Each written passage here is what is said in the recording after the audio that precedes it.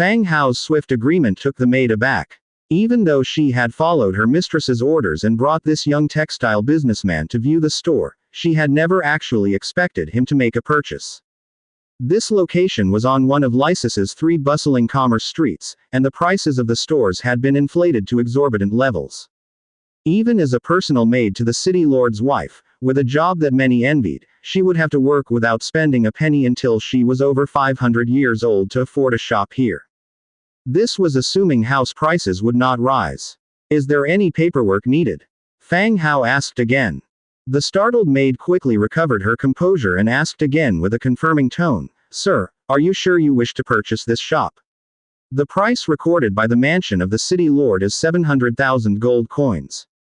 When she mentioned the price of 700,000, her voice trembled slightly.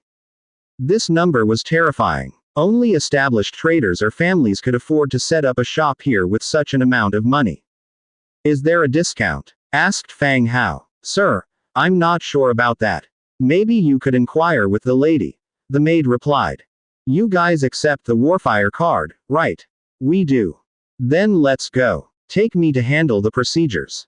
Ah. As Fang Hao left the shop with Angia, the maid only realized what had happened after a moment and quickly followed them out. Could this young textile merchant really be this wealthy? Just such a casual glance, and he decided to buy. She had seen many rich nobles and businessmen, but she had never seen anyone like Fang Hao, who could spend tens of thousands of gold coins so swiftly and indifferently. The trio went back to the carriage and headed to the city lord's mansion's property registry to purchase the title deed to the shop.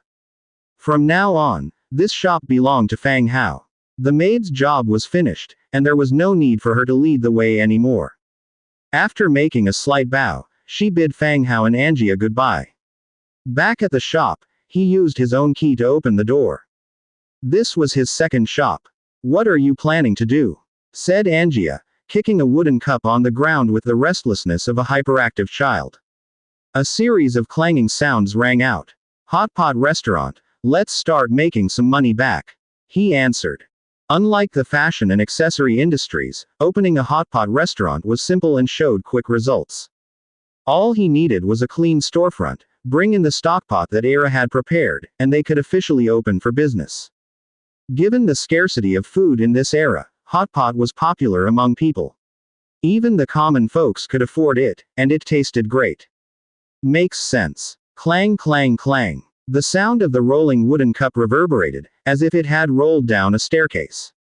Both of them exchanged a glance, then walked towards where the wooden cup had flown. At the back of the staircase, they discovered an entrance leading downwards. The wooden cup had fallen down from there, producing the clattering sound. The entrance was dim. It should be the shop's basement or storeroom. Fang Hao pulled out a nightstone lantern from the Book of Lords and stretched it into the entrance of the basement.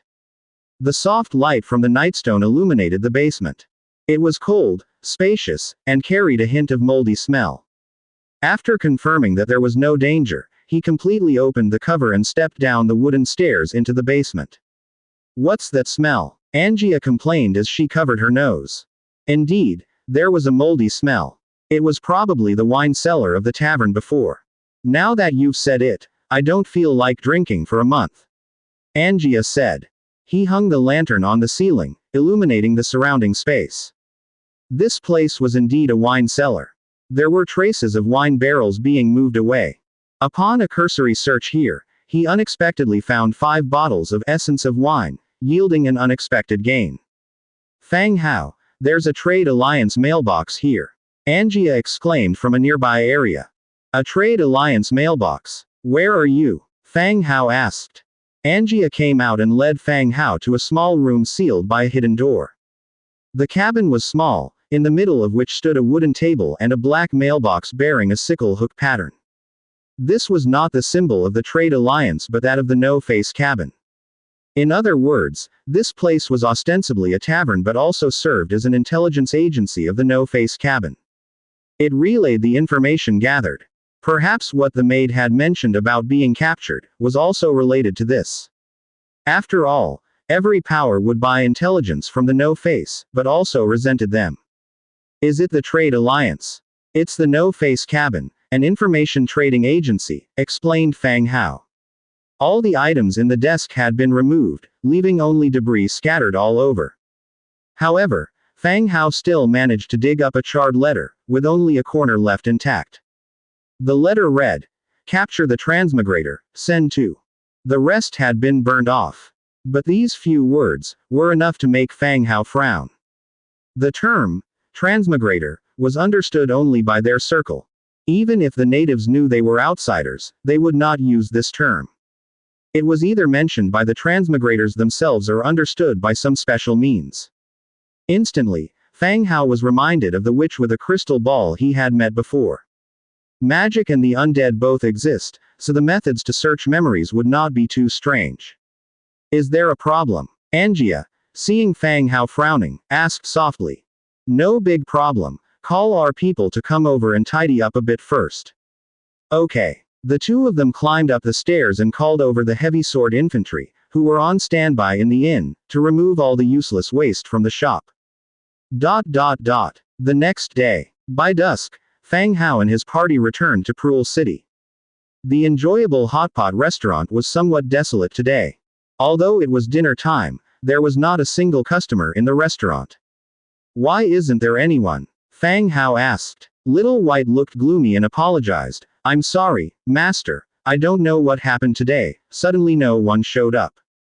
The bunny maids on the side also lowered their heads. You said, suddenly. Yes, the number of people who came from yesterday afternoon started to decrease, and today even not a single guest came.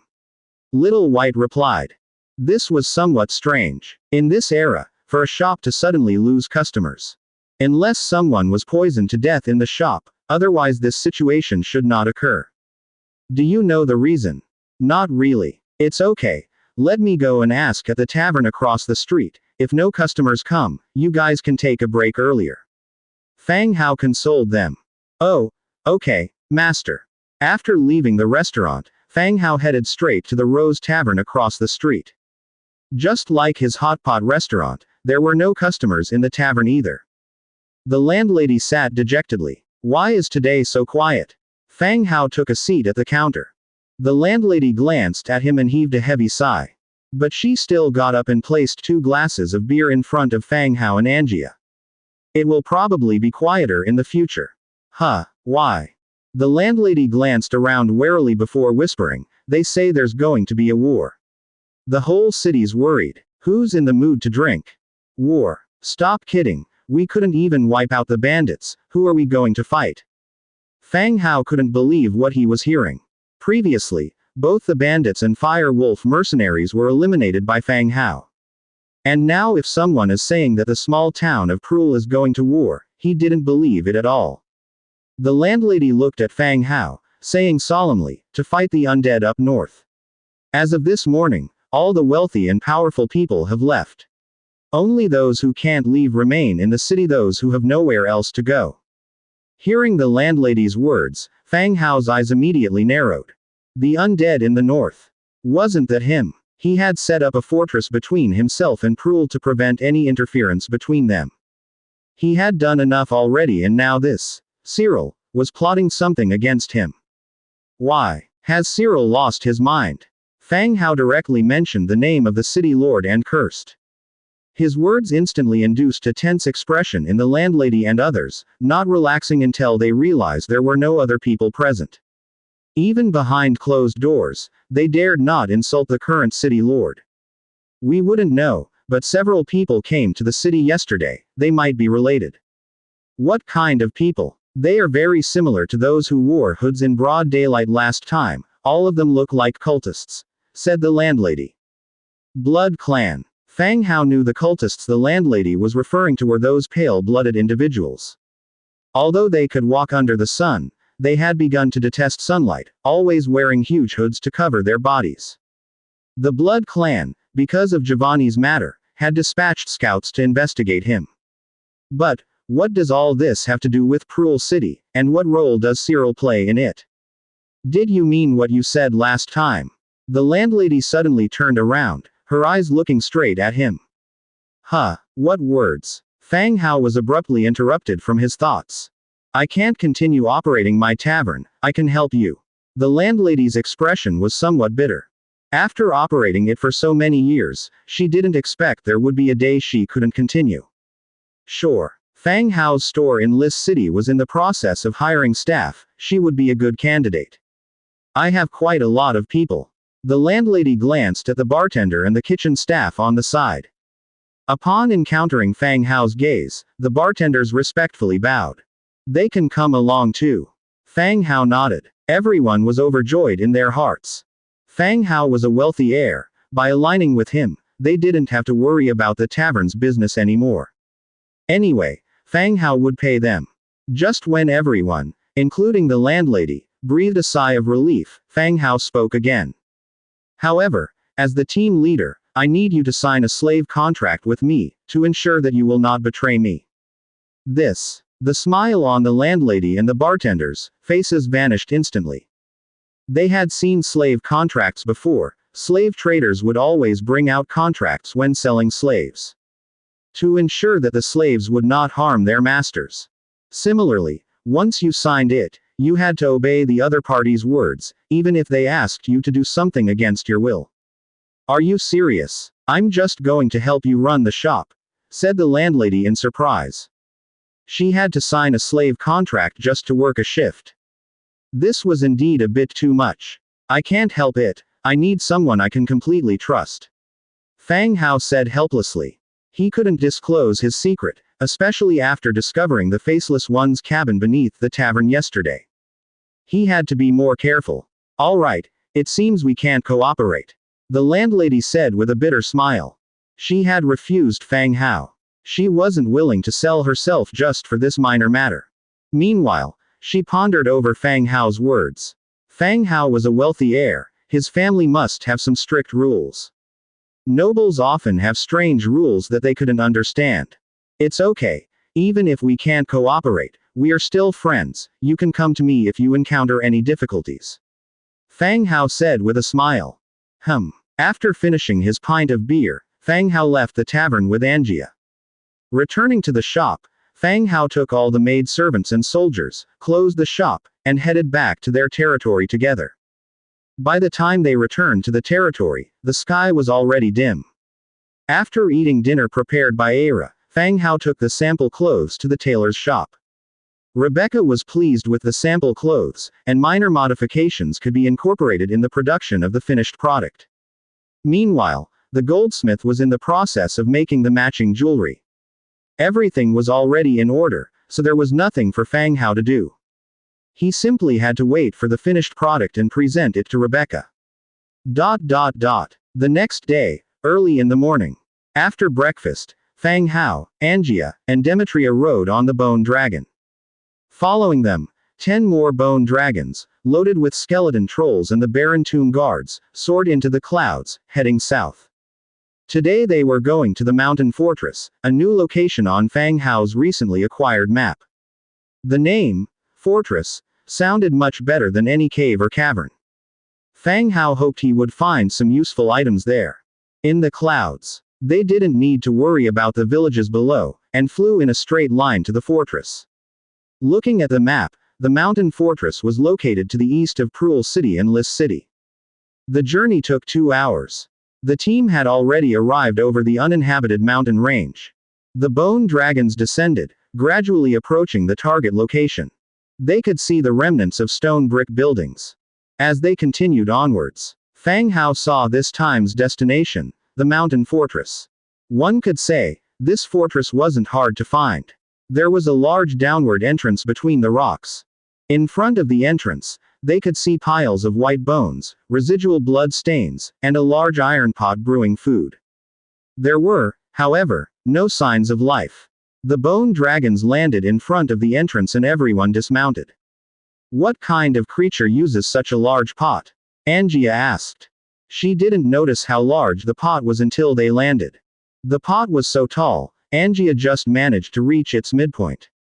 We'll find out when we go down. Those guys must live here. Fang Hao glanced at the depth of the entrance. The stone staircase at the entrance went downward, flanked by neatly carved rock faces on both sides.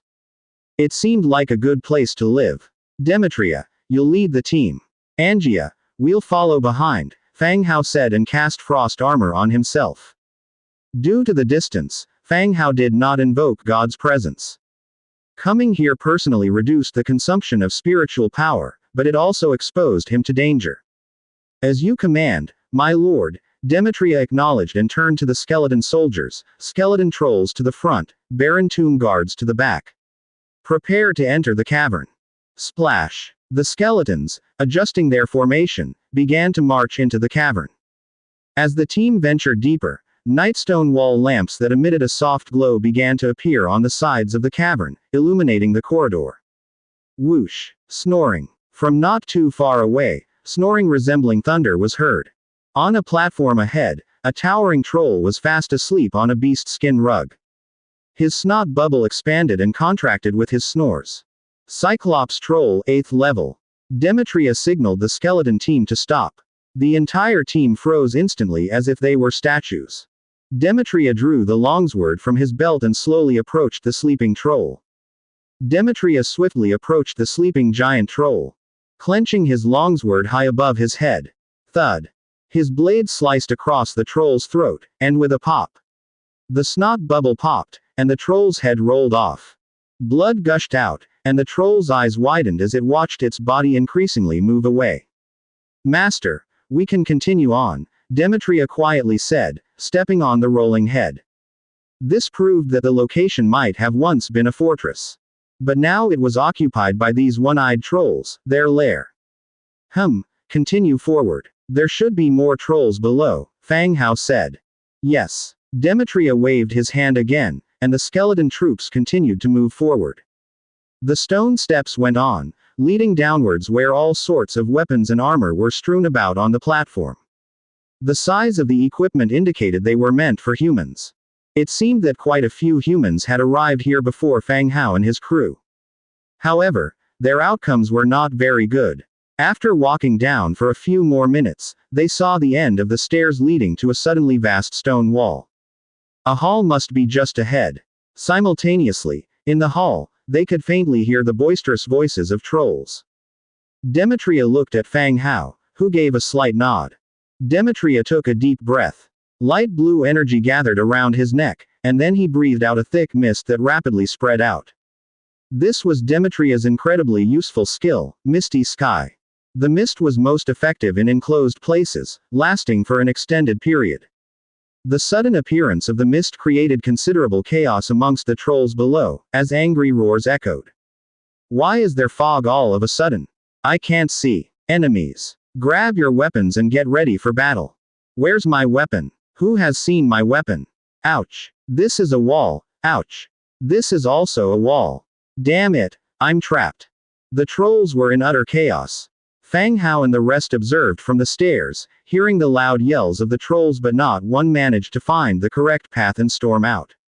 Kill. Without further waiting, Demetria issued the command to his skeleton soldiers to charge into the mist. He swung his sword and severed a troll's leg, sending the creature sprawling forward. Ah! Just as the giant troll cried out in pain, Demetria swiftly switched his sword and stabbed up from below into its chest. A generous amount of blood sprayed out.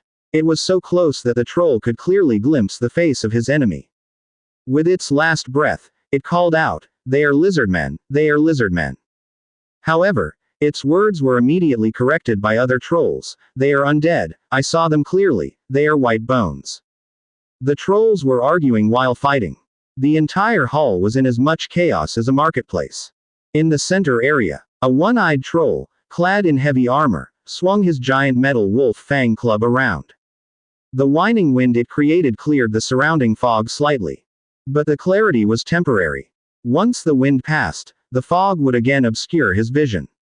Whoosh, whoosh. With another swing, the fog diminished, and a golden armored figure suddenly appeared before him. From the large tail exposed from behind the figure, it was clear it was a lizard man. Despicable reptile, you think relying on these lowly tactics will allow you to defeat us? The troll roared with rage and swung his black metal wolf fang club directly at the lizard man. Clang! A sharp metallic ringing resounded. A wave of force rapidly spread from the lizard man at the center, causing the layers of fog to churn. The immense rebounding force left the troll's hands numb. He could not believe that despite his superior strength and size, he was directly confronted by a small lizard man. "You cannot possibly defeat me with strength," the troll roared, lifting his wolf fang club to smash down on the lizard man again. But as the wolf fang club fell, the lizard man pivoted on his feet and evaded the head-on strike by leaning to the side. The wolf fang club hit the ground heavily.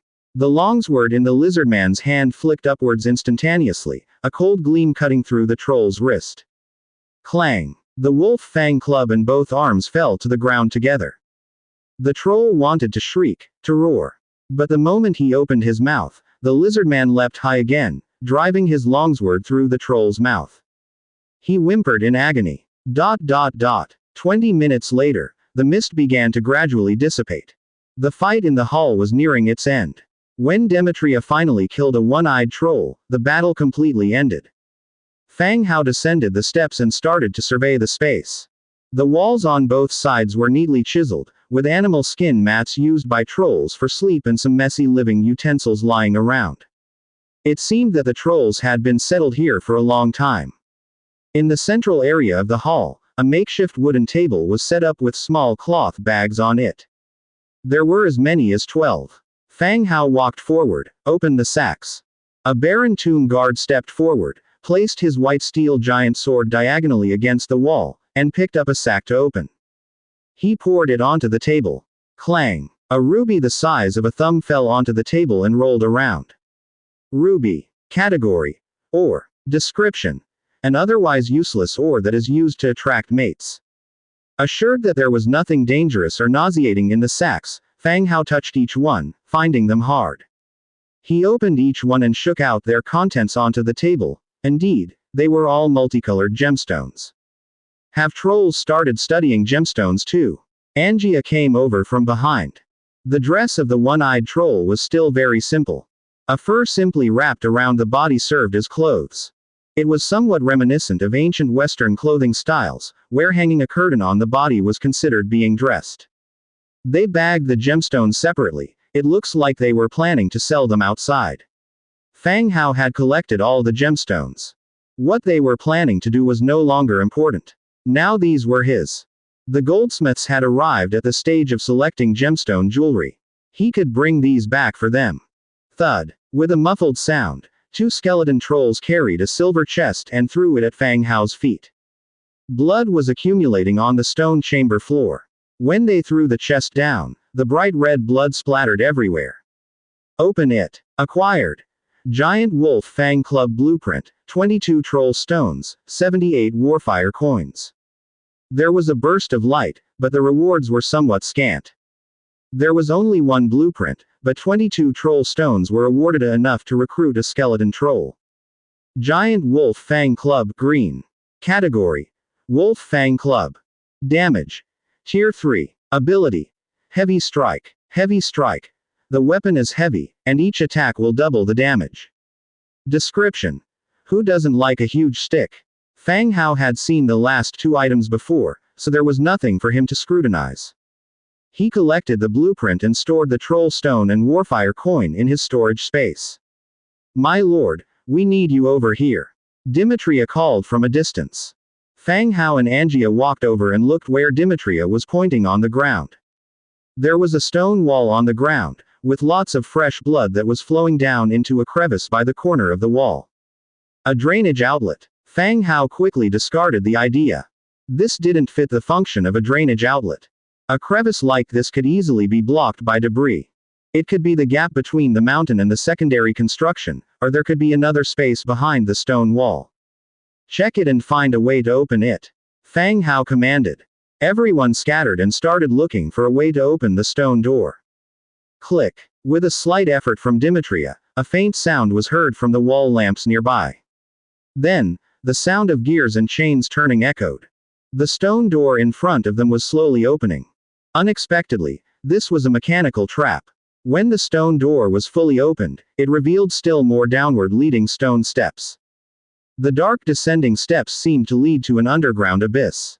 The dust scattered from the opening of the stone door suggested that the trolls who lived here before were probably unaware of this mechanism. Let's go down and take a look. The trolls have been living up here for so long, so there shouldn't be much of a problem. Fang Hao said softly. Dimitria nodded, reorganized the team, and began to descend step by step. As the team continued downwards, they didn't encounter any danger. After 5 or 6 minutes, they saw another huge plateau. Unlike the trolls' plateau, this place was stacked with large amounts of old, damaged weapons and armor. Dust covered the weapons, and plants growing out of the cracks in the bricks were climbing up the rotting weapon racks. It seemed like this place was more like an underground weapon depot. Dimitria wanted to inspect closer. Splash! The sound of bones clashing echoed as scattered skeletons slowly rose from the ground, forming skeleton warriors, picking up the rusty, curled weapons on the ground. Skeleton warrior, tier 4. Sigh. Seeing only ordinary skeleton soldiers, Fang Hao was relieved. These familiar adversaries made him feel somewhat safe. Dispatch them quickly. Fang Hao commanded. Yes, my lord. Dimitria drew his sword and led the warriors into battle. The fight didn't last long. All the skeletons on the battlefield were soon wiped out. The team then started collecting the rotten weapons for the blacksmiths to recycle and remake once they were back. There was another silver treasure chest in the corner. Fang Hao opened it without hesitation. Obtained. Blueprint to troop hiding cave construction, 12 shadowstones, 93 warfire coins. Level 1 troop hiding cave. Category. Special structure. Maximum occupancy. 10,000. Construction requirement. 1,500 wood, 3,200 stone, 520 iron, 80 metal parts. Description.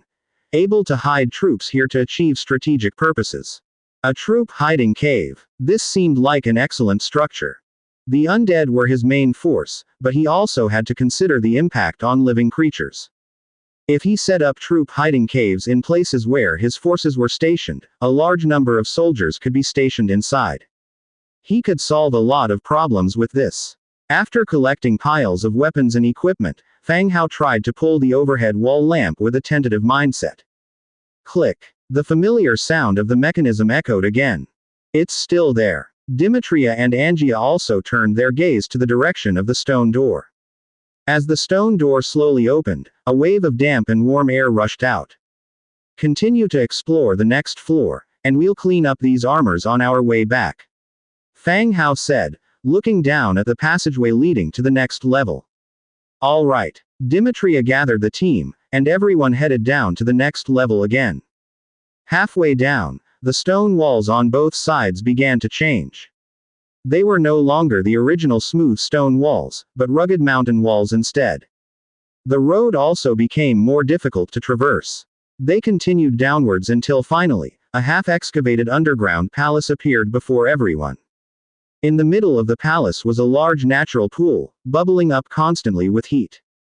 A group of skeleton warriors rose from the ground, their hundreds of skulls turning stiffly to stare at Fang Hao and the others at the entrance.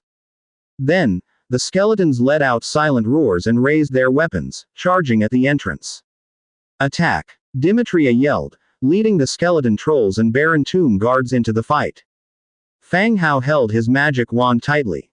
Bright lights flashed, and 3 wooden guardian spirits materialized before him. As soon as the wooden guardian spirits appeared, they used the entangle skill. Countless vines sprouted from the stone crevices, ensnaring the enemy skeletons, ankles and binding them in place. Dimitria and Angia also took advantage of the opportunity, striking down a large number of enemies. The battle lasted almost an hour. The stairs they defended were filled with bones, as if they were standing on a mountain of bones, regaining their strength. Fang Hao now experienced how annoying the undead's tactic of sheer numbers could be. Even though they weren't high level, they didn't give you a chance to breathe. Constant attacks, constantly charging forward. My lord, all enemies have been eliminated. There are no more enemies. Dimitria asked a skeleton troll to scout ahead, and no other enemies emerged. They emerged victorious in this battle, yet Fang Hao's side also suffered significant losses. Of the more than 100 skeleton soldiers they brought, only 30 or so were left. Good. Clean the battlefield. This should be the last level. Fang Hao ordered. This level was obviously half completed, so it must be the last. Clean the battlefield and clear the road. Dimitria ordered loudly. The skeletons began to move, pushing the bones, blocking the way to one citadel and clearing a path. Fang Hao descended the stairs but didn't get near the steaming pool of water. He didn't want to take any risks without casting God's presence. Before long, a skeleton troll carried a golden chest in front of Fang Hao. Not bad, a golden chest this time. Open. Obtained. Hot Springs Blueprint, 2 hero hearts, 1 blue hero token, 24 shadow stones, 205 warfire coins. He got a blueprint for a hot spring. Fang Hao once again looked at the pool next to him. Was this a hot spring? Not sure why the undead would need a hot spring. No wonder those skeletons had moss all over their bones. Perhaps, given some time, mushrooms would even grow on them. Alright, get all the nightstones from the walls, gather the spoils and let's get out of here. Fang Hao called loudly. As directed by Fang Hao, the skeleton warriors removed the nightstones from the cave walls and gradually retreated to the second level. They continued to gather all the decayed equipment on the second level, finally withdrawing to the first level where the cave entrance was located. The bodies of the one-eyed trolls still lay on the ground. The cave was pervaded with the heavy scent of blood. Dispose of the bodies and bundle them up to take back. The skeletons lifted the bodies of the trolls and piled them up outside the cave. The bone dragon bathed the bodies in its death breath, the flesh falling off and leaving a pile of white bones. Fang Hao's storage space was filled with weapons and equipment. A large part of the loot would need to be carried back by the bone dragon.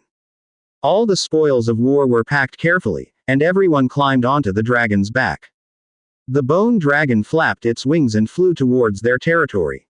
The bone dragon flew quickly. However, Fang Hao's gaze fell down below where he saw a fortress, as small as a matchbox. This was the stronghold of the Gray Bear. As a skeleton, he had been led to this place by the mercenaries. Fang Hao's eyes flickered, and he immediately formed a plan in his mind. With a gentle pat on the bone dragon's neck, it immediately changed direction. Folding its wings, it swooped down swiftly. Inside the Gray Bear fortress. In the leader's hall, Gray Bear was sitting in a chair with a grim face. Across from him was a robust man dressed in heavy armor. This man was the leader of another bandit camp, commonly referred to as the Spirit Wolf. The origin of this moniker was a story spread among the bandits.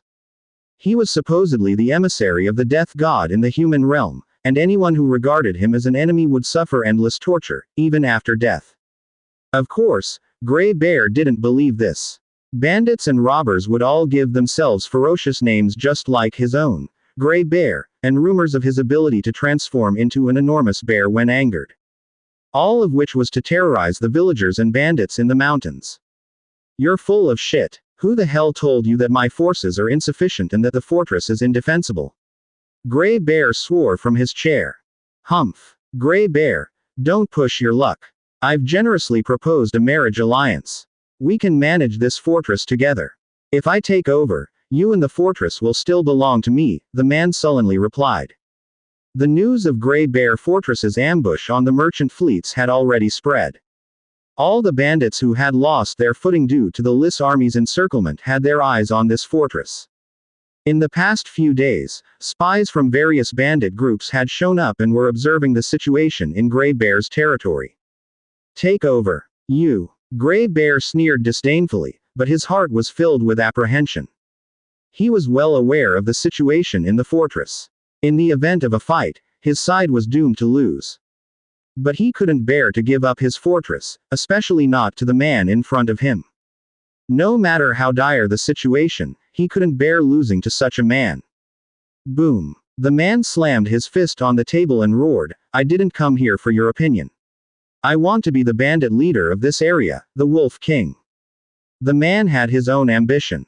He wanted to take advantage of this opportunity to combine all the scattered bandits and become the leader of all the bandits in the region. Startled by the man's sudden outburst, Gray Bear involuntarily reached for the weapon at her side. The man squinted at her, saying coldly, This is your last chance, either agree or die here. Gray Bear noticed that the man's henchman was already close to the door outside. The moment she said, no, that henchman would immediately charge out and order an attack. Gray Bear's gaze darkened. She felt tricked by this man. The newcomers she had taken into her fortress these past few days, they all must have been the man's embedded spies. They were here for these negotiations. Gray Bear's eyes flickered rapidly. Damn you. However, before she could finish, there was a sudden, fearful cry of chaos from outside. It's a bone dragon. The undead are coming. Hide. The door was kicked open and a bandit stumbled in. Boss, the undead are attacking us, we need to hide. Gray Bear and Dark Wolf shared a glance, hastily stepped outside, and saw massive bone dragons landing around the stronghold. Large undead soldiers perched on their backs. Their leather bags filled with white bones. What on earth was happening? The bone dragon's colossal white claw crushed the wooden fence of the stronghold. A dark-haired human swept his gaze over the bandits below, speaking in a chilly voice, if you wish to live, bring out your leader. The hiding bandits' gazes simultaneously snapped to their leader's hall. Gray Bear swallowed, glancing at Dark Wolf next to him. The stronghold is yours, you go. Shit. Don't talk nonsense, they're looking for you. Go on, we're all familiar with each other, you're a man, aren't you? Let me go. Don't say that, we're not that close. Fang Hao's gaze fixed on the leader's hull in the middle, spotting Gray Bear hiding inside. He spoke coldly, Gray Bear, do you wish to die? As her name was spoken out loud, an invisible pressure suddenly enveloped Gray Bear. It felt as though an unseen hand squeezed her heart mercilessly, making every beat a struggle. Boss, ask him what he wants, a lackey on the side pulled Gray Bear's sleeve. Gray Bear jolted awake, forcefully suppressing the anxiety in her heart, asking, Sir, what do you need me for? A week ago, you raided my convoy. How should we settle this matter? Fang Hao stared straight at Gray Bear. The latter frowned, recalling the events of a week prior. No, the only fight a week ago was robbing a textile merchant, and they had lost more than half their men then. They hadn't had any engagement with the undead. Sir, we haven't. I give you an opportunity, submit to me, and I will spare your lives. Fang Hao cut straight through Gray Bear's defenses. Gray Bear got the hint. Whether she robbed an undead convoy a week ago wasn't important anymore, the man in front of her had no intention of hearing her explanation. His goal was making her and her men submit to him. Gray Bear hesitated. This was different from bandits vying for control of the stronghold. The oppression brought by the undead was even stronger, the fear of death lingering in her. There were over 80 of them left. How many could break through the 10 bone dragons and the towering skeleton warriors on their backs? Probably very few. She glanced at the Dark Wolf next to her, who promptly avoided her gaze. Instead of letting the other bandits claim her stronghold, it would be better to bet on the undead. Sir, my men and I are willing to submit to you. We hope you won't make things difficult for us. Gray Bear knelt on one knee, laying down her weapon on the ground. Good. Fang Hao dismounted his bone dragon, with Angia and Demetria standing guard on either side. Sign this. This place will serve as a transit station on the way to Lis City. The safety of the caravans on this route will also be your responsibility.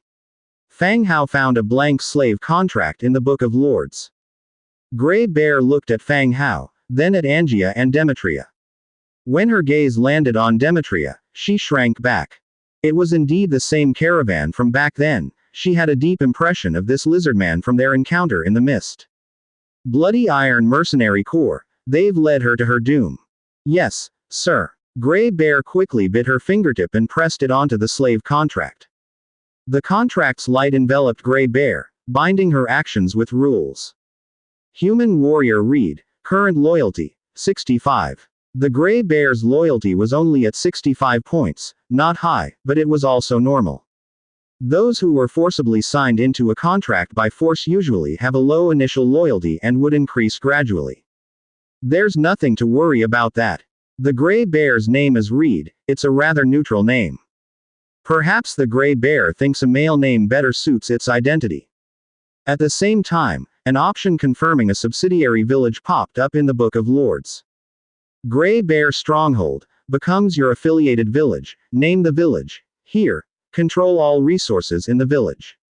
Afterwards, Fang Hao didn't perform any additional operations, and closed the Book of Lords right away. Let's talk inside. Upon sitting down in the hall, Fang Hao's gaze fell upon the Shadow Wolf nearby. And you are. The Shadow Wolf, who felt like he was treated invisible, got nervous. He put on a flattering smile, but Grey Bear took the lead. He is the head of another camp, he wants to be the Wolf King here. Sweat the size of beans instantly appeared on Shadow Wolf's forehead. He explained awkwardly while laughing, "What Wolf King, sir, you can call me Puppy." Just Puppy. Fang Hao was a bit dumbfounded. Prefixes of heroes symbolize their strength and characteristics, so why are these mountain bandits giving themselves nicknames? Like Grey Bear and Puppy. Moreover, the nickname Puppy wasn't very powerful either. Alright, you'll be managed by Grey Bear from now on and run this camp, Fang Hao said. Ah, but I have other matters, sir. What matters are more important than life? Fang Hao took out a slave contract and handed it to Grey Bear. Have him sign this slave contract. This contract was not signed under Fang Hao, but under Grey Bear's name. This would make it easier for her to manage this stronghold. Grey Bear, how many people are under you? 89 people. Grey Bear answered. This was the actual figure, not a number made up to scare other mountain bandits. What about you, Puppy? Sir, I have more than 200 people. Well, from now on you're no longer bandits and you're not allowed to rob passing merchant groups. Ah, then what are we supposed to do after this? Grey Bear asked curiously. They didn't really have any other skills besides robbing. You will develop as a normal village for now. I will give you tasks when the time comes, Fang Hao said. Oh, all right sir. Also, if the matter of the undead is leaked out, don't blame me for being ruthless, Fang Hao reminded them coldly once again. The suffocating feeling of pressure enveloped the two again. We'll definitely arrange it, the two quickly said. Alright, hold on to this and I'll notify you when there's a task. Fang Hao handed a skeleton sparrow to the Grey Bear. The latter held the palm-sized bony little bird, not quite understanding the meaning of Fang Hao and was too afraid to ask. He could only subconsciously nod and agree. Oh, alright. Okay. Hold a meeting for everyone. This is no longer a stronghold, call it Grey Bear Village. Alright. Grey Bear called all the bandits together for a meeting, and Fang Hao took a stroll around the stronghold. The camps of the bandits and the mountain strongholds are often not well managed. After all, they never know when they might be surrounded by the army and abandon the stronghold altogether. But now it was different. The location of Grey Bear Village happened to be in between Lis City and Fu Lei Fishing Village. It needed to be built, at least for now. Fang Hao came to the open space next to the leader's hall and opened the Book of Lords. He found the blueprint for the Tower of the Fallen. He chose to build it. A purple light emerged, gradually creating a towering tower. The Tower of the Fallen can enhance his God's presence skills. If there are blueprints nearby for the mountain fortress in the future, he doesn't need to go there personally. After building the Tower of the Fallen, Fang Hao continued to upgrade the city walls, set up defense towers and some defense measures. Half an hour passed, and what was once a wooden mountain range had become a small fortress. Sir, I've explained it to them. No one will mention anything about the undead. Grey Bear came over. Fang Hao nodded, mounted the bone dragon again, and looked at Grey Bear. Work hard, you don't want to be bandits forever, do you? Seize this opportunity and give yourself a new future. After speaking, he gently patted the neck of the bone dragon. The bone dragon flapped its wings and took off again, disappearing from sight with the rest of the bone dragons. Everyone in the mountain stronghold watched the sky in a daze. If the stronghold hadn't changed and the tower was still standing, they might have thought they had a dream. A dream where 3 people of different races came with the undead and took over the stronghold. The bone dragons didn't stop this time and returned straight to their territory. The bones of the giant troll were sent to the conversion site, and the pile of equipment was sent to the warehouse for the blacksmiths to select and either fix or melt down. Aira was preparing dinner. The troop hiding cave and hot springs. He didn't have a place in mind to construct the troop hiding cave yet, but the hot springs could be built. He could also enjoy a relaxing soak in it. Hot springs. Bricks 800, stone slabs 300, regular well 1, red flame essence 2, trace of spring 1. Description. Relaxing in the comfortable hot springs might help you unwind. After the well is used for construction, it will disappear and can be rebuilt. Rejuvenating hot springs. Bricks 1000, stone slabs 500, rejuvenation spring well 1, red flame essence 3, essence of magic 2, trace of spring 1. Description. The rejuvenating hot springs built from a rejuvenation spring can restore spiritual power and enhance physical constitution when immersed. After the rejuvenation spring is used, it will disappear and can be rebuilt. There were two versions of the hot springs. One was the hot springs built on the basis of a regular well. The other was the rejuvenating hot springs built from a rejuvenation spring, possessing the effect of restoring spiritual power and enhancing physical constitution. Rejuvenation springs inherently had the effect of restoring spiritual power and enhancing physical constitution. But in the territory, only Fang Hao was willing to drink from it. Even the maids, including Angia, wouldn't drink from the rejuvenation spring because they were thirsty. Most of it was sold in the channel in exchange for some resources. If it was built into a rejuvenation hot springs, this issue could be resolved. Just by taking a bath, the original effect of the rejuvenation spring could be enhanced. Moreover, after being occupied by the hot springs, a new rejuvenation spring well could be built. Both would not be delayed. Fang Hao had enough materials. He asked the maids to scoop up all the rejuvenating spring water from the rejuvenation spring well at once and put it in containers. He proceeded to the garden behind the Lord's mansion, chose an open space, and chose to build the rejuvenation hot springs. The light flashed, and a hot spring slowly took shape. A pool was neatly paved with bricks. Light blue hot spring water slowly flowed out, casting an amber glow under the moonlight. Fang Hao, it's mealtime. Angia rushed over excitedly. Seeing the hot spring that suddenly appeared in the backyard, her eyes widened. Is it a fish pond? The hot spring pool spans roughly 20 square meters, and although it does not bubble, it emits waves of heat. Whether the fishes can survive in it is uncertain, but it should make a delicious broth. After all, it's made from rejuvenation spring water, which has the taste of mother's milk. This is a hot spring. You can soak in it after dinner. It's not only good for your health, but also has beauty benefits. Fang Hao ruffled Angia's hair. Angia swat his hand away, remaining curious about the hot spring. I'm going to try it, she abruptly declared, ready to undress. Let's finish dinner first. Fang Hao once again deflected her curiosity. After dinner, Fang Hao inspected his stock of materials. He had ample resources to construct the rejuvenation hot spring. Enough for not just 1, but 10. He discussed the location with the female servants. They chattered away for a while before deciding on an empty place within the living quarters to set up the hot spring. He reminded them of the hot spring's benefits, encouraging them to soak often. The female servants had already started their physical training after taking their potions.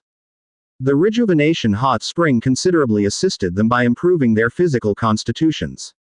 Nancy of the Rabbitman clan's loyalty to you increased by 5 points, current loyalty 98. Mommy of the Rabbitman clan's loyalty to you increased by 10 points, current loyalty 95. A member of the Foxman tribe's loyalty to you increased by 5 points, current loyalty 90. All the maids' loyalty increased considerably, practically all above 90. Those who had taken the potions were close to reaching a loyalty of 100. After attending to the rabbit maid's hot spring, Fang Hao sought out Demetria again. Sir, I would appreciate a private hot spring if possible. Demetria stood straight at his side. Although Fang Hao initially intended to separate the bath by gender, he didn't anticipate Demetria wanting a separate one. As Fang Hao's orange rank battle hero, such special treatment could be granted. All right, can it be built behind your dwelling? Demetria nodded. Demetria had a distinct residence. Despite the house not being as grand as the manor, it was separated from the maids' quarters. Both of them went behind Demetria's house where a stone brick hot spring emerged. Loyalty of your ancient blade. Demetria increased by 2 points, current loyalty 100. Loyalty of your ancient blade.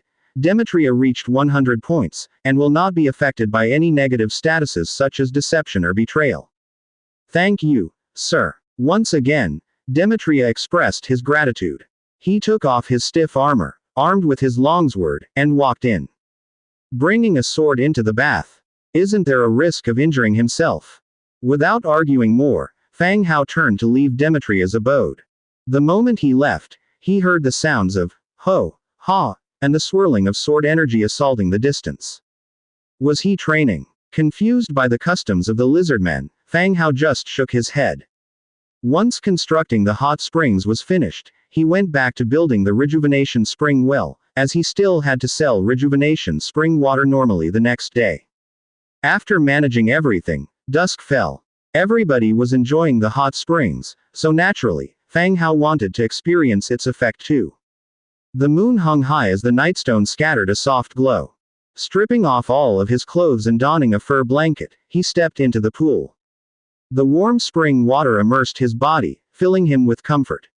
It was as if every pore opened up, receiving healing from the rejuvenation spring water. Fang Hao felt a sense of transcendence. The long-time fatigue he had been feeling vanished in an instant. Indeed, hot springs have benefits for both body and mind. He leaned his body against the corner with his head resting on the edge of the pool, closing his eyes to rest. At this moment, he heard Angia's voice in the distance. Hey, Era, why are you coming out in those clothes? Ah, what's wrong? Isn't this outfit nice to look at? It's not that, it just feels kind of strange. Isn't that tight outfit uncomfortable? It's fine. As they continued talking, their voices got closer. With the back door opened, Era and Angia walked in hand in hand. Era was dressed in a black bunny girl outfit, her cleavage appearing to burst through the split front, and her white legs exposed to view. Angia donned a sailor outfit, showcasing her athletic figure. I knew it, you sneaked here for a soak on your own. Angia wore a knowing expression. Master. Era stood at the side of the pool, her face flushed. Cough, cough. Fang Hao coughed lightly, saying, come in for a soak, I've had hot springs built for the other maids as well. Let's just soak together, the three of us. Thank you, master. Era thanked him and slowly entered the water. Angia, on the other hand, had already jumped in excitedly and made a splash in the pool. The pool was several meters wide, and Angia swam back and forth eagerly, continuously cheering and shouting. Era sat opposite, her face was slightly flushed, and her eyes were discreetly cast towards Fang Hao. Fang Hao was also watching her. Under the moonlight, Era was hazy and beautiful. What made you decide to put on this outfit today? Fang Hao asked softly. I wanted to surprise you, master. As Era stood up, she stepped out from the water. The spring water soaked her entire body, causing her bunny girl outfit to cling tightly to her figure, showing off her curves. Fang Hao sat at the bottom of the pool. Era sat by his side, her body pressed closely against his. Bit by bit, her arm and thigh edged against Fang Hao's. Using the chat as a distraction, she slowly settled herself in Fang Hao's arms. Ah! After a soft gasp, her entire body flushed crimson in an instant. Hearing Era's surprised cry, Angia looked back. What are you doing in his arms? Nothing. I just fell over. Oh, Fang Hao, can I practice swimming here? Angia turned to ask Fang Hao again. Yes, but you're only allowed to swim on your side. Okay. Do you want to add some difficulty, like swimming in the fog? Sure. Fang Hao extended his hand, releasing the swirling mist, covering the entire hot spring area. The fog blocked the view, only the vague sound of Fang Hao's voice echoed. Era, do you want to learn to swim? I'll show you how to flutter your legs. Yes, master. Under the brightly lit quiet moon, the sound of crashing waves echoed. The next day, early morning. As always, Fang Hao woke up on time. Yawning and rubbing his still groggy eyes. Another new day. Getting out of bed, he put on his clothes but noticed a message stored in the sound-transmitting shell on the bedside table. It was from the slave trader. He put the shell to his ear, and the somewhat greasy tone of the slave trader filled his ear. "Oh, my best friend, I haven't contacted you for a long time. This time, I brought some new slaves and will be staying at the Manum market for 2 days. I am sure that you will find a slave that satisfies you among them." The slave trader used the same old rhetoric every time, believing that Fang Hao always bought his slaves because of it, and always enjoyed doing it. After listening, he put the shell back down, got dressed, and immediately left the room. Era was already preparing breakfast as he made his way down the stairs. The maids had also started their chores. "Good morning, master," the busy maids greeted. "Good morning." Fang Hao glanced toward the kitchen. "Make breakfast simple, Era, I have to go out later." "Yes, master." As Fang Hao came downstairs, he was also mulling over the information relayed from the slave trader. Upon careful consideration, he decided to make a trip to the Manum market to observe the development of Bronze Bull, and also to increase the number of maids. The demand for maids was growing as businesses in Lis City began to move forward. Local shop assistants could simply not compare to the efficiency and obedience of these maids. Soon, breakfast was served.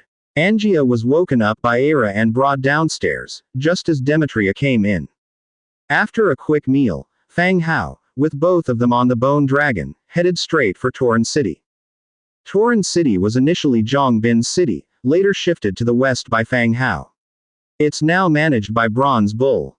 Fang Hao then directly renamed it as Torin City. As the bone dragon landed, Bronze Bull with a few Torin guards approached to greet them.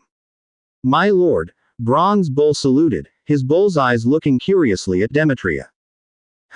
This is Demetria, a newly joined hero. Say hello to each other," Fang Hao introduced briefly. Both of them nodded in acknowledgement, considered as their greetings. Walking straight into the city lord's mansion, Fang Hao sat down and asked, "How's everything recently? Any difficulties?" "No, my lord, everything is going smoothly. The business in the Manum market is also getting better. Many villages are coming here for trade," Bronze Bull replied. The Manum market improved significantly compared to before. Bronze Bull also analyzed that a significant part of the reason was the accelerated construction in Manum. The roads were smooth, the market area was classified, food stalls were set up, and not just anyone could lay out a cloth anywhere to sell their goods. All these changes caught the eye of other villages. The fame of the Torin clan was rising, and more people were willing to do business here or exchange what they needed. Good. This is a positive sign. But it's just the beginning of the plan. I intend to turn Manum into a business city for the orcs, commented Fang Hao. Business city. Manum is already an orc market, how is it supposed to be constructed? Bronze Bull was a bit puzzled about Fang Hao's plan, but still, he didn't ask further. It's a good thing for him and his tribe if Fang Hao is willing to invest resources in the Manum market. Yes, my lord, Bronze Bull responded. Fang Hao thought for a while and continued, "From now on, you'll manage Torin City." He opened the Book of Lords, looking for the city transfer function. Should Torin City be transformed from a subordinate city to an original city? After the transformation, the acting governor will not be able to use the functions of the City Lord's Book, including but not limited to recruitment, upgrading, production, etc., but the city's buildings and soldiers will be preserved. City transfer is something Fang Hao hasn't attempted. Gazelle Bull has been doing well, and there has been no new city lord found to take over this place, so he might as well give it to Bronze Bull. Transform. Transfer successful. You can, here, name the city. The city lord's mansion can set up the deputy governor, and you can check the information of the governor in the Book of Lords at any time. Next, Fang Hao wrote, Torin City, in the city name field and Bronze Bull, Telok, in the governor's field. Settings completed. Torin City. City level. Level 5 original city. Attributes. Tax plus 10%, Torin breed plus 5%, ranching plus 5%. Description. A city with attributes can bring all kinds of benefits, accelerating the city's construction and development. As the subordinate city became an original city, it also gained special attributes. The attributes should be based on the race of the appointed governor, not based on Fang Hao's faction. An original city can be upgraded.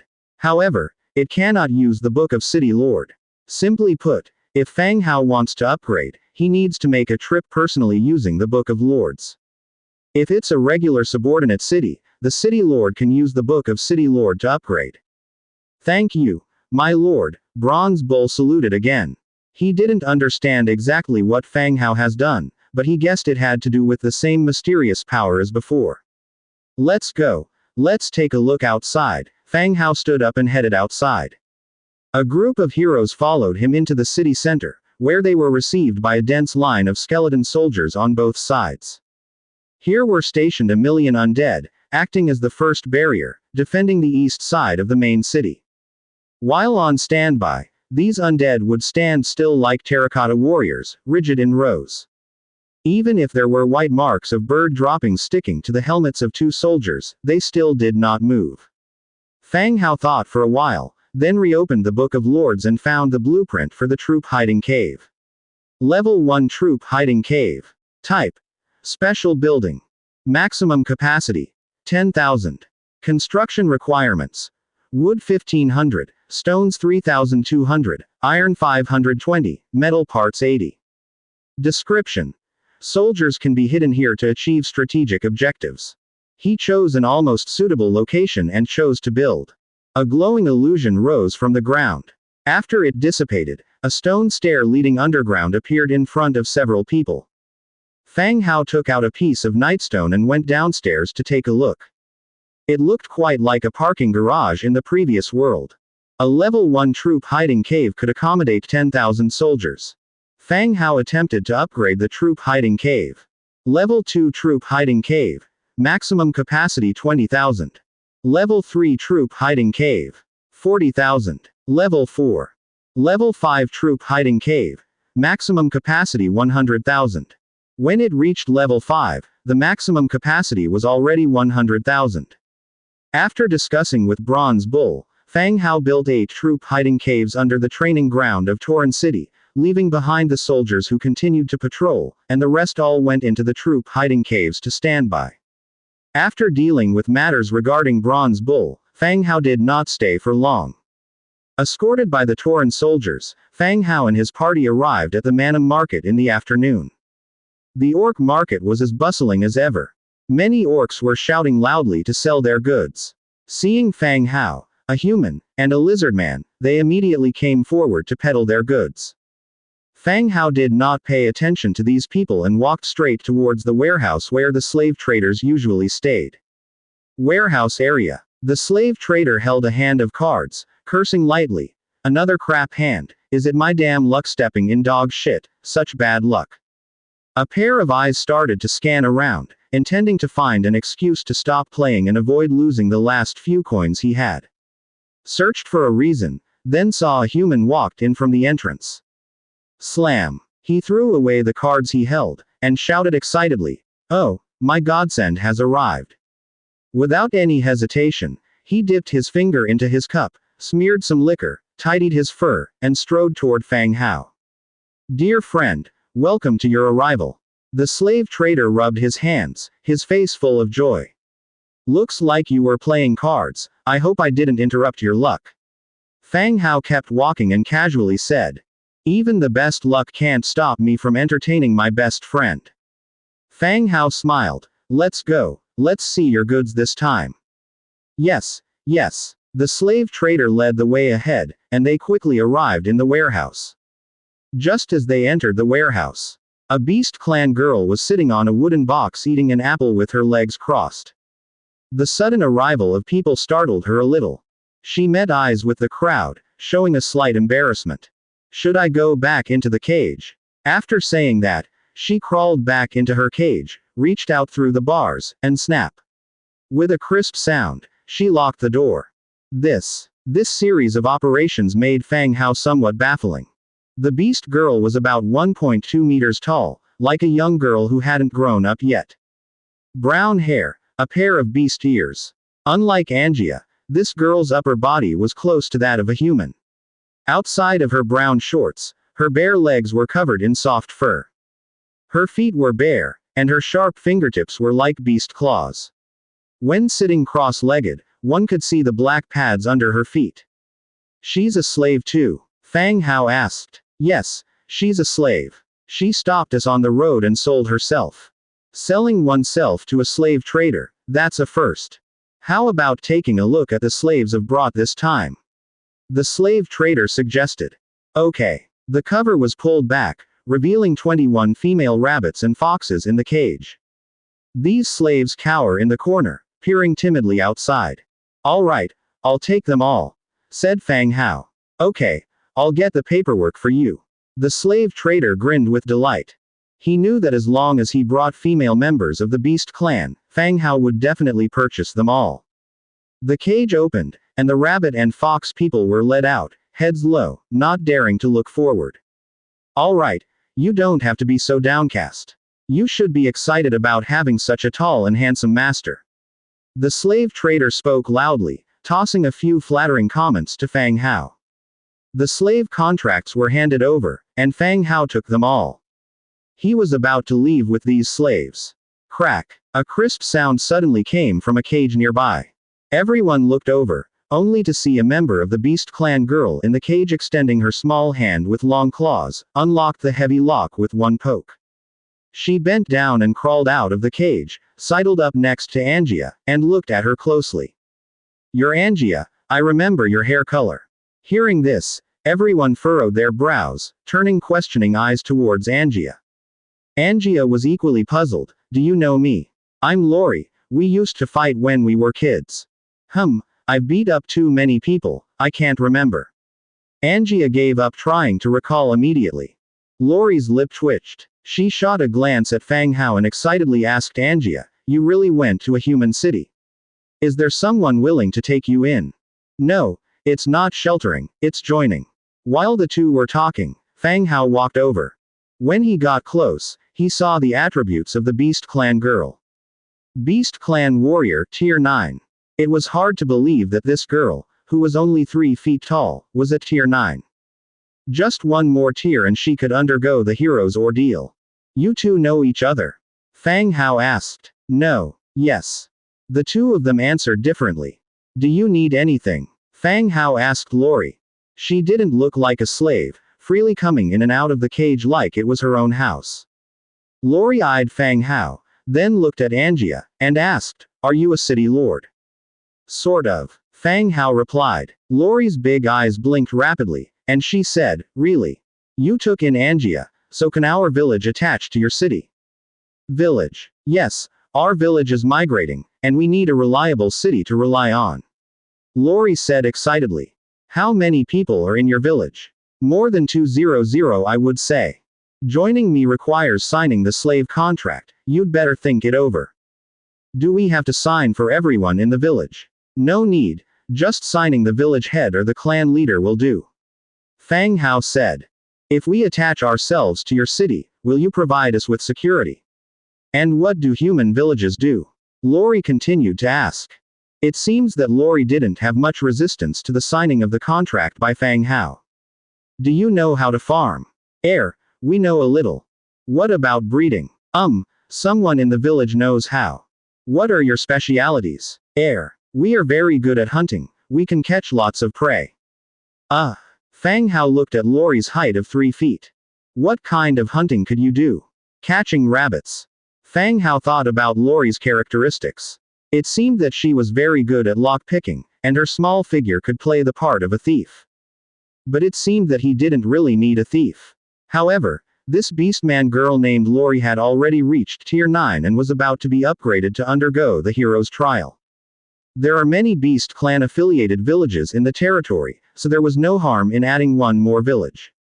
Fang Hao thought to himself, while Lori looked a bit nervous. She seemed to think that the human city lord was not very satisfied with her and her tribesmen. My friend, do not underestimate them because of their sizes. In the Beast clan, the Blackfoot clan are excellent scouts. The slave trader chimed in at this time. He had his own understanding of the characteristics of all races. He also knew what points buyers would pay attention to. The Blackfoot clan. Fang Hao looked at Lori's black beast feet. Okay, If you are willing to join us, you can move your village here, Fang Hao said to the hopeful Lori. Okay. Upon hearing this, Lori breathed a sigh of relief. First, you sign a contract with me, and when the village comes, have your village leader sign another contract, Fang Hao said. Lori blinked her eyes, glanced at Angia who on her side, and nodded, okay, I trust my judgment. A slave contract was handed over, and Lori directly pressed her handprint on it. Everything was decided between Fang Hao and Lori, while the slave trader silently stood to the side. Oh, how much for her? Fang Hao asked. We're friends, so you just need to pay her food for this period of time, no other fees needed, the slave trader said. That doesn't seem right. It's fine, 1 piece of beasthead gold should be enough. Fang Hao took out a piece of beasthead gold and paid the slave trader. Apparently, the slave trader was keen to get rid of Lori, who he couldn't control, as soon as possible. With the contract signed, Fang Hao could now view Lori's attributes. Lori, Tier 9. Faction. Beast Clan. Unique traits. Living creature. Obstacle avoidance. Cat feet. Skills. Graceful landing. Raise sharp claws. Hunt the weak. Innate skills. Intermediate combat mastery. Intermediate stealth mastery. Obstacle avoidance. Small and agile body. Good at avoiding obstacles. Not easily affected by traps. Cat feet can walk in narrow places without making sound. Graceful landing. When falling from a high place, it can reduce 50% of the impact. Raise sharp claws can make the nails very sharp, increasing the attack power by 50% and climbing speed by 30%. Hunt the weak deals 100% damage to enemies who are fleeing. Description. For a long time, the Blackfoot Cat tribe has changed the Beast Clans the concept that body size determines power. The Blackfoot Cat tribe, more like forest scouts or thieves than warriors. Skills like obstacle avoidance and cat feet give them excellent abilities for stealth and ambush. They can't necessarily beat a regular beastman in a head-on fight. Moreover, their own bodies are quite small to start with. After viewing Lori's attributes, Fang Hao returned to Torrent City with the slaves he had purchased. When Lori saw the bronze bull address Fang Hao as the Lord, she realized that Fang Hao was more than just the lord of a city. The prosperous Manam market was only a part of Fang Hao's territory. This made Lori excited, silently praising her own sharp eye for making a wise decision. Bronze Bull prepared food for the newly purchased slaves. In their anxiousness, the slaves carefully ate their food, constantly observing their new master, as well as Bronze Bull and Angia. Bronze Bull was different from Angia. He held high prestige among the orcs. Since the new master had received Bronze Bull's approval, he wouldn't be too cruel, would he? That's what all the slaves were thinking. At the other end of the table, Fang Hao continued to look at Lori curiously, asking, when will your tribesmen arrive? Do I need to arrange for someone to pick them up? The attributes of the Blackfoot Cat tribe were quite good. Making it an affiliated village would be a good decision. Sitting in the chair, swinging his legs back and forth, Lori said, can I go and have a look at your territory first, to familiarize myself with the road? Of course. Hao Fang signed the slave contract without worrying about his secrets being discovered. How did you sell yourself to the slave traders? Fang Hao continued to ask. The slave trader mentioned that Lori had stopped the slave trading team and sold himself. Aha, I planned to go to the human-like city, but I didn't know the way. I heard that these guys were going to sell slaves to humans, so I decided to follow them. Lori seemed to have everything within his plans. Well, Fang Hao didn't probe further. This Lori, his mind works just like Angia's. After all the rabbit girls and fox girls filled their stomachs, the large group began to return.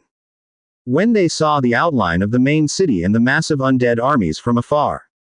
Historically, this scene happened again. The rabbit and fox girls either fainted or huddled together in fear. At this point, Lori was on all fours, arching his back, his entire body's hair standing on end. He turned to jump out of the carriage. But as soon as his hind legs started to push, Angia grabbed his neck and firmly pressed him onto the ground. No matter how he struggled, he couldn't break free. The caravan directly passed through the undead army and entered the city. Era came out with the maids to greet them, and seeing the faces of the terrified rabbit and fox girls at the back of the carriage, she also felt a bit used to the sight. Okay, Era, take them to familiarize themselves with the place, and tell them the rules of the territory. Fang Hao stepped off the carriage. Yes, master, Era replied with a smile. Era was the head maid, and she would also be in charge of assigning jobs to the new maids. Meeting them beforehand also had its benefits. What about me? Lori didn't know where to go. The slave contract had been signed, and he couldn't even run. You can go and take a look at the territory as well, said Fang Hao. Oh, Lori jumped off the carriage and followed Era and the others.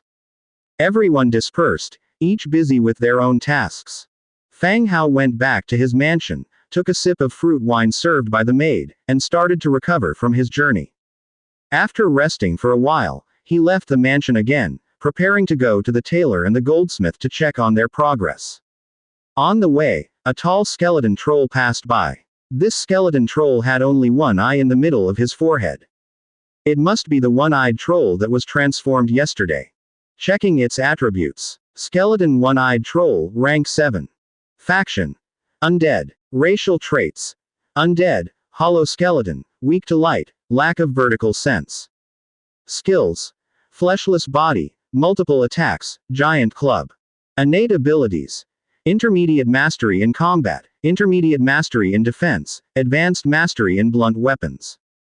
Lack of vertical sense, perception -30%. Fleshless body, passive skill, physical damage taken reduced by 35%. Multiple heavy strikes, active skill, initiates 2 giant club strikes.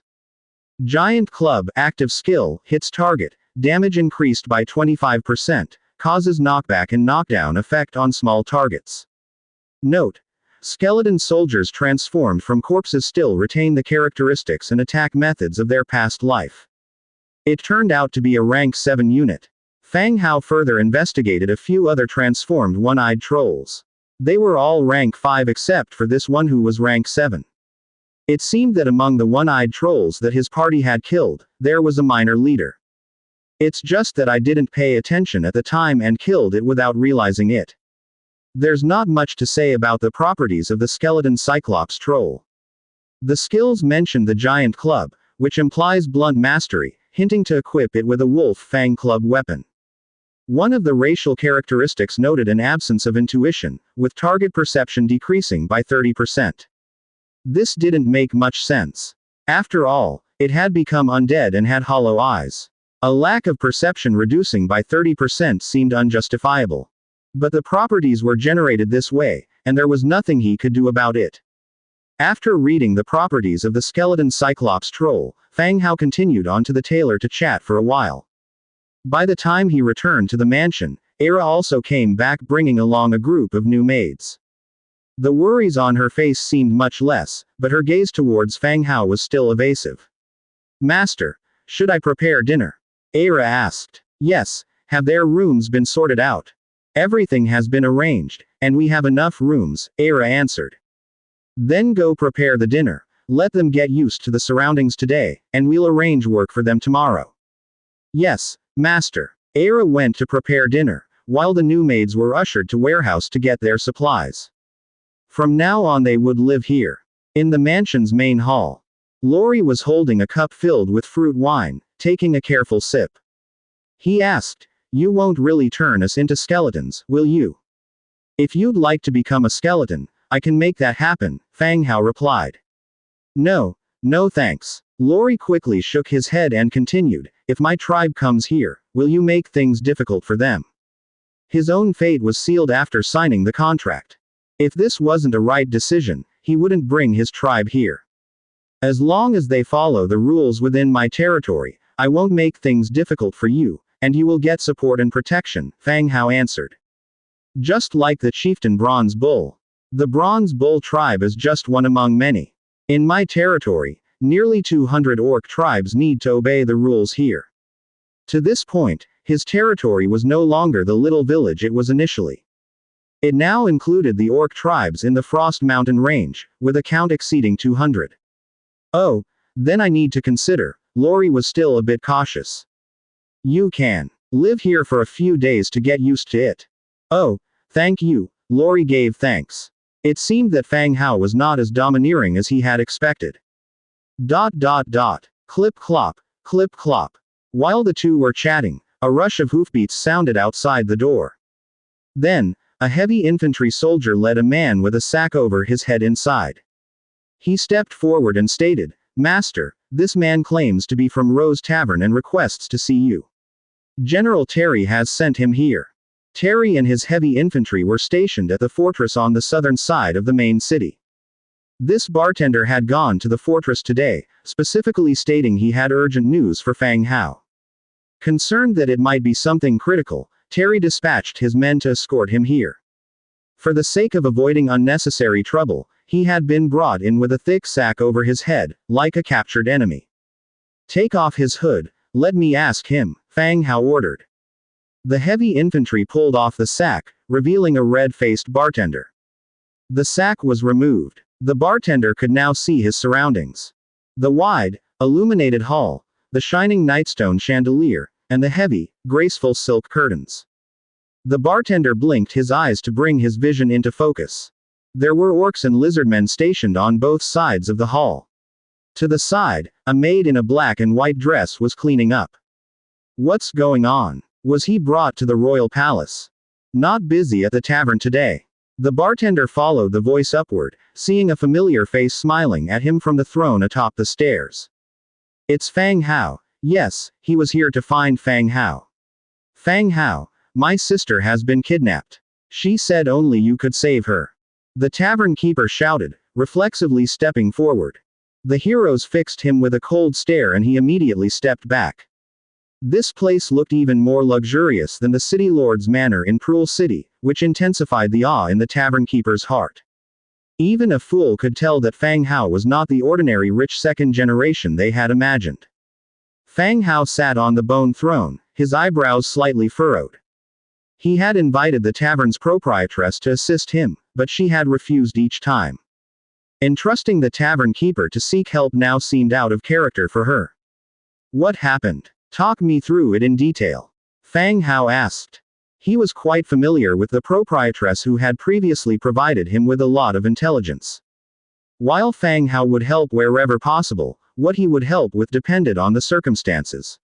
This is the situation. Bernard came to the pub with his men this morning and took the boss away, accusing her of theft. We waited until dusk and the boss sent a message via a courier, mentioning the cultists and asked us to find you. The tavern keeper took out a crumpled piece of paper from his clothes as he spoke. The maid took the note and handed it over. The writing on it was tiny, comprising of just two simple sentences. We are under the control of the cultists, go find Fang Hao. Cultists. Upon mention of cultists, Fang Hao thought of the pale-skinned man with the massive hood. Who is Bernard? Are you guys stealing stuff? Fang Hao asked again. He found Bernard's name familiar, but couldn't remember at the moment. Bernard is the son of the former Minister of Domestic Affairs. Our pub cherishes its reputation and we would never steal. It's clearly a pretext Bernard is using. The tavern keeper said furiously. Upon hearing that Bernard was the son of the Minister of Domestic Affairs, Fang Hao realized who he was. The pimpled man, Angia had beaten up before who was locked up by City Lord Cyril was now presumably released. Now that Bernard has captured the proprietress, it could be because she had provided Fang Hao with a lot of information and he was venting his anger on her. What about the cultists? Why are they being mentioned? Fang Hao continued. The term, cultists, was a nickname the proprietress coined for the pale-skinned people, because wearing a hood in broad daylight made them look like cultists. In recent days, many hooded people have appeared in the city. When Bernard arrested her, there were a few of them present. The proprietress named them cultists. The tavern keeper continued. Fang Hao didn't speak, but he made his conclusion. It seemed that Cyril has chosen the wrong path. The Blood Clan obviously had some form of collaboration with Prule City, openly appearing before the residents, having been clearly recognized by City Lord Cyril. The Blood Clan had been targeting Fang Hao. Even if this didn't involve the tavern, he would have investigated upon hearing the news. He needed to see what the Blood Clan and Cyril were up to. What do you hope I would do to rescue her? Fang Hao asked. I don't know. The tavern keeper shook his head in bewilderment. So where have they kept your boss? They didn't keep her in the city. After the city gates closed at dusk, they escorted her away, headed southeast. They took her away. Yes, I followed them for a while before I came here. The tavern keeper continued. It took an hour to reach the fortress from Cruel City. And another significant amount of time to get here from the fortress. If the delay continued, they might go somewhere where they could not be found. Go call the Blood Hunter. Fang Hao instructed a maid. Yes, master, the maid ran off. Do you have guts? Fang Hao looked at the tavern keeper again. Thinking that he was going to be asked to do something dangerous, he hurriedly shook his head. No, not much. Then put on the sack. Oh, the tavern keeper, not quite understanding, put the sack over his head anyway.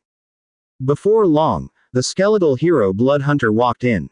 With his large bat wings folded, he strode forward and said, "My lord, you were looking for me." The innkeeper, bag still over his head, stood helplessly in the middle of the hall as the Blood Hunter walked past him. Through the loose gap of the bag, he could see a pair of iron boots walk by, and above the boots at the bare ankle was chilling white bone. His heart shivered, his body trembling violently. What is going on? How many races has Fang Hao gathered here? Lizardmen are one thing, but why are there undead too? Fang Hao looked at the Blood Hunter and said, "Blood Hunter, I need you to investigate a group of people. They departed from Cruel City and headed southeast. I suspect they are heading towards the Blood Clan's Crescent Heights. Check it out for me." "Yes, my lord." The Blood Hunter didn't waste words. Upon receiving the order, he turned around and left. He left the lord's mansion, mounted the bone dragon and flew southeast. After giving instructions, Fang Hao again turned to Lori, who was shaking his legs and enjoying the show, and said, "Lori, I have a task for you. If you complete it well, I'll build a house just for you." Upon hearing Fang Hao's words, Lori's eyes lit up. "All right." Fang Hao opened the Book of Lords map and pointed it out to Lori. "This is Cruel City. Go and find out for me what the city lord is up to." "All right." Lori agreed immediately. The heavy infantry soldier left with the innkeeper and Lori, while Fang Hao began to mobilize his forces, waiting for their reports. Southeast of Cruel City, on a flat open space. A group of 500 people huddled together for a short rest. This group, composed of villagers and lower-class residents, was the first batch of human residents to be relocated from Cruel City. Cyril had struck a deal with the Blood Clan. They would gradually move the residents to Crescent Heights to become subjects under the rule of the Blood Clan. These villagers lived in remote areas or were thieves and criminals arrested under various charges. Even if they suddenly disappeared, it would be hard for others to notice. When night fell and the masked guardians removed their hoods to reveal crimson eyes, the people realized something was wrong, but it was all too late. But now they could do nothing but hope for a miracle. On the side, two men were sitting. The older, middle-aged man was thin, his eyes emitting the same red light as the Blood Clan, while the younger man looked no different from a human, his brows revealing a hint of ruthlessness, occasionally scratching a pimple on his face irritably. These were the former Minister of Internal Affairs of Cruel City and his son, Bernard. "Father, I also want to become a Blood Clan member, then I can have power," Bernard said. He was somewhat envious that his father had become a Blood Clan member. The minister, his gaunt face rather serious, replied, "The business in Cruel City still needs you. Wait until you're old, around my age, then you can become a member of the Blood Clan." According to City Lord Cyril, once transformed into a Blood Clan member, they couldn't appear in the city. After considering his father's words, Bernard decided he was right and didn't push the topic. "That brat Fang Hao closed shop today. Otherwise, I would capture all his bunny girls and torment them." Bernard was fuming, slapping his thigh in anger. "Don't rush. Even Cyril is wary of Fang Hao's strength. Our priority is handle the Blood Clan's affairs well. A chance will come to deal with that brat." The former minister spoke calmly, his eyes still focused on the front. "You're right, father." Bernard agreed before cursing again, It must have been that bitch from the bar who told Fang Hao something.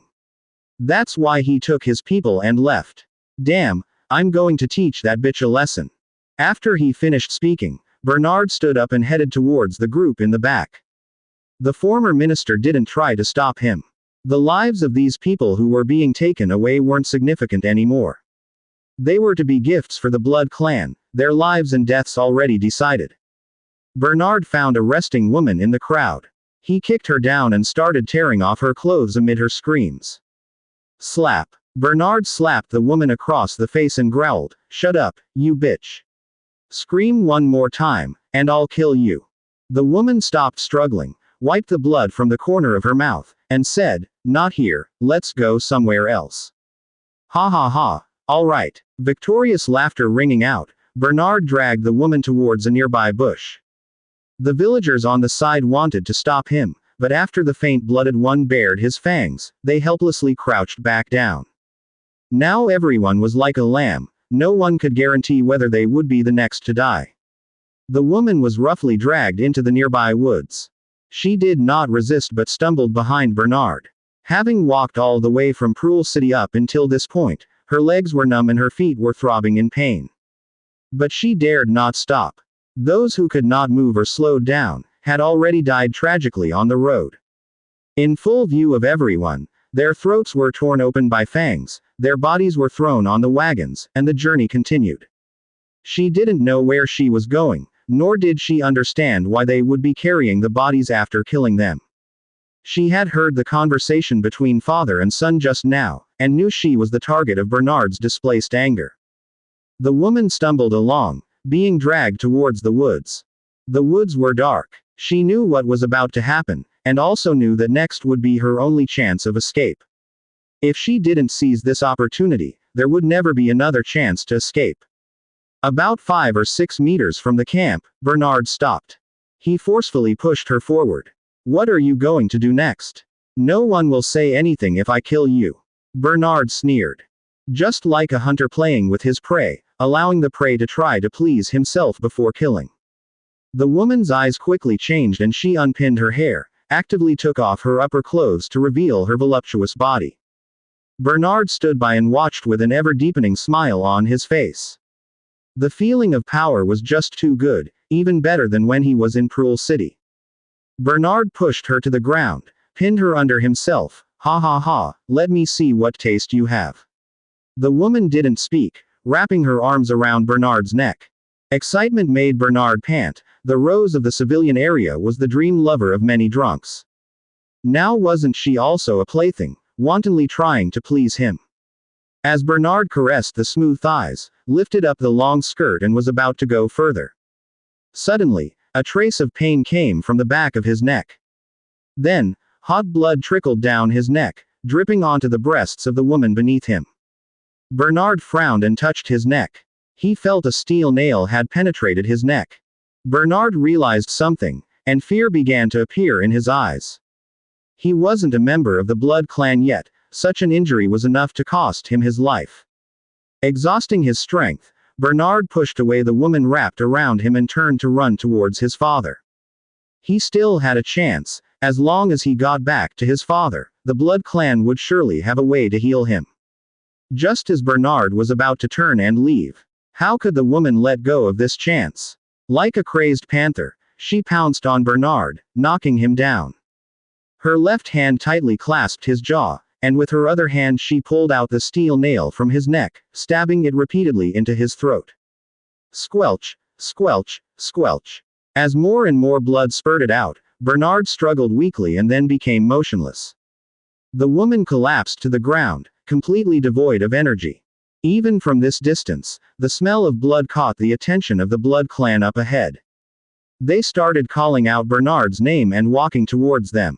The woman was tired. Watching the Blood Clan get closer, she revealed a smile. Dying along with Bernard, it seemed worth it. She closed her eyes, waiting for death to come. She could only hope that death wouldn't be too painful. Just as death approached and the Blood Clan bared their fangs at her. Whoosh. Thud. Suddenly, the sound of an object piercing the air came from above.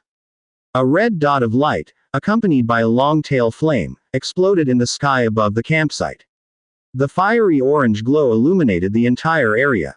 It was a signal flare, a device passed down from the dwarf, so practical and easy to make. Just as everyone was looking up at the sky in confusion. Whoosh whoosh whoosh. Immediately, the sound of tearing through the air resonated as giant wings blotted out the sky, crossing overhead. Skeletons of the undead leapt down from the winged creatures, dueling with the Blood Clan, whose eyes glowed an eerie red. Clip clop clip clop clip clop. From behind the woman came the sound of trotting horse hooves. A human clan knight appeared first, decapitating a fanged member of the Blood Clan as he passed. Following him were more human clan knights, their backs bearing giant swords. Although she didn't recognize these individuals, their armor and giant swords reminded her of the warriors Fang Hao left behind at the Hot Pot restaurant. Did Fang Hao arrive? The battle ended in just 10 minutes. The skeleton warriors quickly evacuated the battlefield, and the heavy sword infantry entered immediately afterward. Everyone, please don't panic. We are humans, here to rescue you. Let's take a headcount now, and everyone can go home soon, they shouted in unison, ensuring every human present could hear them clearly. When everyone had quieted down and panic subsided, the infantry began counting the number of people and made the final adjustments. Lad, are you with Miss Angia? An old man asked, seeming to recognize one of the heavy sword infantrymen. The infantryman looked at the elderly man, asking curiously, do you know me, old man? When a creature disturbed the well in our village last time, you were here. I remember, the old man replied. Ah, it's you, old man. Don't worry, our Lord knows about this incident. You all can return home and resume your peaceful lives, the infantryman continued. Oh, thank you, the elderly man thanked them. No problem. The elderly man re-entered the crowd, the remaining people immediately gathered around to ask about the situation. Don't worry, I know these people, they were the ones who got rid of the monster in our village last time. Everything will be all right, the elderly man reassured everyone. With someone who had recognized the party, everyone's panic was significantly alleviated. No one asked about the undead incident. Instead, everyone gathered their strength preparing to move on. After a while, the infantryman shouted again, all right, follow me back now. The smell of blood here could easily attract other vampires. At the mention of vampires, everyone's tension rose once again. Helping each other up, they started following the group back from where they came. At this moment, the landlady came out from the forest, donning clothes pulled off Bernard, stained entirely with blood. She followed the group, starting their return journey. Meanwhile, in Prule City, inside the City Lord's mansion. City Lord Cyril sat in his seat, by his side sat a middle-aged man in a neatly tailored suit. Below them, both sides were filled with dignitaries and wealthy merchants from all over the city. As of described, Mr. Fielding will be in charge of this operation.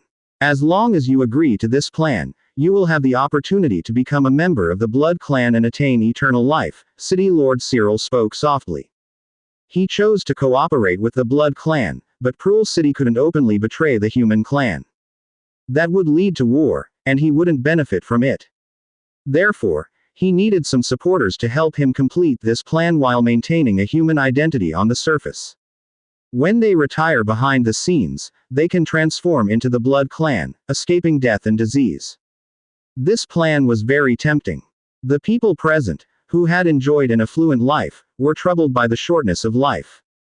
At this moment, Cyril could act as a mediator, allowing them to become part of the Blood Clan when they grew old, stirring everyone's interest.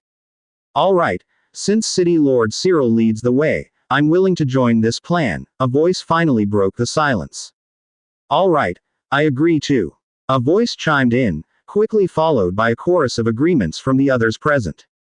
Those in agreement had already taken over half the room. The people sitting here were all smart. Once Cyril had voiced his plans, he'd already made all the necessary preparations. There was no room for disagreement. Those who disagreed would probably not even make it out of this room alive.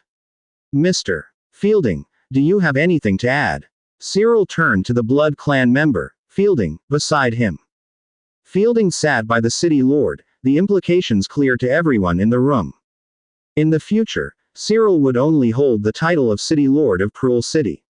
Significant decisions would follow the will of the Blood Clan. Under the candlelight, Fielding's skin was terrifyingly pale.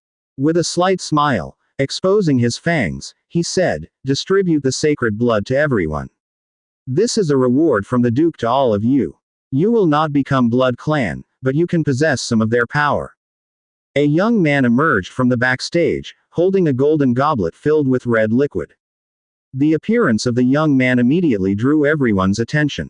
They recognized him, the gravely ill son of City Lord Cyril.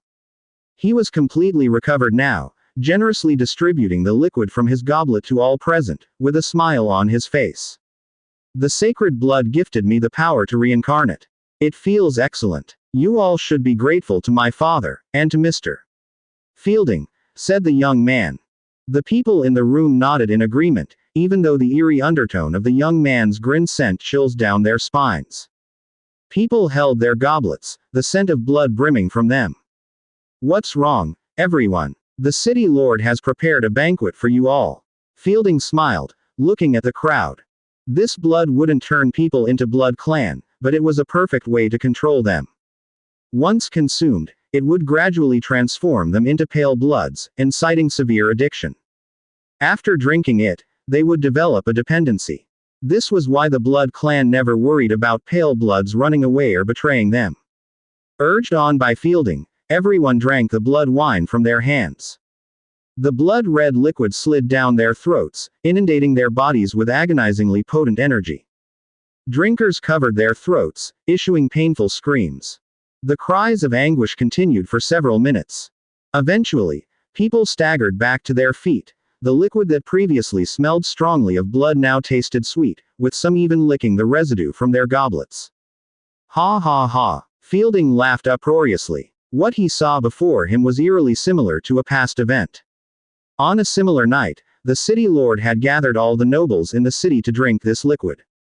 He remembered how he had lost his voice for several days after the initial scream before gradually recovering. However, these people had only transitioned into pale bloods, they had not genuinely become Blood Clan. "Mr. Fielding, what's next?" Cyril asked calmly. "We should celebrate the eternal life that all of you will soon have," Fielding responded. "All right, let's go, everyone. The banquet is ready." Cyril stood and headed towards the dining room. The rest of the people, having lost their initial fear, felt empowered and satisfied. They followed Cyril towards the dining room. Simultaneously, a skeletal bird fluttered its wings on a narrow vertical window, quietly departing. In a secret forest outside Cruel City, Fang Hao had deactivated his God's Presence mode and sat up. After stepping out of his tent, he found an undead army fully equipped and ready for battle. They had been stationed there for over an hour, waiting for Fang Hao to awaken and give orders. "Sir, Lori has returned with a large bundle of things." Demetria had been guarding the tent the whole time. Fang Hao had sent Lori to investigate the City Lord, which was essentially giving her a task. He had the power to raise Cruel City, whether they had evidence or not was no longer important. As long as he was sure that Cyril posed a threat to him, he had the power to eliminate him. "Where is she?" "Over there." Demetria pointed. Fang Hao nodded and headed in the direction of Lori, with Demetria following closely behind, providing close protection. From a distance, he saw Lori and Angia browsing through something. In front of them, a ridiculously large bundle. "There's nothing valuable here," Angia commented. "What are you talking about? This isn't worth anything," Lori retorted. "How much can this be worth? Have you seen anything of real value? You're just too demanding." Fang Hao walked up to them and asked, "Lori, did you find anything?" "Ah," Lori exclaimed, as if shocked. All her fur stood up. Only when she realized it was Fang Hao did she slap her chest in relief. Truth be told, with the undead army all around, she was understandably nervous. "Yes." Lori dumped everything from the bundle to the ground with a clatter. "I went to the City Lord's study and bedroom and brought everything back." Fang Hao surveyed the scattered items. For a moment, he thought that she had emptied Cyril's home. He picked out a few items from the assortment.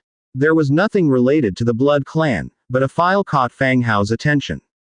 100 Cities Federation Agreement. The topic of the Human Federation was not new to Fang Hao, and he was quite curious. Opening the file, he began reading intently.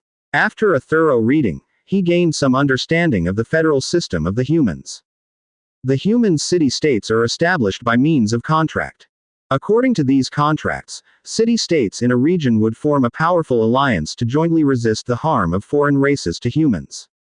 It was this federal structure that gave humans some say here. Those who agree to become members of the Federation sign this contract, proving their identity and agreeing to the laws set by the Federation. Reading the line stating that the federal system won't intervene in changing city lords, Fang Hao smiled. This meant that once Fang Hao seized the city, as long as he elected a city lord according to the Federation's regulations, the Federation wouldn't interfere with Prul City's affairs. That was good news, saving him a lot of potential trouble later on. How was it? Was it helpful? Lori, crouching on one side, asked hopefully. Pretty good, Fang Hao replied. My house. You can build one. Yay. Thank you. Lori cheered. Lori's loyalty to you increases by 5 points, current loyalty is 75. Lori's loyalty rose by 5 points, a significant increase.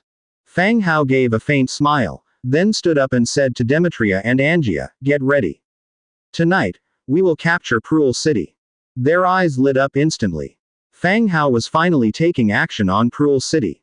The night in Prul City was unusually quiet.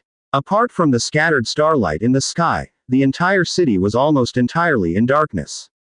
On the city walls were a few sporadic torches, but there were few guards to be seen. In the quiet night, the bone dragon transported some directly inside the city walls. Angia and Lori killed the guards and directly opened the tightly shut city gate. A flood of undead poured into the city, prowling through the dark streets, rushing in the direction of the city lord's mansion. Inside the city lord's mansion, the banquet went on. They were discussing future development, thinking about what pretext they could use to better transport the lower-class residents to Crescent Heights. The city of Prul belongs to the outer edges of the Federation. Even if something happened here, as long as the city lord didn't report it, the Federation would hardly notice anything. As long as everyone was careful, concealing things for a few years would not be a difficult task. This was the reason why Cyril and the Blood Clan dared to take risks. Haha, we will have to rely on Mr. Fielding's assistance in the future. Cyril began. Fielding smiled slightly and nodded gently. Just as everyone was toasting and flattering each other. Excited cries and shouts of killing came from outside the door. Boom. The banquet hall's door was forcibly pushed open, and a large number of guards and pale-blooded individuals retreated back into the room in disorder. City Lord, the undead have invaded. A guard cried out loud. Whoosh whoosh whoosh. A hail of arrows poured in from outside the door. Some guards were struck by arrows and died on the spot. Cyril's eyes narrowed slightly, and his face instantly turned cold. Turning over the long table, he and the others hid behind it, defending themselves against the arrow attack. Who's the intruder? Cyril asked the guard who had just fled into the room. They're undead, a lot of undead. The guard's face was as white as a sheet, he was still in shock. From inside the room, the situation outside was not visible. Only countless arrows came pouring in, through the windows and front door. Undead. Upon hearing the word, undead, Cyril looked toward Fielding. As the Blood Clan had the ability to control the undead, he naturally thought of them. Fielding's brow was also furrowed as he asked the Pale Bloods who had just escaped. What's going on? The Pale Blood responded, Sir, skeleton undead, a lot of skeleton undead. Upon mentioning skeletons, Fielding thought of the undead territory to the north. Had they received some news and deliberately come to attack here? What a coincidence. City Lord Cyril, these are skeleton undead, not associated with the Blood Clan.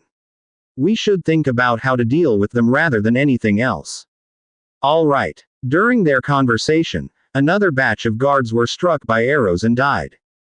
Blood flowed like a creek as the people who had drunk the blood of the Blood Clan started to have red eyes, salivating at the sight of blood. The arrow attacks continued for half an hour. The entire banquet hall was filled with arrows, bodies shielded by arrow shafts littered the ground. Cease fire. Suddenly a familiar voice came from outside the door. Cyril frowned, trying to recall where he had heard that voice before. As the arrows from outside ceased, a mass array of undead soldiers surged into the hall, surrounding the group hiding behind the center table. The faces of Cyril and everyone else instantly turned pale. Confronted with this unequal military force, no strategy could change anything. Thud thud thud. Footsteps rang out, the undead before them made a path. A young man with black hair, accompanied by a beast-eared girl and a lizard man, appeared before them. City Lord Cyril, how come you didn't invite me to your banquet? I love a lively scene. Fang Hao said with a smile. Fang Hao, said Cyril, his face turning colder, followed by a loud questioning, you dare to collude with the undead and attack human cities? Demetria placed a wooden chair behind Fang Hao. Fang Hao sat down, looking directly at Cyril. Colluding with the undead is better than you colluding with the Blood Clan and selling out your citizens, isn't it? Everyone present changed their expressions instantly. They had only learned about the Blood Clan's plan tonight, after hearing Cyril's explanation. How did Fang Hao know? And he spoke with such confidence. What nonsense are you talking about? The Blood Clan. Cyril maintained a consistent expression. Fang Hao turned towards another direction, a tall man with pale, sallow skin. Dusk Banqueter 10th Order. What do you say, Mr. Fielding? Fielding revealed a slight smile. I assume you must be the lord of the northern undead territory. I didn't expect you to be human. Fielding was calm as if he was complimenting a noble. Mr. Fielding is indeed clever. Fang Hao didn't deny anything and continued asking.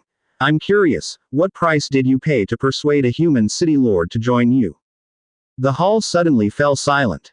Most of the gazes fell on a young man standing next to Cyril. The young man's appearance was much like Cyril's. Considering his gaunt appearance as if recovering from a major illness, Fang Hao instantly understood. The innkeeper had once mentioned that Cyril's son was critically ill and feared to not live for many years. A great father, but an incompetent city lord, huh? Cyril, your story could be written into a novel. Maybe someone would like to read it. Fang Hao continued to speak. Despite Fang Hao's sarcasm, Cyril did not exhibit any anger.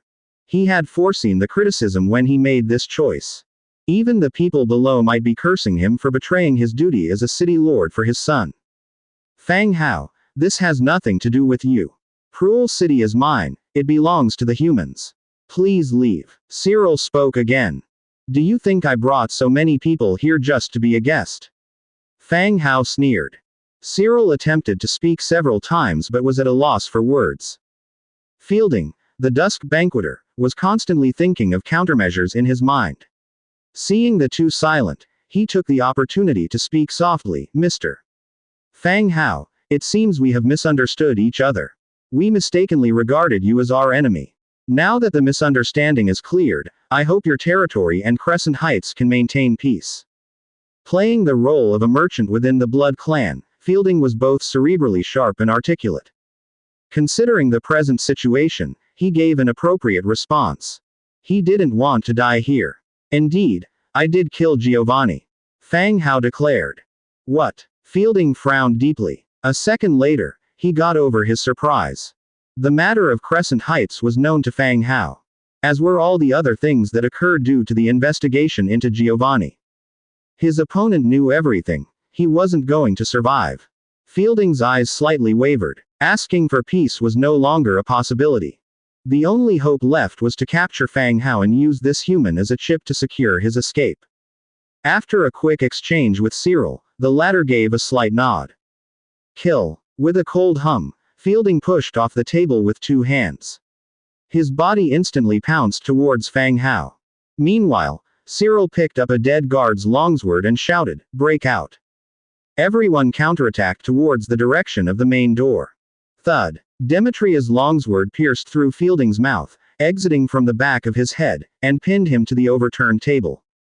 The remaining individuals engaged in a melee with the undead. The scene was filled with chaos, blood flowed on the ground, and the stench of blood filled the air. The battle had no suspense. When Cyril and others died, the room fell silent again.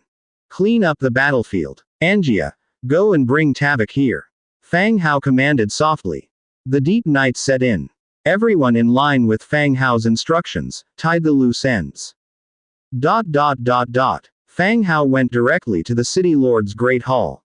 The moment his bottom touched the City Lord's throne, the system prompt appeared again. Cruel City has now become your affiliated city. You may rename the city here and control all resources of the tribes and villages. The appearance of the system prompt confirmed that Cruel City had become a subsidiary city of Fang Hao. He had thought of many possibilities, but he never expected to occupy this human city in this way. He also didn't expect Cyril to swear allegiance to the Blood Clan, treating its residents as livestock and offering them as gifts to the Blood Clan. In short, Cruel City is now his. He doesn't plan to change the name, at least it's not the time to change it at the moment. Cruel City. City level. Grade 5 original city. Properties. Food production plus 30%, textile plus 5%, human proliferation plus 10%. Description. A city with properties can bring various different buff effects, accelerating the city's construction and development.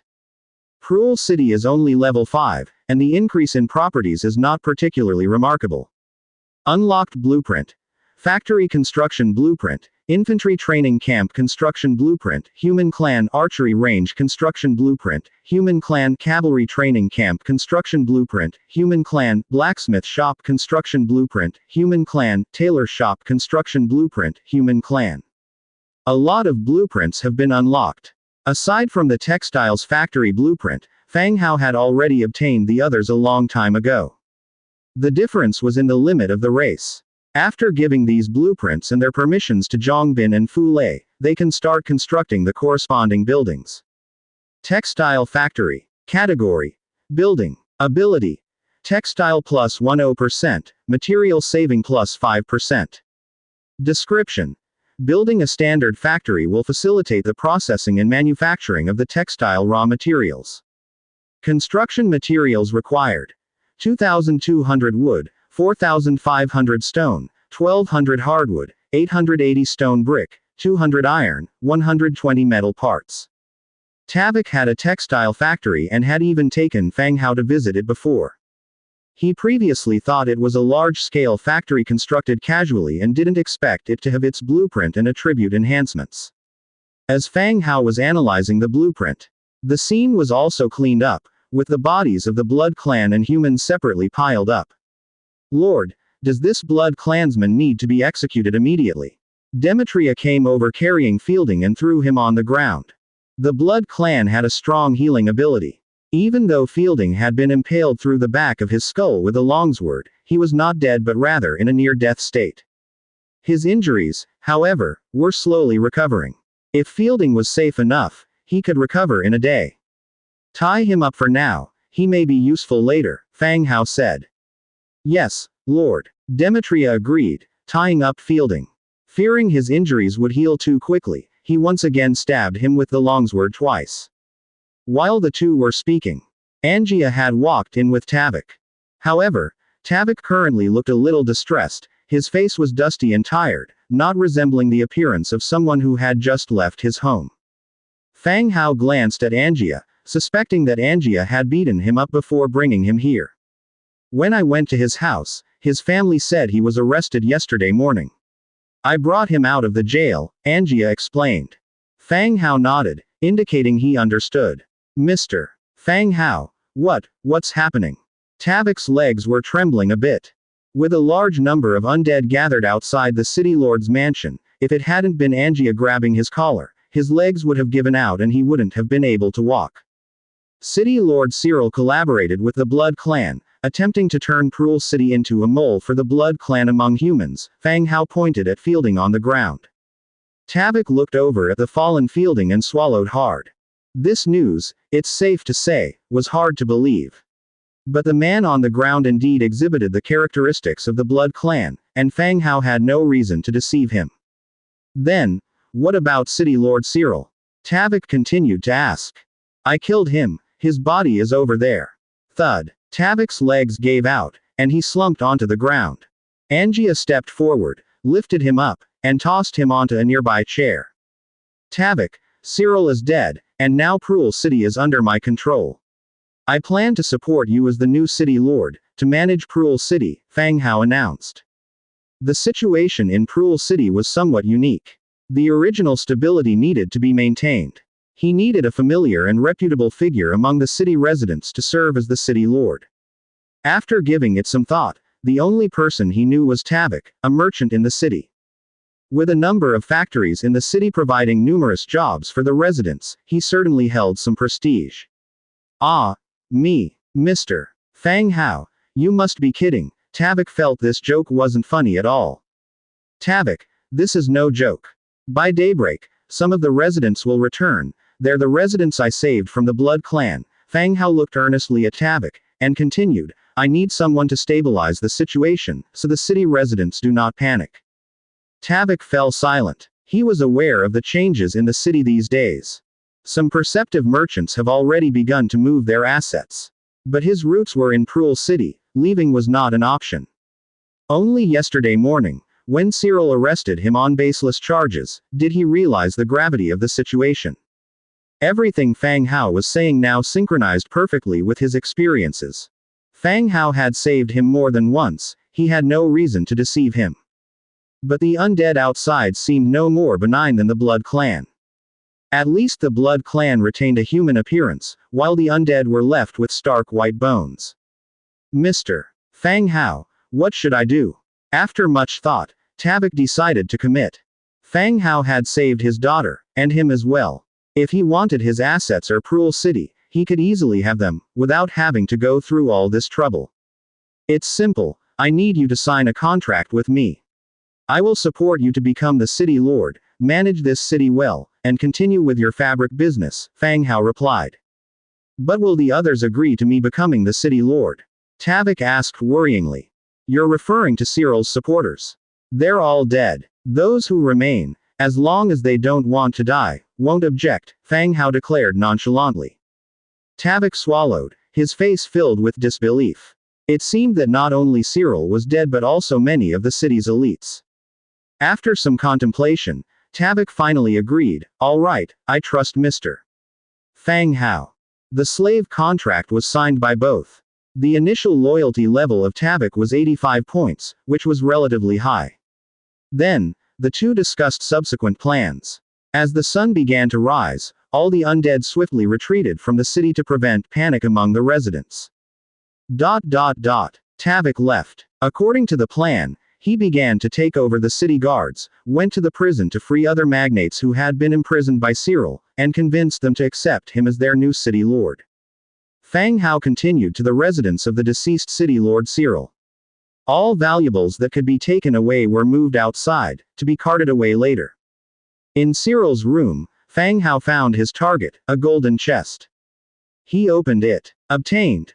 Blueprints for military warspear, blue military round shield, blue hardwood cavalry bow, green nightfall silk spinning machine, hardwood double bed, hardwood screen, leader's fortress command chair, 22 soul crystals, and 202 warfire coins. The rewards in the treasure chest were plentiful. Military war spear, blue iron spear 1, hard resilient wood 1, cast iron block 1, thick leather 1. Description. An upgraded version of the military war spear, improving its firmness and attack power. The military war spear seemed to be an improved version of the ordinary iron spear. In terms of materials, it also required the iron spear as a material, with the remainder being advanced materials. Luckily, it was a blue-graded equipment, so the damage would at least be level 3 or above.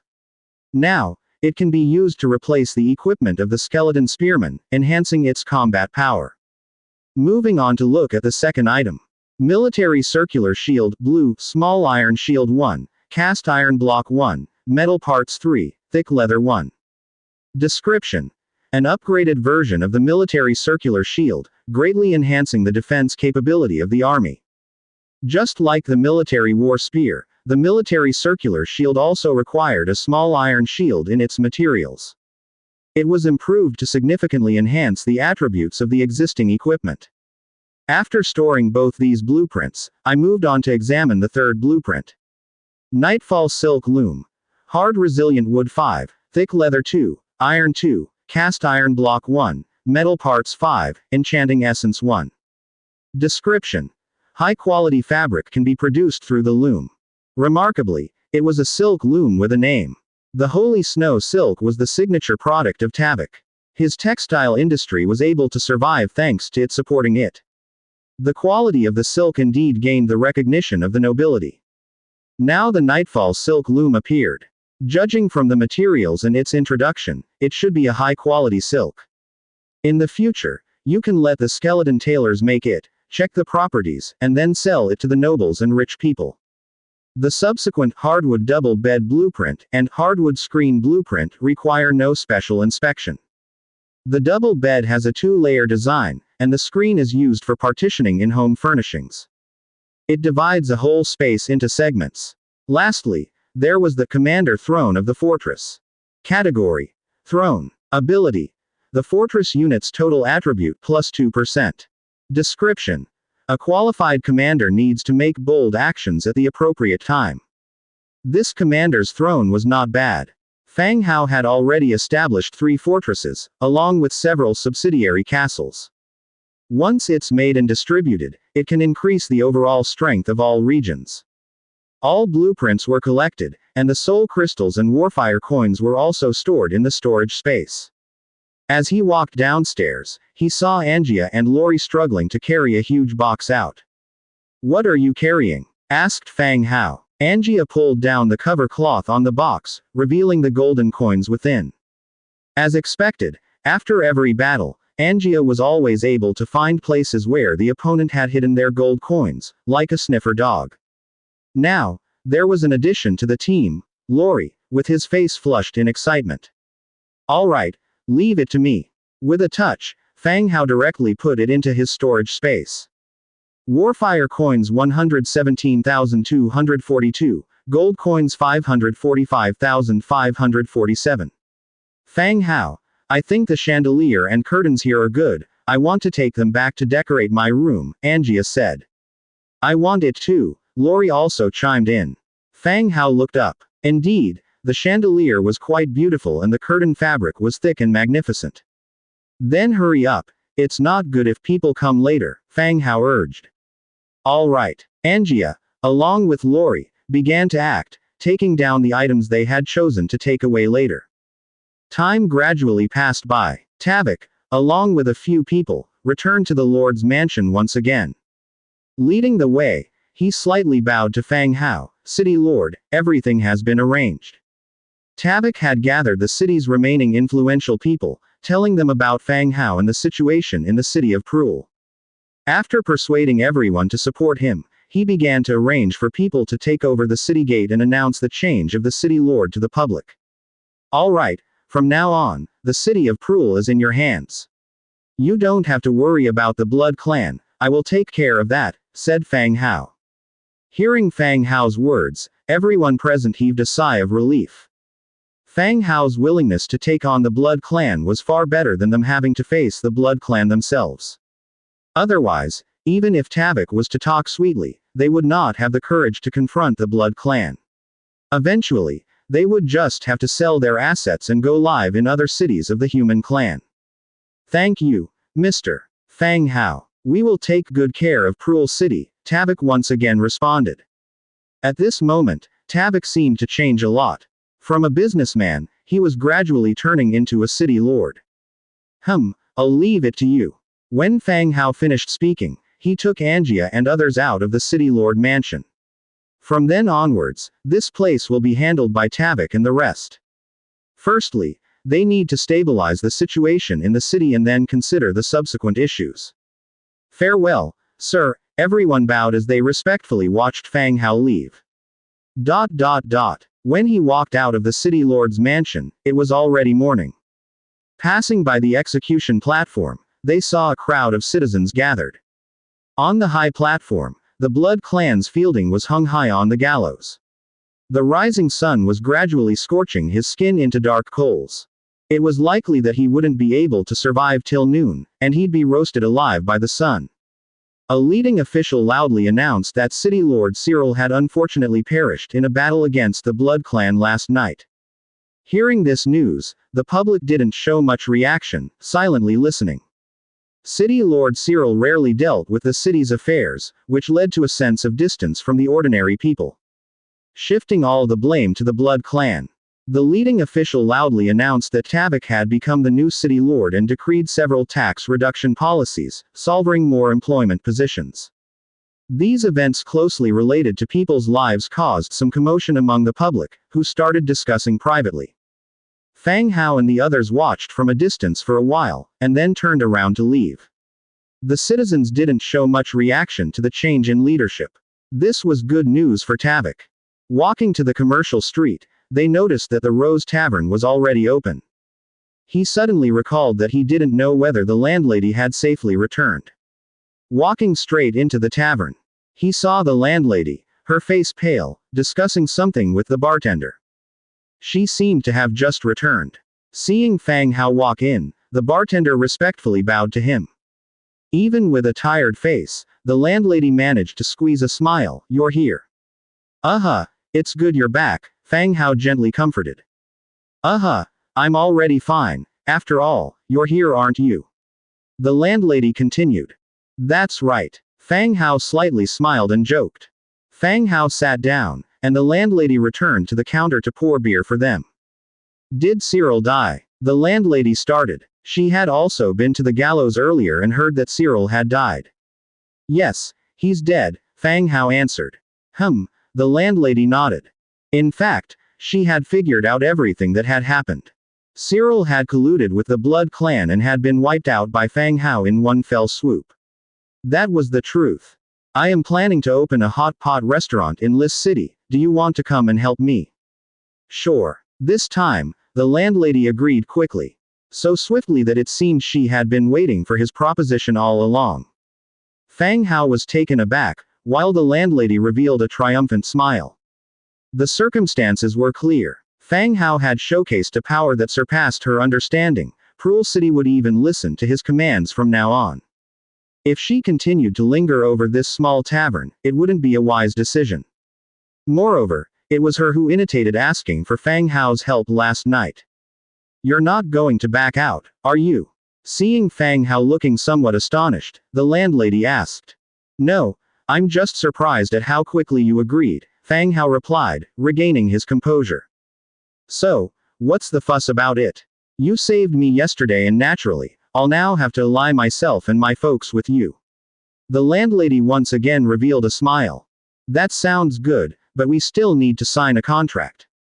"Sure, later on." The landlady was about to tease Fang Hao, but she swallowed her words at the sight of Angia and the lizardman nearby. Fang Hao nodded, found a blank slave contract in the Book of Lords, and passed it to her. The landlady prickled her finger and pressed her print on it. The radiance of the contract tunneled into her body, signifying the official completion of the contract. "Winnie's loyalty towards you. 92 points. Good lord, the loyalty was directly at 92 points. It was second only to the loyalty level that Lizardman Demetria had upon recruitment. Winnie Tier 1. Faction. Human. Racial traits. Living creatures. Learning. Rose Beauty. Closing square bracket. Skills. Brewing. Gossiping. Innate abilities.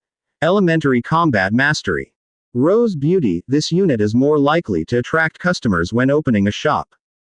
Brewing. Has a profound understanding of brewing, able to make fine wines.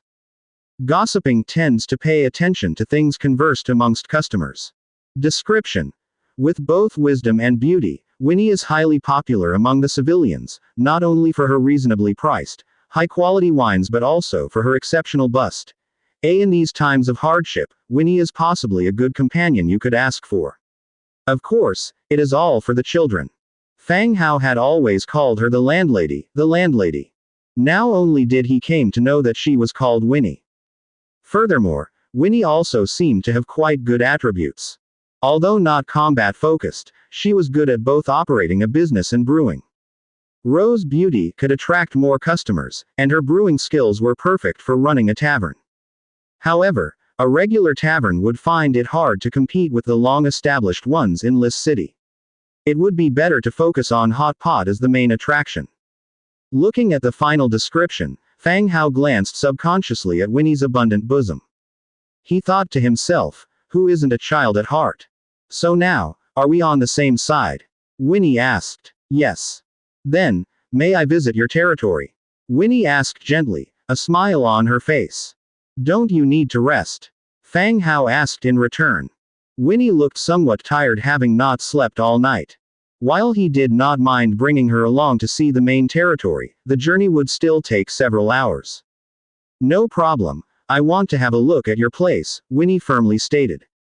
All right, let's go. Fang Hao got up and led the group outside. Winnie also stood up, left a few instructions with the bartender, and followed Fang Hao out of the tavern. The group together left Cruel City, mounted the giant lizard. Heading towards the territory. 2 hours later, the party returned to the territory. Despite having mentally prepared herself, Winnie's legs gave way at the sight of the city surrounded by endless undead skeletons. She couldn't help but tremble. It wasn't a city, it was more like hell. The giant lizard entered the city and stopped at the Lord's mansion. Everyone dismounted the giant lizard, and Fang Hao took all the spoils of war from storage space, arranging for people to move them to their respective places. Angia and Lori left cheerfully, holding their chosen chandeliers and curtains. Turning around, Fang Hao saw Winnie's face pale white. She was hesitantly still on the giant lizard. How was it? I thought your courage was quite big. Fang Hao helped her down. Winnie barely managed to get off the giant lizard, still needing support to keep herself upright. Her courage was indeed greater than that of ordinary people, but not to this extent. She was already demonstrating good mental strength by not fainting at the sight of hundreds of thousands of undead gathered. Fang Hao still had his own affairs to look after, so he called a maid over, and said, take her for a tour around the city and give her a briefing. Yes, master, the maid answered, supporting Winnie. After regaining some of her strength, Winnie followed the maid away. She had already signed a contract with Fang Hao with no chances of alterating thereafter. All she could do now was to accept the reality in front of her as soon as possible. Fang Hao entered the main hall of the Lord's mansion and sat down on the throne. Demetria also took a seat nearby. Call for the blood hunter, Fang Hao commanded one of the maids. The maid agreed and went out. Soon, the blood hunter landed in front of the door fluttering his huge bat wing and walked in with great strides. Sir, you called for me. Blood hunter greeted respectfully. Fang Hao nodded. Take a seat, let's discuss the matter of the Blood Clan. There were many heroes in the territory, but few of them stayed in the main city. Nelson was still producing skeleton heroes, and the only ones left to discuss with were Demetria and Blood Hunter. As for Angia, it would be better to protect oneself. Inviting her to discuss matters felt like announcing overtime right after work. She would be disheartened. Fang Hao continued speaking after Blood Hunter had taken his seat. The Blood Clan's occupation of Cruel City this time to a large extent is targeted at us. I'd like to hear your opinions on how this matter should be dealt with going forward. Both of them had been involved in last night's incident involving the Blood Clan. Demetria and Fang Hao were responsible for occupying Cruel City. The Blood Hunter was tasked with rescuing the residents who were taken away, and all of them had returned to the city this morning. The operation was fairly smooth on the whole. All the Blood Clansmen had been wiped out and their bodies thrown into the conversion field. The corpse of the hero Cyril had also been sent to the Viscera Museum, awaiting Nelson's treatment in order to be turned into a skeleton hero. Hearing Fang Hao's question, Blood Hunter pondered before saying, Sir, Crescent Heights will not rest until they have retaliated for sure. I believe we should establish a fortress at our border to prevent the Blood Clan's next move. Fielding's public execution, considering the Blood Clan's temperament, would most likely lead to a radical reaction. Fang Hao nodded, then looked at Demetria and asked, What's your opinion, Demetria? Demetria replied straightforwardly, Sir, I believe we should initiate an attack on Crescent Heights before they strike back. Demetria's approach was more aggressive, actively going to war with Crescent Heights. That was something Fang Hao had considered. It seemed now that Demetria and he had come to the same conclusion. Last time, Blackthorn utilized the ability of conversing with the dead to interrogate the pale-blooded dead. He learned that the military force of Crescent Heights wasn't large, though there was no exact figure, it was probably in the tens of thousands. In Fang Hao's eyes, that couldn't even be counted as an army. The troops he stationed at any fortress exceeded 1 million, tens of thousands posed no threat whatsoever. The only uncertainty was the leader of the Blood clan at Crescent Heights, the Red Duke, Clemens Hamilton. According to the Pale-Blooded, he was an orange hero, very powerful. Blood Hunter, what do you think? Fang Hao looked at Blood Hunter again. Blood Hunter thought for a bit. Sir, Demetria's point makes sense. This territory has the ability to take Crescent Heights in one fell swoop, but I still believe that reinforcing the border defense can prevent the Blood clan from retaliating against Pearl City. Fang Hao nodded. Blood Hunter made a good point. He himself wasn't too worried about the Blood clan, but Pearl City could easily fall victim to their retaliation. All right, Demetria, prepare in the next few days. You'll lead the team and proactively launch an attack on Crescent Heights. After consideration, Fang Hao decided to launch an attack. He had always adopted the philosophy of, if others do not harm me, I will not harm them, but it seemed that the Blood clan saw him as an easy target. They were constantly causing trouble. If that's the case, then they couldn't blame Fang Hao for being ruthless and taking Crescent Heights in one go. As for assigning Demetria, it was because Clemens Hamilton, the Red Duke, was an orange hero. Blood Hunter probably couldn't handle him. To be safe, let Demetria lead the attack, and have Blood Hunter defend the city. Yes, sir. Demetria nodded in response. The three of them consulted the territory map and discussed potential problems they might encounter. After a long discussion, they each left to take care of their own tasks. After the two left, Fang Hao also left the Lord's mansion for the Faceless hut. Master. The maid assigned to guard the hut greeted Fang Hao. Bring out the new order. Fang Hao said. All right. The maid brought out 2 orders. The Faceless orders were updated every 5 days. The new orders had arrived 2 days ago but were not used immediately. This time, with the war against the Blood clan imminent, they could investigate some information first.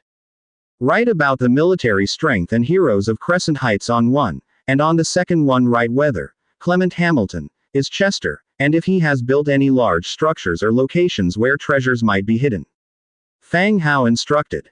Understood. The maid complied and began writing the requested information on the 2 orders according to Fang Hao's instructions.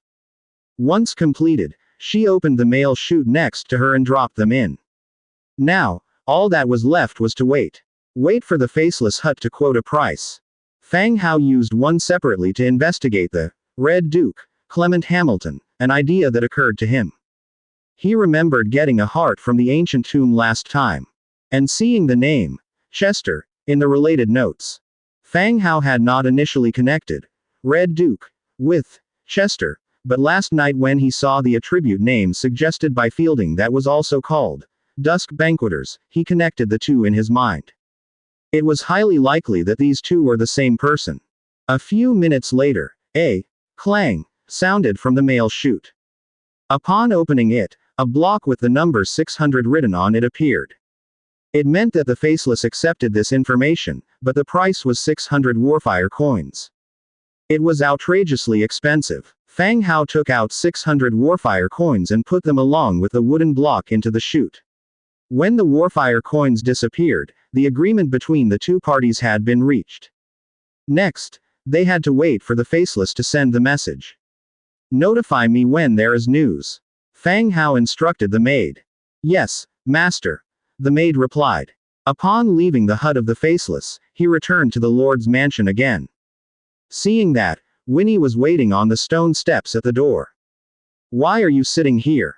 Fang Hao asked. Winnie, who had already grown accustomed to many things, patted her butt and stood up. I dare not wander around, this place is dangerous. She considered Fang Hao's place even more dangerous than a deserted forest. Come in. Fang Hao led her into the Lord's mansion. The Lord's hall was very spacious and magnificent, and the tall bone throne gave the feeling of a king's throne. As Winnie looked around with wide eyes, she was filled with astonishment and surprise. Take a seat. Don't just stand there, said Fang Hao. Winnie took a seat nearby. The tavern in Prul will be managed by my people. You just prepare and open a hot pot restaurant in Lis City, Fang Hao continued. Although Little White had good control over the hot pot restaurant, as an orc, his presence in Lis wouldn't be as accepted as in Prul City. Lis was not like Prul City, it was much larger and not close to the main city. Therefore, letting Little White directly open a shop in Lis might not go smoothly. Now that Winnie had joined, it was a good opportunity to let her start the shop in Lis, and consider next steps later on. Is the scale of the store big? Winnie asked curiously. It's bigger than your tavern, and Lis City's population is even more massive. You'll have plenty of room to thrive there. Oh, what about the security on the way? Don't worry about that, I will arrange for your protection. Oh, that's good. Fang Hao thought for a moment, you should stay here today. Tomorrow the convoy will depart from here, and you can take your people to Lis City. Oh, okay, Winnie agreed. She also didn't have much to prepare. All she had to do was take her savings with her when they passed by the Prul City tomorrow. The rest was left to Fang Hao. After all, the guy was so rich. Let's go. I'll help you choose a room. Fang Hao stepped outside of the Lord's mansion again and built houses for Winnie and Lori. Once everything was done, and lunch was eaten, a wave of tiredness came crashing in. He returned to his room and dozed off right away. When he woke up again, it was already late. After dinner, Fang Hao, wearing shorts, went directly to the hot spring in the backyard. He comfortably soaked in the spring. All the fatigue of the day was instantly eliminated. The effect of the rejuvenation spring chased away the exhaustion of his body. Just when he heaved a comfortable sigh, Era came in carrying a plate of fruit. She sat down beside him. Master, open your mouth. Fang Hao opened his mouth, and Era put a piece of cut fruit into his mouth. The sweetness of the fruit instantly filled his mouth. After swallowing one piece, Era continued to feed Fang Hao the second slice. Master, would you like to teach Era how to swim? Angia isn't here today. Era leaned her body against Fang Hao and spoke seductively into his ear, gently blowing her breath into it. Fang Hao was aroused. No one could resist this situation. He sat upright, ready to have a passionate battle with this bunny's spirit. Just when he was about to make the next move, Angia's voice came from outside the door. Come on, hurry up. Before her voice had dropped, the back door was pushed open, and Angia rushed out, jumped high, and landed in the pool with a splash. Following Angia, the 4-foot-tall Lori also rushed in. Just about to dive into the pool. Upon seeing Fang Hao sitting there, he immediately became reserved, bowed respectfully, and sat tentatively by the edge of the pool, obedient as a child. Lori was wearing a simple bra top and shorts. Her chest was slightly raised, looking small and rounded. Lori, come on, let's see who can swim faster, Angia called out loudly from the water. No, I'll just sit here for a while, Lori said quietly, stealing a glance at Fang Hao. What's the point of sitting here? Let's have a race, said Angia. Lori still shook her head, like a student who had just transferred to a new school. Fang Hao was sitting on the side, casting a helpless look at Angia. The reason he built 3 hot springs in his territory was to enjoy them alone, without the crowd. Now, Angia had brought her best friend to join them. And she wanted to hold a swimming competition. He could only hope that the number of Angia's friends wouldn't continue to increase, otherwise this place would be more crowded than the public areas. Fang Hao stood up and left the hot springs. You two have fun. Be careful, the poolside is slippery, be careful not to trip and fall, Fang Hao reminded them. Where are you two going? Aren't you going to join us? Asked Angia. You two enjoy yourselves, Fang Hao replied, leaving with Era. No sooner had he closed the door behind him than he heard the two of them laughing. As well as discussing the rules for winning the swimming competition. This is quite nice, it keeps the city from being so dull, Era said with a smile. With Angia, the lively treasure, the atmosphere in the territory had changed a lot. It wasn't so gloomy anymore. Yeah, youth is great, Fang Hao murmured, leading Aira back to their room to rest. The next day, early in the morning, a gentle shake of his arm brought Fang Hao gradually awake from his dreams. Opening his bleary eyes, he saw Aira already dressed, smiling at him. Aira, you're up early, said Fang Hao. Master, don't we have important matters to attend to today? Aira asked, frowning and massaging her slightly dry and sore throat. Right, today was packed with arrangements. Aira helped him dress after he sat up in bed. After washing up, he walked straight out of the Lord's mansion. Outside, the maids had already started their work, and Winnie sat on a long bench, watching the busy maids and the occasional undead passing by. She even saw a maid instructing a towering undead to move goods. The undead were more obedient than pets, absolutely compliant. All of this left her a bit overwhelmed. What was going on here? How could the undead and the living have reached such a state of coexistence? Winnie, you look well, Fang Hao remarked lightly on seeing her. Calling her the innkeeper was no longer appropriate, using her name seemed more fitting. Winnie looked much better than she did the day before.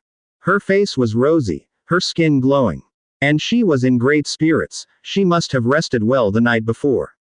Lord, I think it's the effect of the hot spring, it's very comforting, Winnie replied. Last night, the maids went to the hot spring together, having a chat.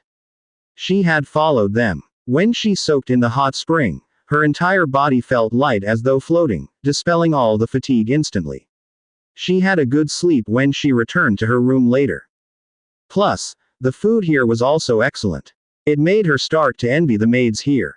The life here was even better than hers as the innkeeper. To be honest, if it wasn't for the large number of undead here, she wouldn't want to leave. Yes, the hot spring can alleviate fatigue and enhance physical fitness. You can soak more when you have time, Fang Hao said with a smile. Yes, Lord. At this moment, a maid driving a carriage approached. Master, are 5 carriages enough? The maid asked softly. Enough. Go and call some skeletons, go to the warehouse and load the opening equipment onto the carts. Fang Hao continued to instruct. Yes, master. The maid then led the carriages to the warehouse. His assignment for Winnie to go to Lis City was not to open the shop directly. Cleaning up, renovating, and getting the signboards made all required some time. Only when all these tasks are completed, will the shop be officially opened.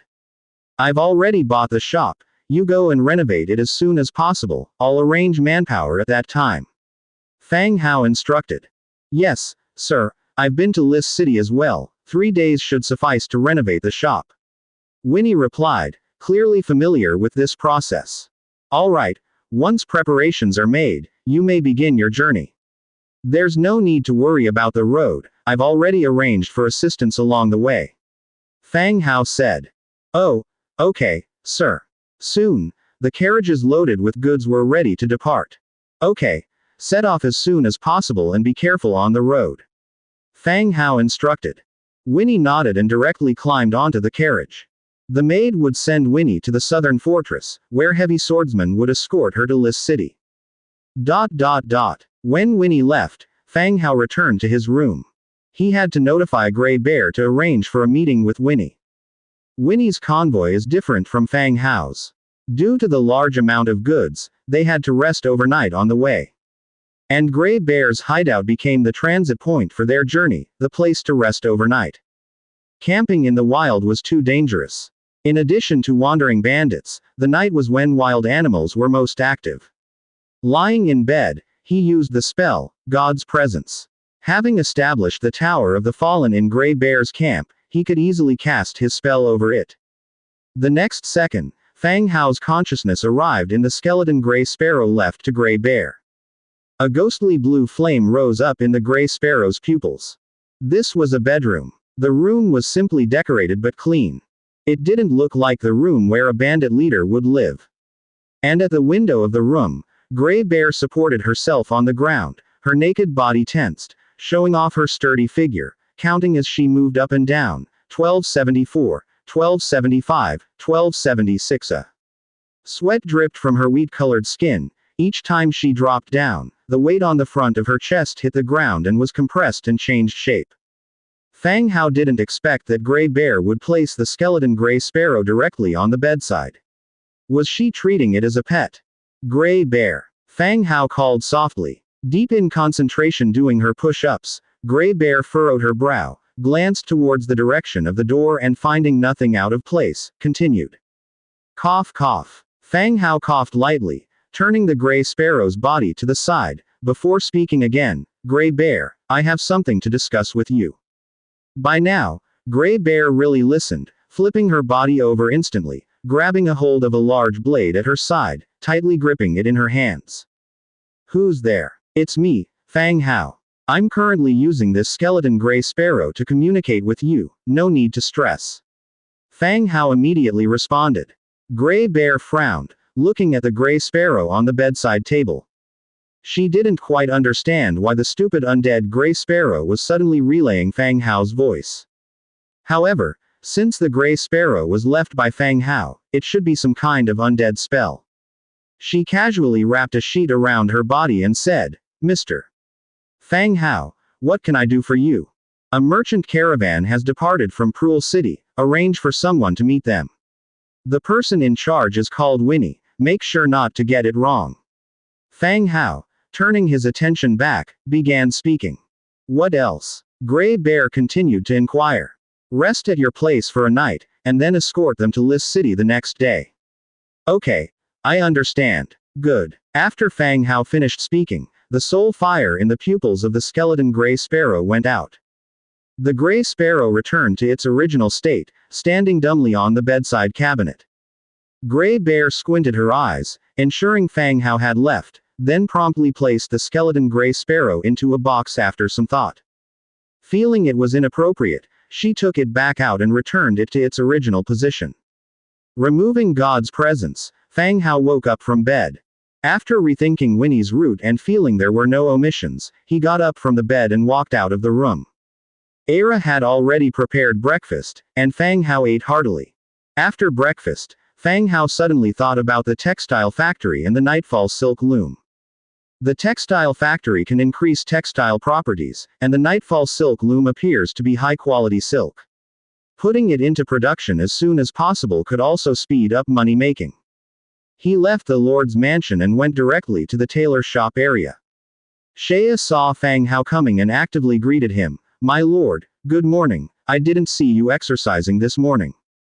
Usually, when Fang Hao exercises in the morning, he passes by Shea's place.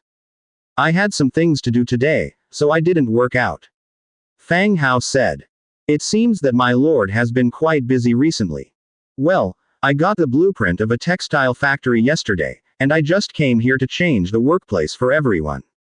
Fang Hao said as he walked. The place where the tailors work is a simple factory built by the skeleton laborers. It is more appropriate to say that it is a large-scale industrial tent. The construction is also very simple. After all, Fang Hao doesn't understand construction, and the level of the skeleton laborers constructing houses is so-so. Soy followed behind. Having a factory is better. Better conditions can speed up clothing production. Yes, I will build the factory next door, and I will arrange for the original factory to be demolished. Okay, my lord. At a location 10 meters to the left of the old factory, Fang Hao opened the Book of Lords and found the construction blueprint for the textile factory. Textile factory. Wood 2200, stone 4500, hardwood 1200, stone brick 880, iron 200, metal parts 120. Description. The construction of a standardized factory is conducive to the processing and manufacturing of textile raw materials. There is enough material, so he chooses to build directly. The light fades away. A spacious stone factory appeared before his eyes. Compared with the previous wooden pillar-supported sheds, this factory is much more professional. The stone walls are very sturdy, the high roofs, the sunlight pouring in from the windows makes the inside bright. Soy, you arrange for everyone to switch places. Okay, my lord. Soy started calling everyone to change their workplace and moved the loom and various materials to the new factory. The new factory covers a large area. The 100 skeleton tailors that went in, plus the materials stacked on the side, only took up a third of the place. Fang Hao continued to find Nightfall Silk Loom in the Book of Lords. Nightfall Silk Loom. Hardwood 5, thick leather 2, iron 2, cast iron block 1, metal parts 5, enchanting essence 1. Description. High-quality cloth can be produced through the loom. Production quantity 1. A hundredfold amplification triggered, obtained Nightfall Silk Loom 101. Swoosh, swoosh, swoosh. The light flickered, and pieces of silk looms appeared in front of everyone. My lord, what is this? Soy asked curiously. This is the loom for Nightfall Silk. You arrange a person to process it. By the way, take a look at the quality of this Nightfall Silk, to prepare for opening a store in Liss. Fang Hao said. Understood, my lord. By the way, Soy, do you think we need to add some more hands? Fang Hao continued to ask. Material supplies can be guaranteed, and the number of looms also exceeds the current number of tailors. So, we can increase some people appropriately. Yes, my lord. Good. Fang Hao went straight to the tailor shop to recruit. Recruitable. Skeleton tailor. Consumption. Wriggling spine 1, recruit. Confirm recruitment. A hundredfold amplification triggered, recruited skeleton tailor 101. Light keeps flickering. 101 skeleton tailors wearing linen robes and wearing leather tape measures around their necks appeared before him. A group salute. The Lord has been seen. Good. Welcome everyone to join. Fang Hao continued to introduce Soy. This is Soy. Your work will be arranged by him in the future. Have seen Lord Soy. The newly recruited tailors saluted Soy again. Undead clan tailor Soy's loyalty to you increased by 5 points, current loyalty 92. Soy's loyalty increased again. It seems that whether it is living creatures or the undead, they all like the feeling of being an official.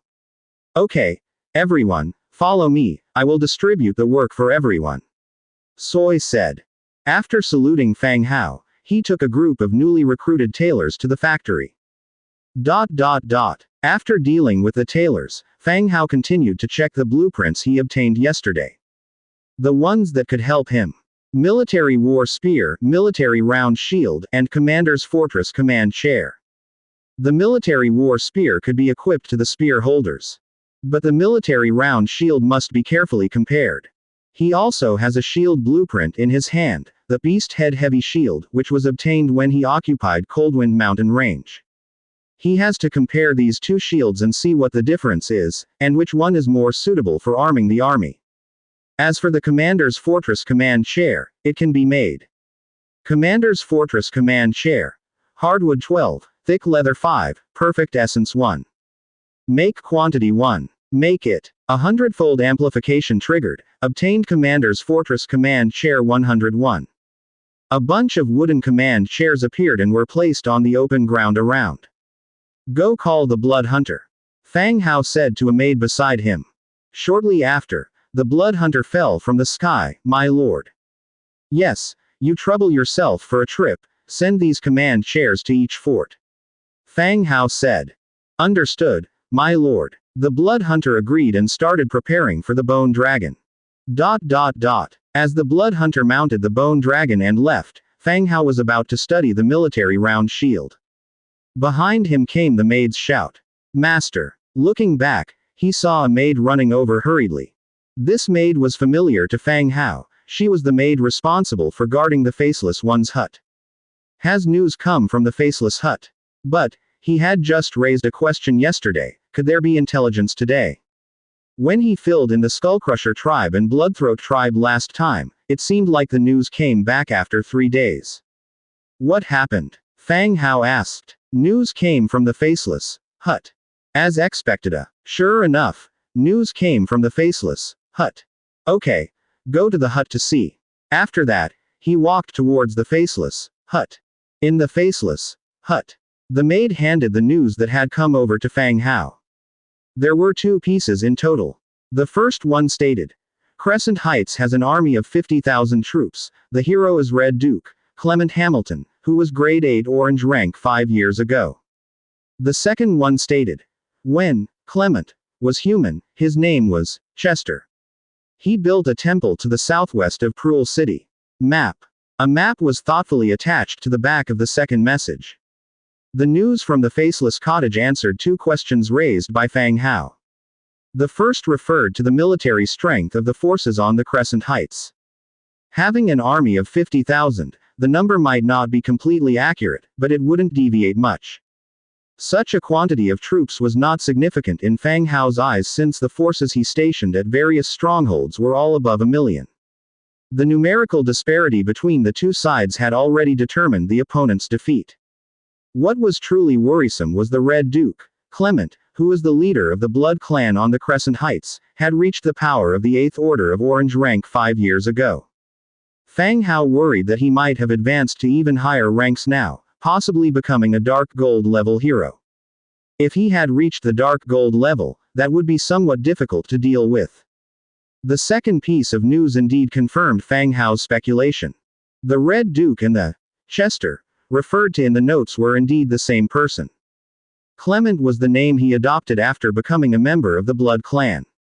The intelligence also mentioned that a temple had been set up southwest of Prul City, and a map was included with it.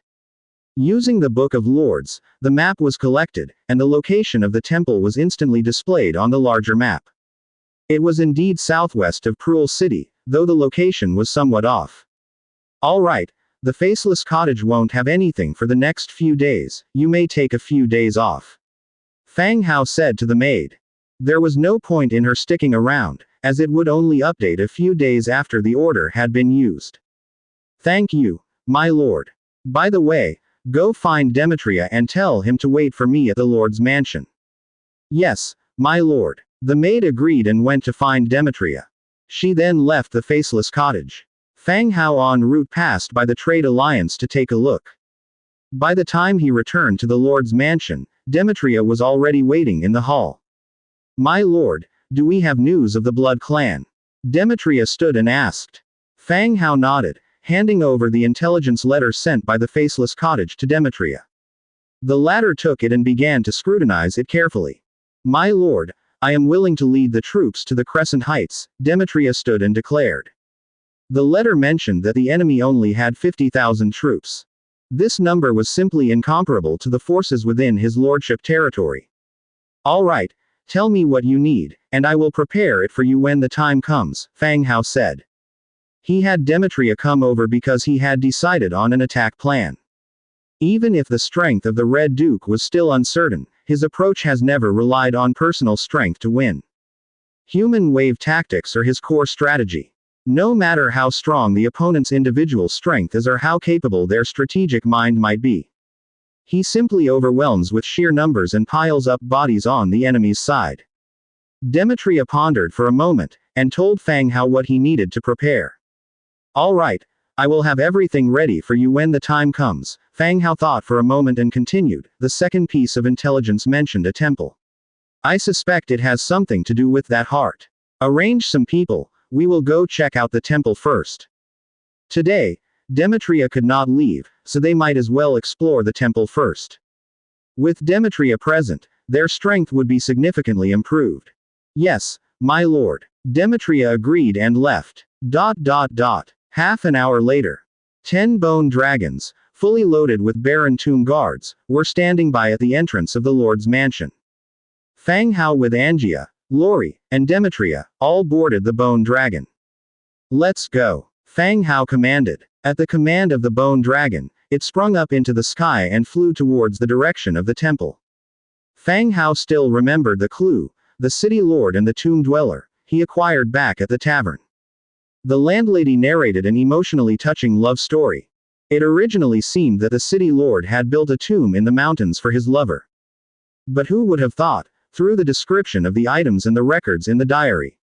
The course of the story was just the opposite. This city lord, who is now the Red Duke, had gained the trust of his Blood Clan lover. Killed her in a special way, and used his lover's blood to turn himself and all the town's people into the Blood Clan. He then dismembered her body and buried it in various locations. While exploring the ancient tomb, he obtained a beating heart and received a task. To help the owner of the heart find the rest of his body for a chance to earn the loyalty of a Dark Gold level hero. That's why Fang Hao used an order separately to inquire whether the Red Duke had any construction work done, since this might be part of the follow-up task related to the heart. The bone dragon flew in the sky, quickly approaching the location of the temple. The howling wind was in his ear, and through the clouds below, one could see the matchbox-sized human villages and the ant-like hustling villagers. After over an hour of flying, they were already nearing their destination. As they dived, they saw the abandoned temple in front of them. The position of the temple was very conspicuous. Nothing grew within a range of 100 meters centered around the temple. The soil seemed to have lost its nutrients and was dry and loose. However, just 100 meters away dense forest grew lushly. This stark contrast was particularly distinct from the sky. Damn. This temple isn't poisonous, is it? Fang Hao muttered. Seeing the bone dragon rapidly approach, he quickly patted the bone dragon, prompting it to change direction and land within the dense forest 100 meters away. The 10 bone dragons landed, and Fang Hao led a few people off the dragons. They observed the temple from afar. The temple was built of stone bricks. Its design somewhat resembled the architectural style of ancient Rome. Looking inside through the entrance, one could see the deity idols being worshipped inside. There's someone over there, Angia suddenly said. Following in the direction Angia pointed, they saw a middle-aged man dressed like a villager carrying a wild pig from behind the temple. He must be a hunter from a nearby village. He passed through the empty section of the temple without encountering any poisoning situation like Fang Hao had imagined. Angia, come with me. Fang Hao led Angia out of the dense forest and followed the villager. Brother, Fang Hao called out. The hunter turned around in confusion, his face showing caution as he put down the wild pig and drew the dagger at his waist. You calling me? The hunter furrowed his brows and asked. Yes. Fang Hao looked at the hunter's actions but didn't approach him.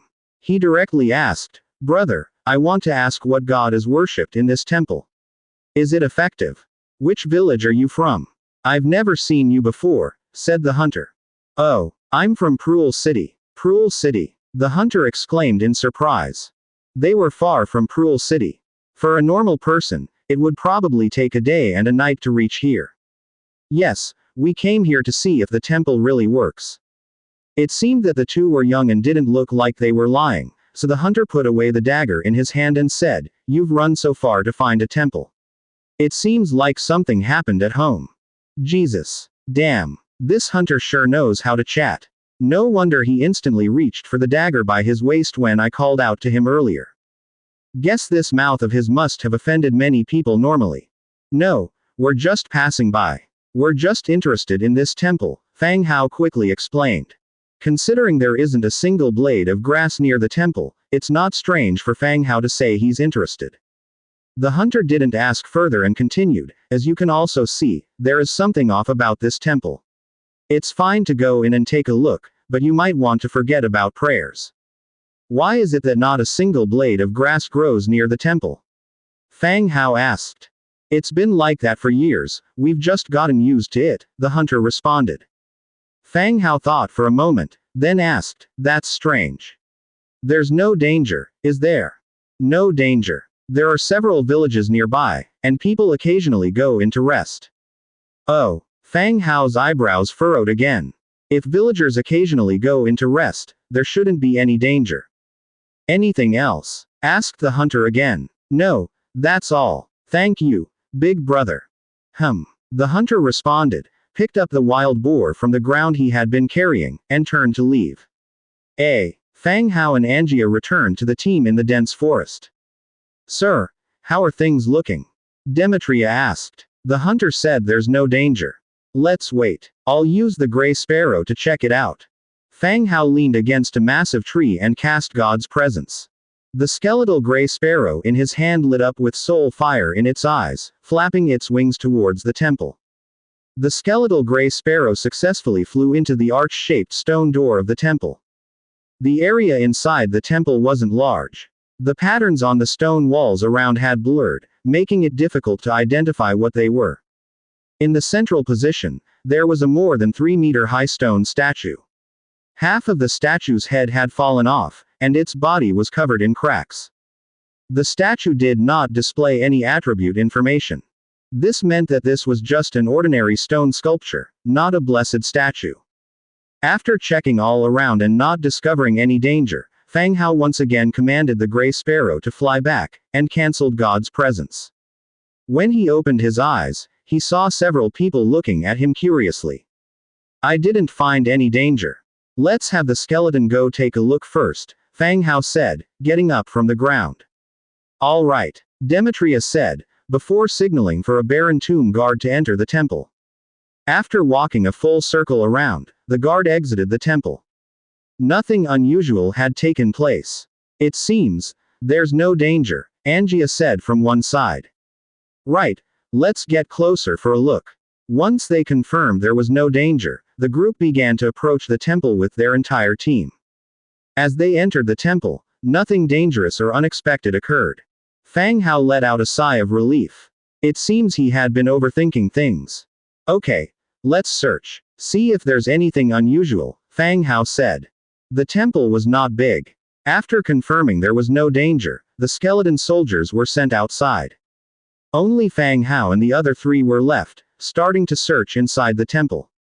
They looked all around, seeking anything out of the ordinary.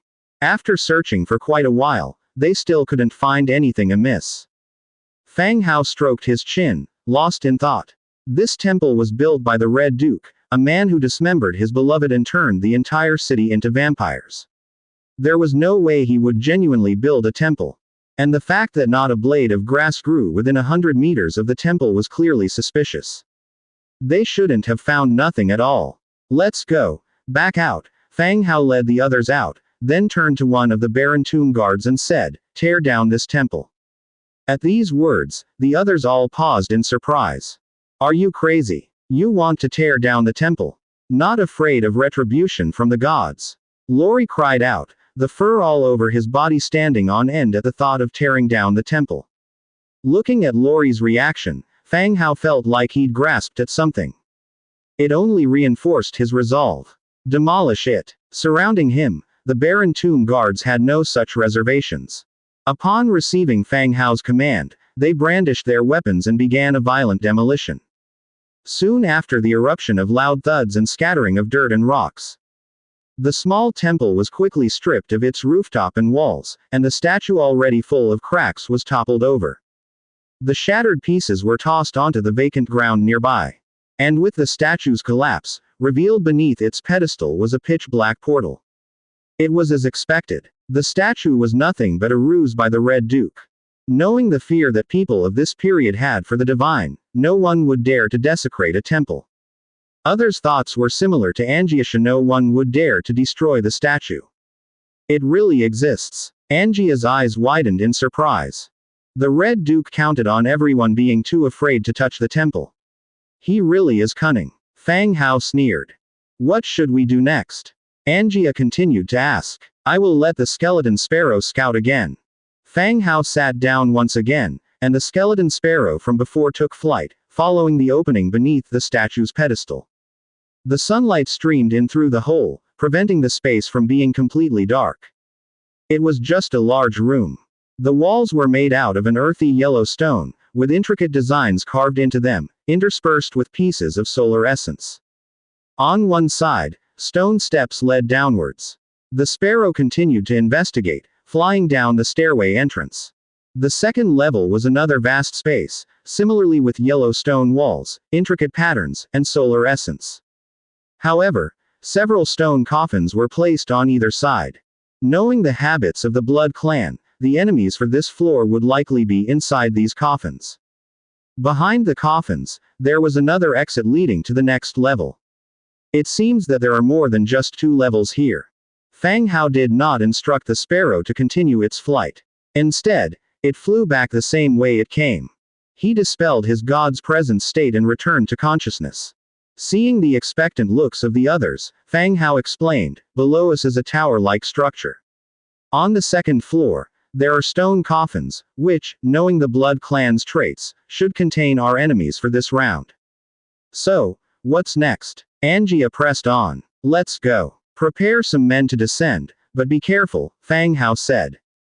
Okay. The group divided the tasks quickly. The limited space inside and Fang Hao's combat power would not be decisive here. And so, Fang Hao and Angia would stay outside. Demetria and Lori led 10 Baron Tomb guards inside.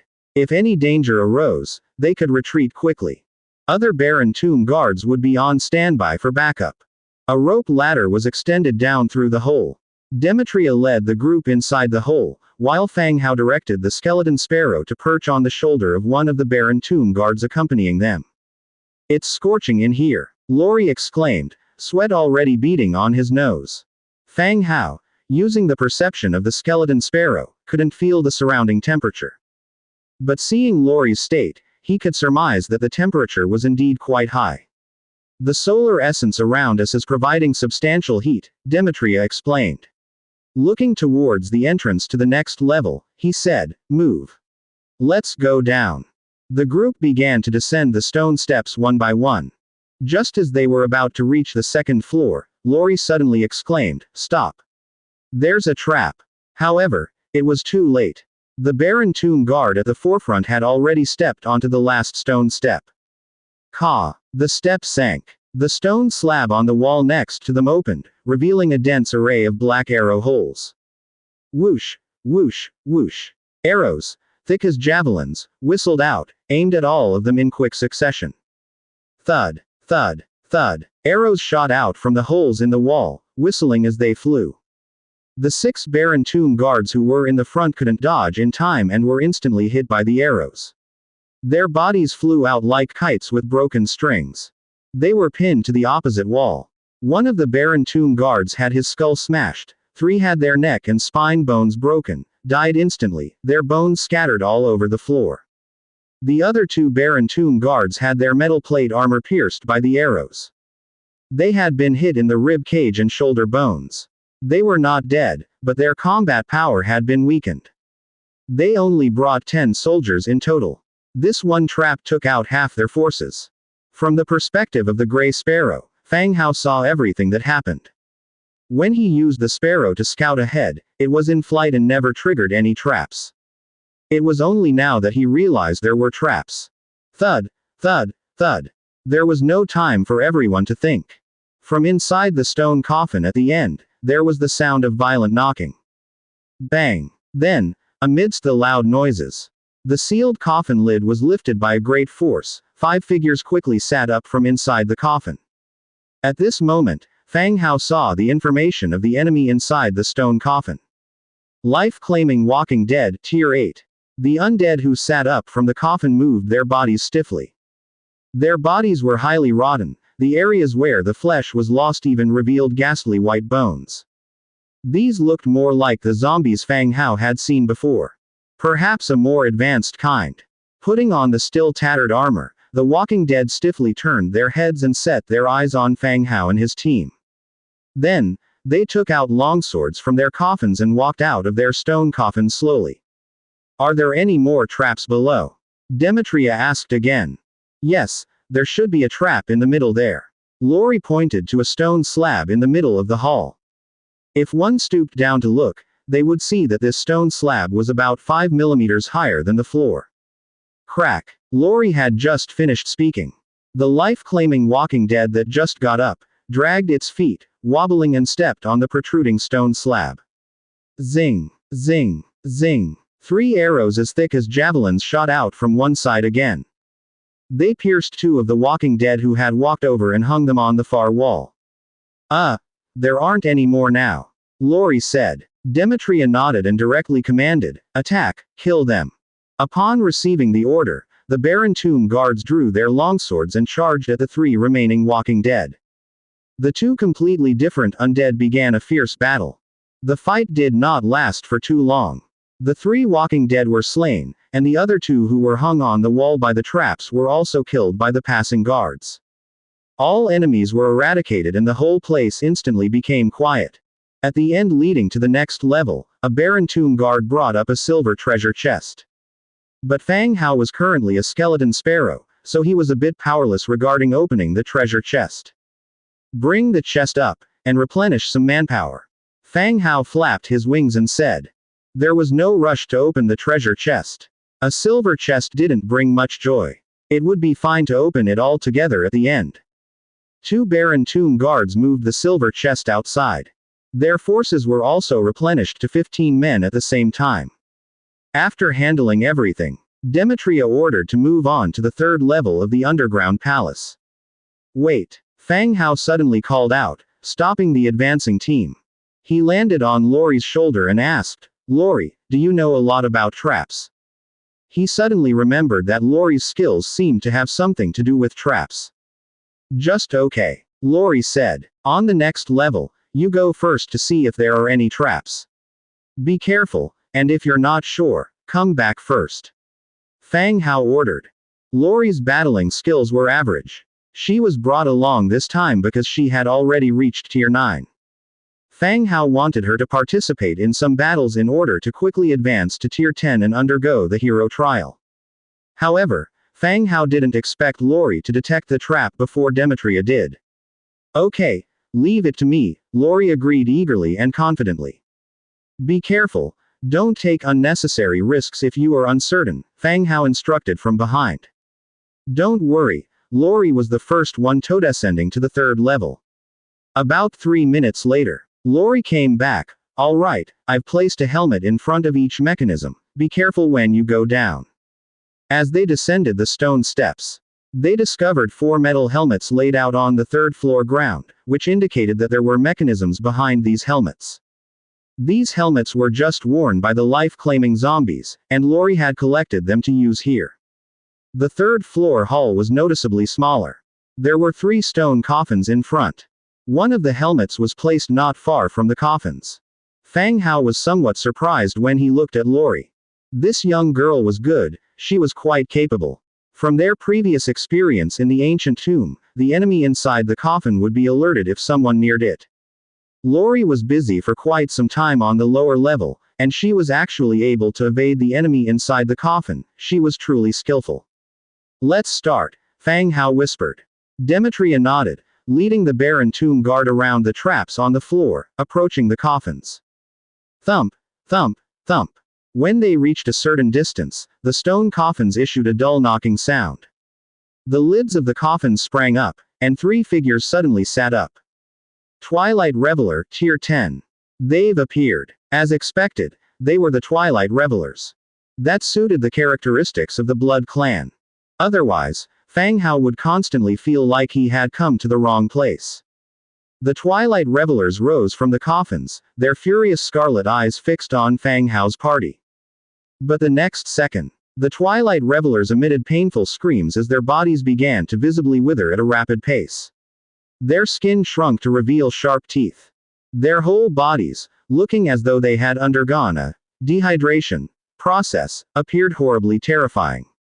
"What's happening?" Lori wiped the sweat off her forehead. The temperature here was too high. It was as dry and stifling as inside a steamer. "It probably has to do with the formation pattern embedded with solar essence on the wall," Fang Hao suggested. The formation pattern on the walls was similar to the one in the ancient tomb that illuminated the pulsating heart. The formation pattern should be the cause. The mummy-like Twilight Revelers slowly emerged from their coffins, picked up the weapons beside them and let out another hoarse roar. "Attack! Kill them!" Demetria directly commanded. The 15 Baron Tomb guards obeyed the order, descended the steps, and rushed towards the Blood Clan. The battle began. The Baron Tomb Guard and the Blood Clan entered melee combat. Even though the Baron Tomb Guard had the numerical advantage, there was still a significant disparity in their tiers. Several guards attacking one person did not seem to be of much effect. Not wanting to drag out the fight, Demetria drew his longsword and descended the steps. Right in front was a tall male Blood Clan. Despite his current terrifying appearance, his black embroidered tuxedo still hinted at his noble status. His weapon was a ceremonial sword, the sharp blade having pierced through the skull of the Baron Tomb Guard in front of him. As the Baron Tomb Guard perished, its bones and equipment scattered on the ground. Next, he turned his attention to the lizardman approaching him slowly, and the little orc standing behind him who was just under 4 feet tall. The desire for blood made him instinctively stick out his tongue, licking his now distorted lips. "Ka! I've never tasted the flavor of a lizardman and an orc, the Blood Clan uttered, the tearing sensation in his voice nauseating. Facing the Blood Clan man's loud roar, Demetria didn't say anything. Instead, he held his sword and continued to advance towards the Blood Clan. As the gap between them narrowed, the bloodthirsty man could no longer suppress his longing for fresh blood. His pace quickened from a walk to a run. A bloodthirsty, eerie smile appeared at the corner of his mouth as he anticipated the forthcoming feast. He did not take the oncoming lizardman seriously. The weapon in his hand was a short sword, renowned for its speed and versatility, while the towering lizardman wielded a heavy sword. In such terrain, he held all the advantage. The long-awaited sweet taste of blood was indeed alluring. The bloodthirsty man sprinted towards his prey, skidding to a halt when the two of them were just 3 meters apart. Swish! The short sword in his hand stabbed upward from below, aiming for the lizardman's lower jaw. The spot where the armor met the helmet, a hit there would pierce his brainstem from the lower jaw and kill him. As the tip of the sword kept drawing nearer to the lizardman's jaw. In the man's mind, the image of blood splattering from the wound already materialized. The sweet fresh blood gradually filled his mouth. Suddenly, he felt resistance against his thrusting sword. Frowning, a look of terror washed over his face. He saw the lizardman with indifference seize the edge of his thrusting blade. The blade of the short sword and the lizardman's armored fingertips clashed, producing a scraping sound. His sword was held firmly. No matter how hard he tried, he couldn't pull his sword free. The man's shock turned to horror. He was a rank 10 soldier, gifted with the immense power of eternal night. Why did his attacks feel as puny as a woman's in front of this lizardman? Is that all you've got? The lizardman countered. The bloodthirsty man wanted to reply, but the lizardman's other hand swung the longsword. Splat! The longsword cleaved his head off, and hot blood gushed out, forming a cloud of smoke under the heat. The Blood Clan man's severed head rolled away. He spotted his own body slowly falling to the ground, along with the orc and a pet skeleton bird on the stone steps. Who exactly were they? Why were the lizardman, orc, and the undead together? Pondering, his world eventually succumbed to darkness. Without pausing after killing one man, Demetria continued. Sword in hand, he charged at the next Blood Clan member. With a swift motion, he decapitated the remaining 2 dusk banqueters. The battle ended swiftly, but Fang Hao's side still lost 10 Barren Tomb guards. Some were killed by the vampires, others died from activating traps on the ground floor during the battle. In the end, the battle concluded, and Fang Hao's side emerged victorious. A golden treasure chest was brought from the end of the corridor. At the command, it was sent upstairs. Lori went ahead to inspect traps and mark them before the reassembled troop ventured into the 4th floor. Lori descended to the 4th floor. However, less than 2 minutes later, she returned upstairs. She reported, the last floor has no traps or enemies, just an open, enormous stone coffin in the center. The final floor. What's inside the coffin? Fang Hao inquired. All I saw was uncovered coffin, I didn't dare to get too close. Lori replied. Indeed, if there were enemies inside, getting too close might awaken them. Let's go, move out and check. Fang Hao flapped his wings, alighting back onto the shoulder of the Barren Tomb guard. The team began to descend the staircase into the 4th level. The area of the 4th level had shrunk again, and there was no passage leading to the next level. If there were no secret passages, then this would be the last level of the underground palace. In the central position, there was a huge stone coffin. Rather than a coffin, it was more like a water pool shaped like a stone coffin. On top of the stone coffin were 4 round copper mirrors. Around each copper mirror, solar radiant patterns were carved, embedded with solar essence, casting 4 rays of light directly into the stone coffin below. The copper mirrors and patterns were exactly the same as those used to illuminate the heart in the ancient tomb last time. Fang Hao had basically confirmed it now. Inside the coffin was the remaining body of the heart. However, looking at the stone coffin that was as big as a swimming pool. Just how big was the person inside? Could the Blood Clan have giant bodies? That didn't seem right. If it was a giant, how would it have been the lover of the city lord of the human clan from before? The body structure wouldn't be up to standard. Fang Hao was a bit puzzled. Go, take a stroll inside, Fang Hao said to the Baron Tomb Guard beside him. Without hesitation, the Baron Tomb Guard stepped down the stairs and strolled around the entire hall after hearing the command. There were no surprises, and no enemies appeared. It seemed safe inside. Be careful, move all the funeral items out, Fang Hao ordered. Although the stone coffin occupied most of the space, there were still quite a few gold and silver burial items stored in the corners. The Baron Tomb Guards, in standby mode, sprang into action. They began to move the funeral items that could be taken away, out of the palace. Controlling the skeleton sparrow, Fang Hao flew directly above the giant coffin in the center and looked down from the top of the coffin wall. In the stone coffin, there was a pair of giant bat wings. Under the light beam of the copper mirror, they looked pale and shriveled. Reviving bat wing. Category. Organ. Effect. Implant bat wing. Description. The greedy city lord stripped the bat wings from his lover. He brought the best surgeons in his city to try to graft them onto himself.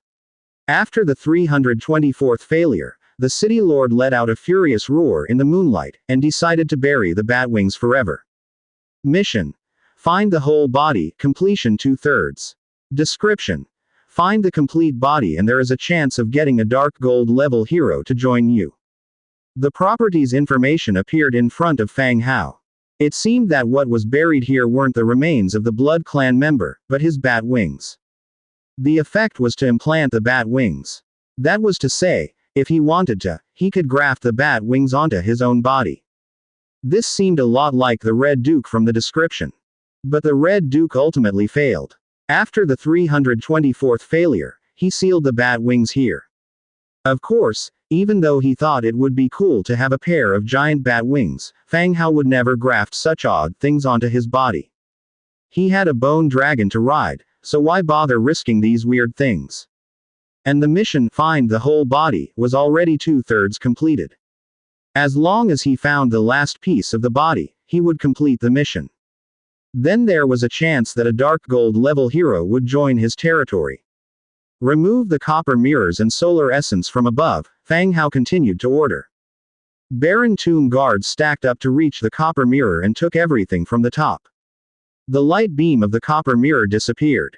The bat wings in the stone coffin slowly recovered their color and were no longer shriveled. As the copper mirror on the ceiling was removed, the bat wings in the stone coffin were quickly regaining their blood color. No longer shriveled and pale. What's this? Lori jumped onto the stone coffin, and Demetria also came over. They were latecomers, only hearing a brief explanation from Fang Hao about the beating heart on their way. Bat wings, part of the beating heart, Fang Hao answered. That's quite scary. Lori hugged his shoulders, shivering slightly. The two bat wings gradually regained their blood color. They fluttered from time to time, as if they were about to fly. You'll get used to it, Fang Hao reassured. The funeral items were all transferred out. Tie up the bat wings and take them out. Also, take all the solar essence and nightstone on the walls, Fang Hao instructed further. The Baron Tomb Guards commenced action.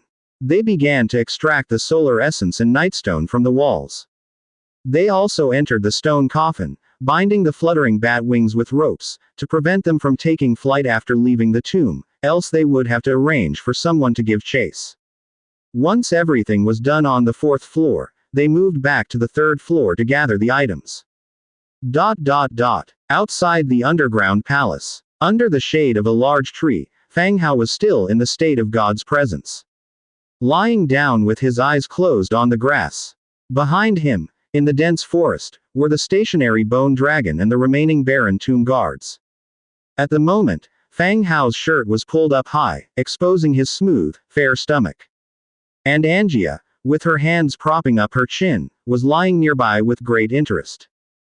Go on, you're almost at the finish line.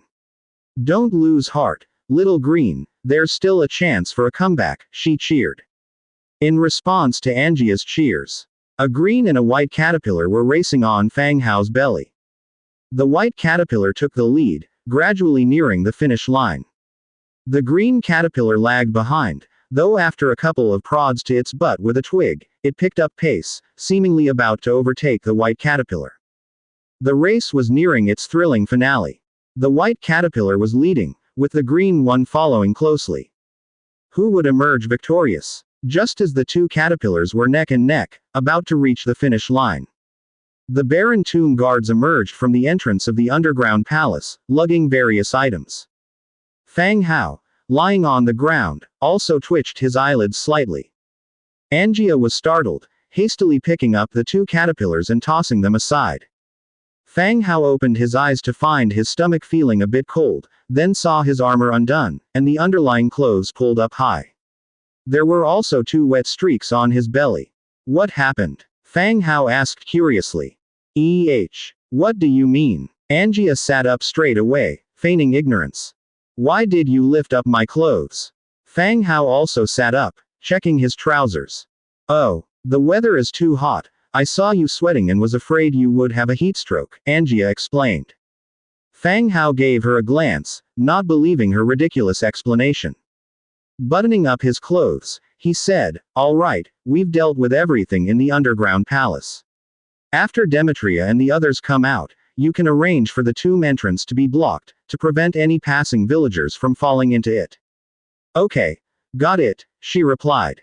Soon, Demetria and his men came out through the entrance of the underground palace. The various trophies and funeral items were piled up on both sides. Angia ordered the barren tomb guards to prepare stones to block the entrance once everyone was out. Taking this opportunity, Fang Hao decided to open the treasure boxes. This time they got 2 treasure boxes in total. One was silver and the other was gold. He first came to the silver box and opened it. Obtained. Blueprint for white steel two-handed sword, blueprint for courtyard stone wall, 5 shadow stones, 12 blood stones, 72 warfire coins. The blueprint for the white steel two-handed sword is a duplicate. The last time I got it was in the Blood Clan's ancient tomb, and now it's from this silver chest. Check the second blueprint. Courtyard stone wall blueprint, Yanmi 10 wood materials, 30 stone materials, 20 stone bricks. Description. A wall that guards against gentlemen but not against thieves, can block the view.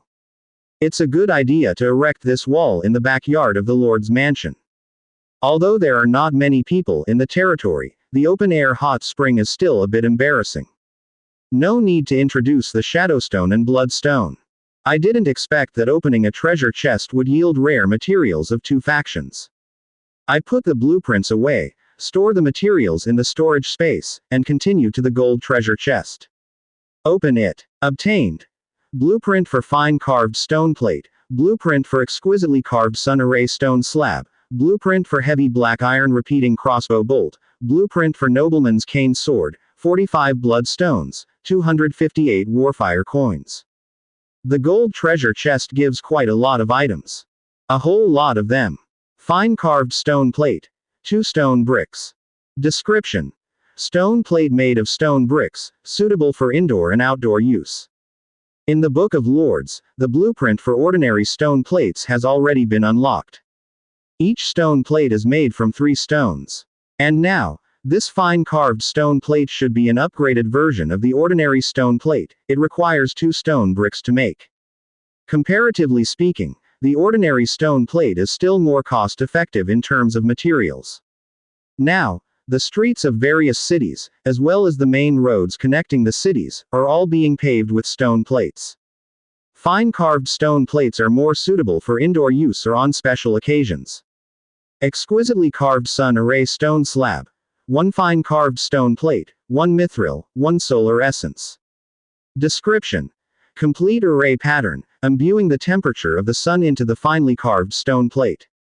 Exquisitely carved stone plate. Fang Hao quickly flips through the Book of Lords. Sure enough, he found the consumption requirement of an exquisitely carved stone plate in the material needed for the stone monster's stone armor. Now that 2 blueprints require an exquisitely carved stone plate, he should pay attention in the future, or directly place an order in the Trade Alliance for acquisition. The exquisitely carved sun array stone slab is actually not difficult to understand. Just now, stone plates carved with sun array patterns can be seen on the walls of the cave. Although Fang Hao did not have a chance to touch it, Lori had complained that the heat emitted by the stone plate was not low. By winter time, it can serve as a heater, or it can be paved on the floor to become geothermal heat. Such practical and useful items are quite neat. Heavy black iron crossbow bolt. 5 hardwood, 3 iron, 2 cast iron, 1 metal component. Description: a crossbow bolt commonly used for ballista-type weapons. Obviously, this is the kind of bolt shot out by the mechanism. Although it's called a crossbow bolt, its length and thickness is more similar to a war spear, or perhaps a javelin. But it must be used in conjunction with a weapon. I've gotten the blueprint for that nobleman's cane sword before, so getting it now is considered a duplicate. I'll sell it in the channel when the time comes. After reading all blueprints, I collected them all using the Book of Lords. Looking at the ongoing fill-up team not far away, I scratched my belly. After a while, it's done, all filled up. Angia came back with her people. The original temple has been leveled, and the fragments and statues have been thrown into the pit and covered with soil. In less than 2 days, even the marks of the fresh soil on the ground will disappear. As if the temple never existed. Let's go back. Everyone climbed onto the bone dragon and began to return to the territory. By the time he returned to the estate, it was already about 3 or 4 in the afternoon. After dismounting from the bone dragon, Fang Hao ordered, "Throw these corpses into the skeleton conversion field, and send this Batwing to the Viscera Museum." The Baron Tomb guards began to move as per his orders. The harvest this time had been quite smooth. Fang Hao had obtained what he wanted, but he was still 1 body short of completing his final task. There was no need to guess which organ it was. Only the body was left. However, he still hadn't found any clues for the last body part. "Master, your lunch is ready," Era said as she walked over. Good. Fang Hao returned to the main hall, and Era served the prepared lunch. The lunch was a bit simple, but he was rather hungry after being busy all morning.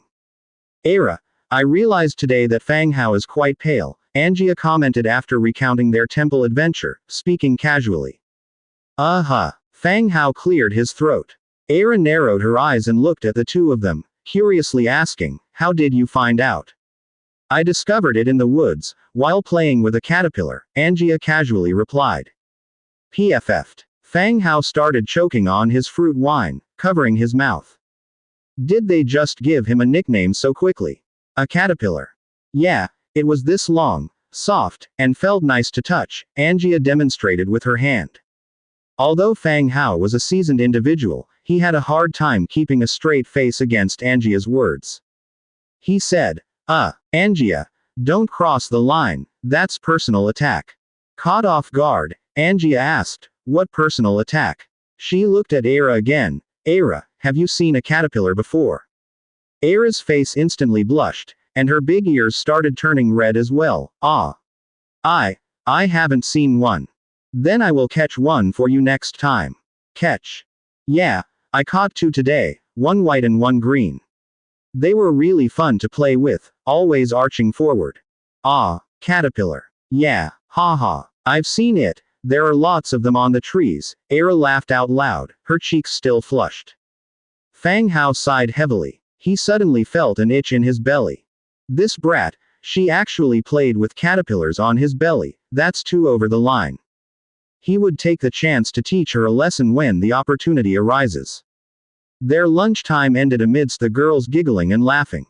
Just as he stepped out of the mansion, many orcs were seen walking over from a distance. Earlier in the morning, before going to the temple, Fang Hao used God's presence to contact Petty, the Pigmen clan leader. He asked her to send troops to the main city in the afternoon. This group was the orc squad arranged by Petty. The squad was led by Bolton, an old acquaintance from the Pigmen clan. Dressed in metal plate armor and carrying a longsword at his waist. Fang Hao hadn't seen Bolton in a while. He looked much sturdier than before. "Lord," Bolton quickly saluted. The orcs behind him also knelt to salute. These orcs were from various large and small orc villages in the north of the territory. After being unified by Fang Hao, they began to coexist peacefully. The Pigmen village, as the first village to affiliate with Fang Hao, had also gained some status among the orc villages in the north.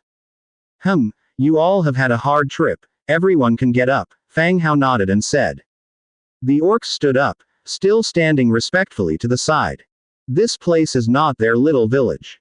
The hundreds of thousands of undead outside the city made it impossible for them to relax, leaving their hearts in suspense. Lord, what should we do on this visit? Bolton asked. Well, wait a moment. Fang Hao finished speaking, and called a maid. Go and call Demetria. As you wish, master. The maid ran towards Demetria's residence. After a while, Demetria came over wearing armor and holding a longsword. Only then did Fang Hao say to the orcs present, this is Demetria, a strong orange level 8 hero. This time you will follow his command and participate in a certain to win battle.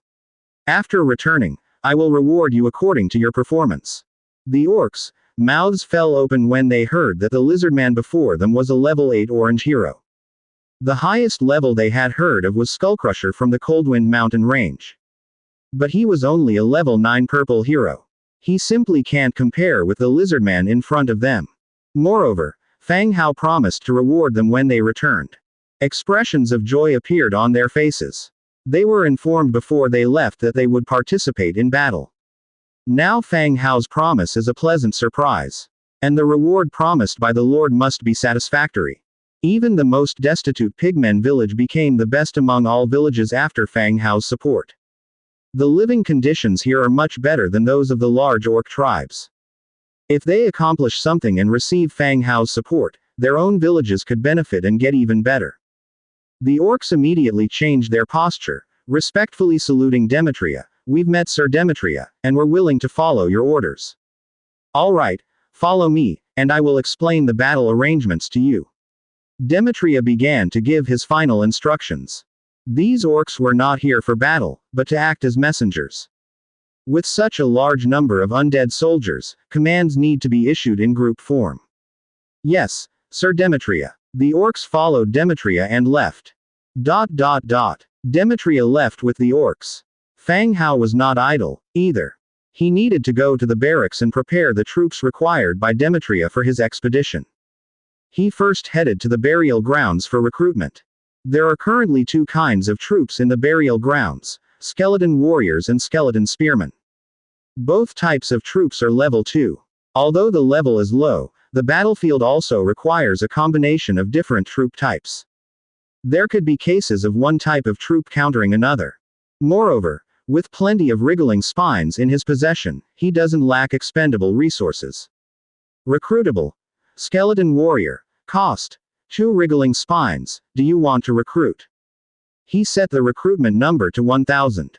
Hundredfold amplification triggered, recruiting 101,000 skeleton warriors. A large variety of lights flashed, and 100,000 skeleton warriors filled up the open space in front, rooftops, and large areas within the territory. After seeing this situation many times, there was no surprise anymore. After asking the skeleton warriors to stand by outside, Fang Hao continued to recruit spearmen. Recruitable. Skeleton spearmen. Cost. 2 wriggling spines. Do you want to recruit? The number was still set to 1000. Hundredfold amplification triggered, recruiting 101,000 skeleton spearmen. Again, a large group of skeleton spearmen appeared. They were also ordered to wait outside the door. After recruiting troops from the burial grounds, Fang Hao proceeded to the giant stone tomb, archery range, and undead mage tower. Troop recruitment was carried out in separate batches. Hundredfold amplification triggered, recruiting 202,000 Baron Tomb Guards. Hundredfold amplification triggered, recruiting 202,000 skeleton archers. Hundredfold amplification triggered, recruiting 202,000 undead mages. A total of 800,000 soldiers, an imposing army, assembled outside the territory. Atop the city gate, Fang Hao and Demetria were looking at an undead army of 800,000 outside the city. The macabre skeletal troops stretched as far as the eye could see. The orcs who were once full of confidence and waiting to be rewarded for their achievements now stood with soft legs, unable to hold themselves up. Only with great effort, dragging and pulling, were they able to barely stand in their small teams under their charge. My lord, There are not enough orcs, Demetria said. In a moment, I'll have the bone dragon bring over more manpower. Fang Hao too noticed the lack of orcs. After deliberating for a while, they both descended the city wall. Upon reaching the vast open space outside the city, Fang Hao began to create equipment for the soldiers. 100-fold amplification triggered, acquired Stormfine Iron Open Helmet 404,000. 100-fold amplification triggered, acquired Military War Spear 101,000. 100-fold amplification triggered, acquired Erland Guardian Thick Leather Armor 202,000. 100-fold amplification triggered, acquired High-Speed Hardwood Shortbow 20,200. Acquired Whitesteel Two-Handed Heavy Sword 20,200. Opening square bracket ... Wood Root Magic Wand. Opening square bracket ... Closing square bracket. Under the boost of 100-fold amplification, pieces of equipment piled up on the surrounding open space.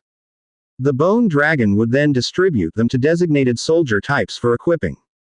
Through this equipment production process, Fang Hao noticed a problem. The equipment of melee troops and long-range troops were becoming increasingly unequal. Melee troops' equipment had basically been upgraded to blue quality throughout. Their offense and defense had reached Tier 3. However, the equipment for long-range troops were relatively behind. Apart from the high-speed hardwood shortbow, the Erland Guardian Thick Leather Armor set and the Undead Mage's Wood Root Magic Wand and Robe were still of green quality. Their offense and defense ratings were only of Tier 2. The ranged troops, in every battle, exerted a high combat power. It seems Fang Hao would need to gradually replace the equipment of ranged troops next, so as not to allow a huge disparity in the quality between melee and ranged equipment. They were kept busy until dusk. The army of more than 800,000 only gradually finished the equipment exchange by then. Fang Hao had the Bone Dragons shuttle back and forth several times, bringing in a large number of orcs. Demetria started the troop drill.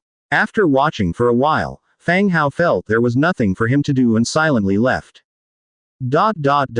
Back at the Lord's mansion. Aira was preparing dinner. Angia was following Aira around, telling stories she had heard from some unknown source. Just as they were about to sit down, a rushing hoofbeat sound was heard from outside the door.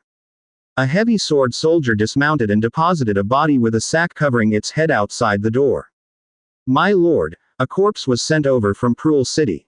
They claimed it to be Blood Clan Fielding. The heavy sword soldier saluted and said loudly.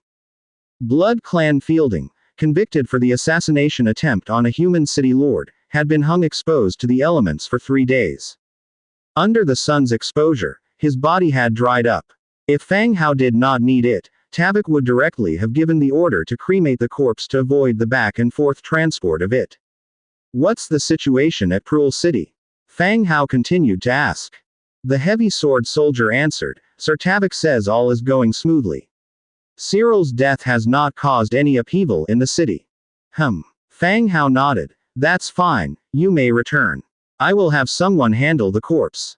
Yes, my lord. The heavy sword soldier mounted his horse once more and left the territory. The corpse of Fielding was still left outside the door. Passing maid servants carefully avoided it. Fang Hao was just about to order someone to throw the corpse into the conversion field when he came up with a new plan. After dinner, a bone dragon landed in front of the Lord's mansion, and Blackthorn dismounted. Lord, yes, I've acquired a corpse of a Blood Clan member. I need you to help me interrogate him and glean some useful information, Fang Hao said. I am at your service. The two men proceeded to the open land where the corpse was laid. Blackthorn began drawing array markings and Fang Hao had someone bring 2 cattle. As the blood flowed along the array and collected in the body. Fielding, who had been dead for several days, sat up momentarily, his eyes hollow. Sir, please begin your questioning, Blackthorn said. Fang Hao didn't hesitate, asking directly, Fielding, how many troops are there in Crescent Heights? Fielding, his face charred, replied, around 60,000. Crescent Heights hasn't done a troop count in a long time, so I don't have exact figures. What level of power has the Red Duke reached? I don't know. Has he broken through to the Dark Gold level? No. At this point, Blackthorn gave Fang Hao a look. signaling to Fang Hao that Fielding's condition could only answer one last question. Where did the Red Duke hide his lover's body when he was still a human city lord? Fielding's swollen body faltered slightly, seemingly surprised that Fang Hao would ask this question. But he still answered without hesitation. At the bottom of Lake Tanho in Crescent Heights. Point out the location to me. Just as Fang Hao opened the Book of Lords, Fielding's body burst with a bang. Blood and flesh scattered everywhere. Sir, have you obtained the information you wanted? Blackthorn asked. Fang Hao closed the Book of Lords. Yes, Fielding held a high position in Crescent Heights. The information is quite useful. This inquiry of the corpse made the previously uncertain information much more concrete. The cavalry force stands at around 60,000. No specific information had been obtained about the Red Duke's tier. But he was at tier 8 5 years ago, and he still hasn't reached the dark gold level now, so he's probably at tier 9 or 10. There isn't much difference from Demetria's orange tier 8. Most importantly, Fang Hao obtained the final clue about the location of the Beating Heart's last body part. At the bottom of Lake Tanho in Crescent Heights. Although he didn't know the exact location of Lake Tanho, with its name and location in Crescent Heights, he would have no trouble finding it. Sir, are you planning to go to war with the Blood Clan? Asked Blackthorn. When the Bone Dragon arrived, Blackthorn saw the newly assembled army awaiting orders outside the city. In conjunction with the recent interrogation of the Blood Clan, it could be inferred that a war was imminent with the Blood Clan. Yes, this time we will take the initiative to attack Crescent Heights. We need to tighten our defense on the northern fortress, in order to prevent the trolls from taking advantage of the situation, said Fang Hao. Blackthorn was a skeleton hero created by him. With 100% loyalty, Fang Hao wasn't afraid of him leaking the next plan. On the contrary, Blackthorn brought up an important point which reminded Fang Hao of the troll fortress in the north. He must increase the defense to prevent any problems during this time. Sir, rest assured, I'll arrange everything as soon as I return, said Blackthorn, nodding solemnly. Good, thank you for your hard work, Blackthorn. It's my duty, sir. Afterwards, Blackthorn had nothing else to do. After saluting, he mounted the Bone Dragon and flew back to his base at the Bloody Fortress. After dismissing Blackthorn, Fang Hao called for Demetria and informed him of the information obtained from the interrogation. It would help him get prepared. After handling everything, it was already late at night. Fang Hao returned to his room and immediately fell asleep. Meanwhile, Crescent Heights, Blood Clan Castle. The Red Duke's face was full of rage, fuming with anger. Where is he? Where is Fielding? The Red Duke roared, like a bloodthirsty, mad beast. Traveling from Crescent Heights to Proul City on a known route takes 2 days. According to the plan, 3 days ago a group of residents from Proul City should have arrived in Crescent Heights to serve as blood slaves. But until now, not only the blood slaves had not arrived, but even Fielding had gone missing. Even though the Red Duke did not want to think about it, he knew that something must have gone wrong. Most likely, something bad had happened to Fielding. Upon the throne, veins protruded from the Red Duke's face, his features twisted grotesquely like a devil emerging from the abyss. I asked you a question, why weren't the plan people delivered? The Duke's voice echoed eerily, sending a chill running down one's spine. Under the Red Duke's rage, the remaining members of the Blood Clan trembled in fear and awe. Having gained power, the Red Duke had become increasingly ruthless. Throughout Crescent Heights, no one dared to stand against him. Your Grace, this matter has always been handled by Fielding. There may have been some mistakes, one of the vampires spoke. The plan to subvert Proul City had been exclusively handled by Fielding as per Red Duke's strict orders against interference. Hence, they were not exactly clear on how the plan was progressing. Now that Fielding had messed up and the Red Duke was questioning them, they felt wronged and frustrated. Humph. With a cold humph, the Red Duke vanished from his spot and reappeared in front of the speaking vampire in the blink of an eye. He gripped the vampire by the throat, sank his sharp fangs into the neck, and greedily drank the blood. Terror danced in the vampire's eyes as he struggled to plead for mercy, but no sound came out of his mouth. His body quickly withered and he eventually went limp as if drained of all strength. His body was carelessly tossed aside. Thump, thump, thump. Emulating this painful scene, the remaining vampires fell to their knees, their faces pale and legs shaking. They realized the Duke's mood today was terribly unstable. He had killed one of their own just because of Fielding's failure. Even with the presumed death or disappearance of the young master, Giovanni, the Duke had never displayed such intense emotions. Maybe a full meal had eased the Red Duke's temper somewhat. I don't want to hear excuses, I want accurate information, the Red Duke said coldly, his gaze sweeping across everyone present. The hall fell into silence for a moment. Another vampire spoke up. Your Grace, my men found signs of a struggle on the way and a human corpse in a thicket of bushes. It seems that the blood servants we were escorting were robbed in transit. The Red Duke raised an eyebrow. They were robbed. Who would rob people on that road? Did you find any corpses of half-bloods? The Red Duke returned to his seat. No, the crime scene was spotlessly cleaned. Everything that could be taken was taken by the perpetrators. The human body found was presumably forgotten in the thicket or missed in the dark, the vampire replied. Good, you did well, the Red Duke offered some casual praise. Thank you, Your Grace. The Duke's gaze swept across the room again. Who has information about Fielding? He asked. Once again, silence filled the hall. Regarding Fielding, or rather, regarding Cruel City, it was as if a dark hole had swallowed any possible information about the place. Despite their number, no one had any leads. The Duke's expression turned furious again as he let out an exasperated sigh. He turned to a nearby blood servant. Go check the Faceless's cottage. There should be a message by now. As you wish, Your Grace, the blood servant departed swiftly to check the news from the Faceless's quarters. Yesterday, the Duke sent a message from the Faceless's dwelling and by today, he was expecting new news. The wait wasn't long. The servant returned swiftly with an envelope, respectfully presenting it to the Red Duke. Your Grace, there's a message. The Duke took the envelope and began reading. It read, Fielding attempted to assassinate City Lord Cyril of Cruel City and was executed and left in the sun for days. Bang! Upon seeing this message, the Red Duke slammed his fist onto his armrest.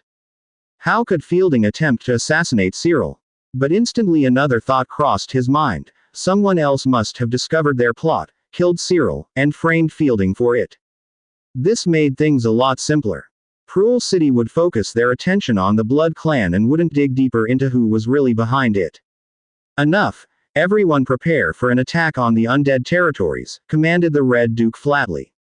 The Book of the Blood Clan had to be retrieved. Since the route through Cruel City was blocked, and he was losing his patience, he decided to wage a war and simply snatch back the Book of the Blood Clan. As for who was responsible for Fielding's death and disrupting their plan, all he had to do was to wait and see who ascended as the new City Lord of Cruel City, and the truth would reveal itself. As you wish, Your Grace, all the vampires responded in unison and, little by little, started to leave the room. Quiet returned to the Blood Clan's hall. But the Red Duke, resting his chin in contemplation, seemed to have fallen into a deep sleep.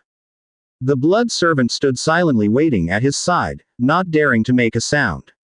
After a long while, the Red Duke reopened his eyes and commanded, Prepare the carriage, we are going to Tanhor Lake. As you command, Your Grace, the servant swiftly left to prepare the carriage.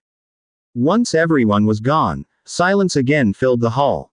However, the Red Duke couldn't help but feel a sense of growing terror. He had had a nightmare during his daytime slumber. In his dream, the people he had killed were seeking revenge while he constantly begged for mercy.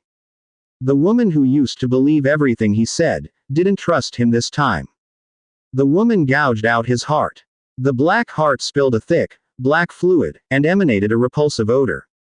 The next second, she tightened her grip, crushing his heart. That was why he was inconsolably irritated today.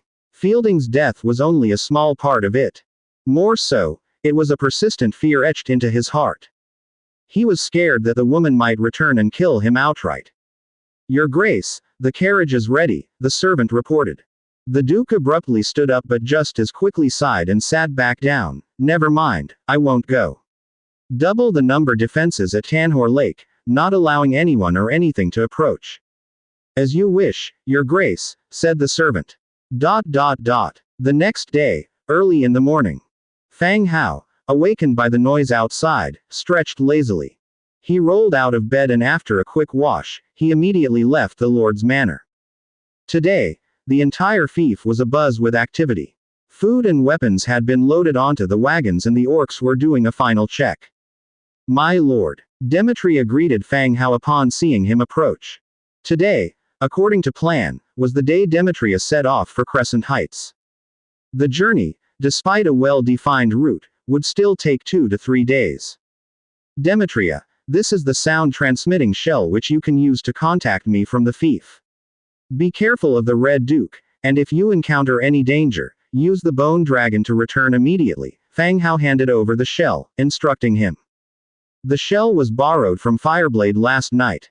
Since Fireblade was guarding the Frostwind Fortress and currently faced no immediate threats, it was decided to give the shell to Demetria first. Rest assured, my lord, we shall be victorious in this battle, Demetria confidently claimed. The contrast in forces was large, 800,000 against 60,000. Demetria was confident of his victory. Good, I look forward to your victorious return. An overwhelming army of 800,000 undead left their territories in a grand display. They headed towards Crescent Heights. Fang Hao stood on the ramparts, watching the army gradually march away. For this war against Crescent Heights, he had handed over command to Demetria. As his territory grows stronger, there is less need for his constant involvement in battles. Furthermore, the heroes understood combat and leadership better than he did.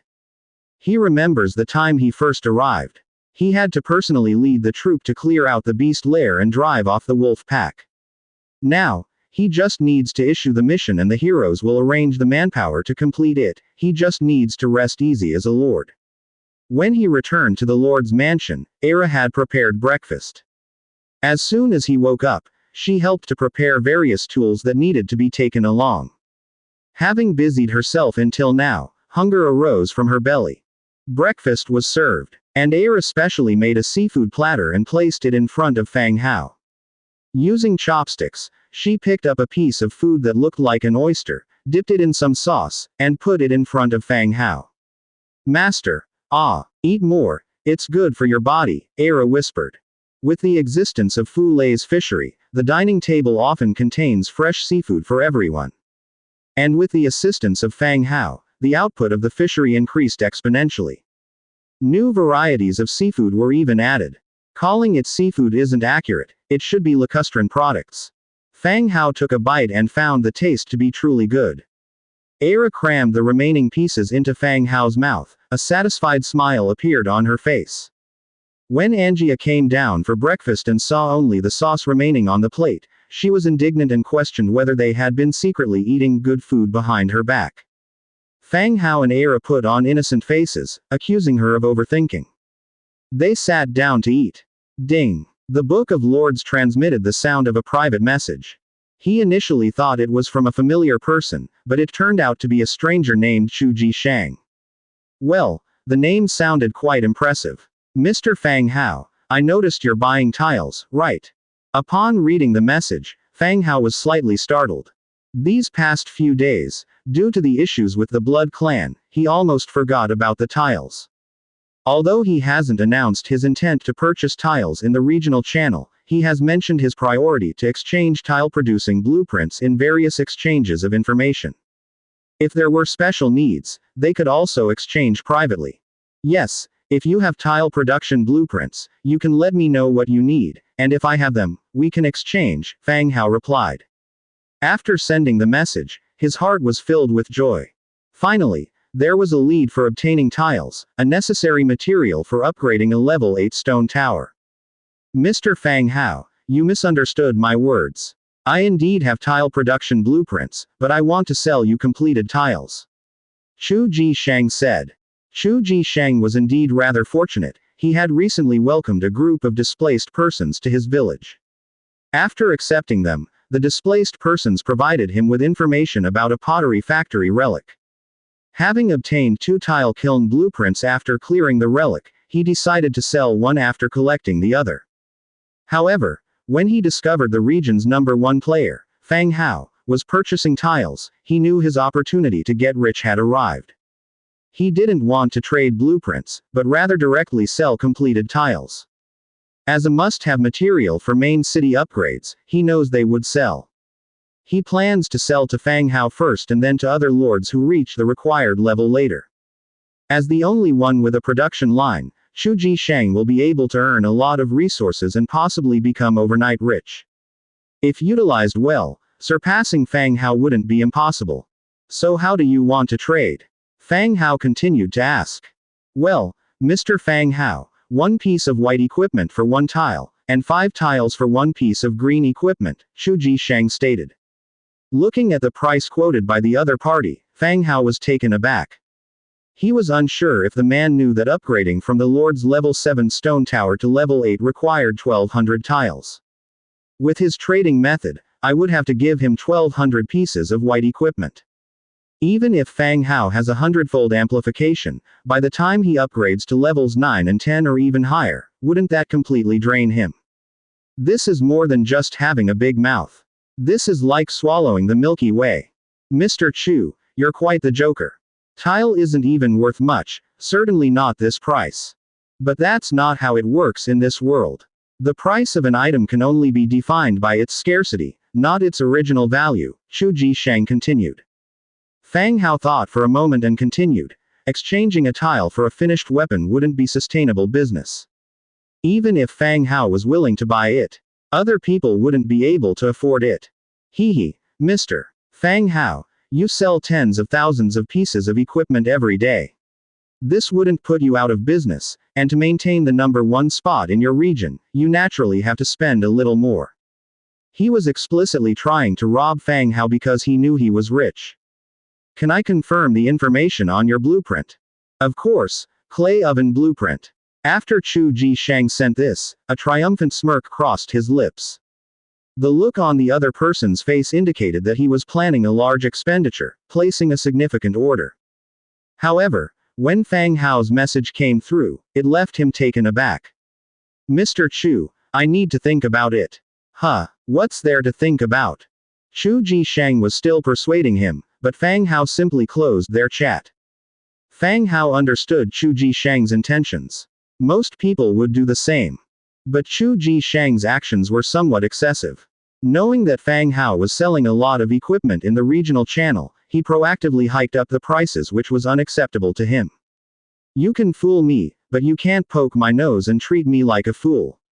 After breakfast, Fang Hao went directly to the trade alliance. Dujin was at the counter writing something. Seeing Fang Hao walk in, he put down his work and said, Lord.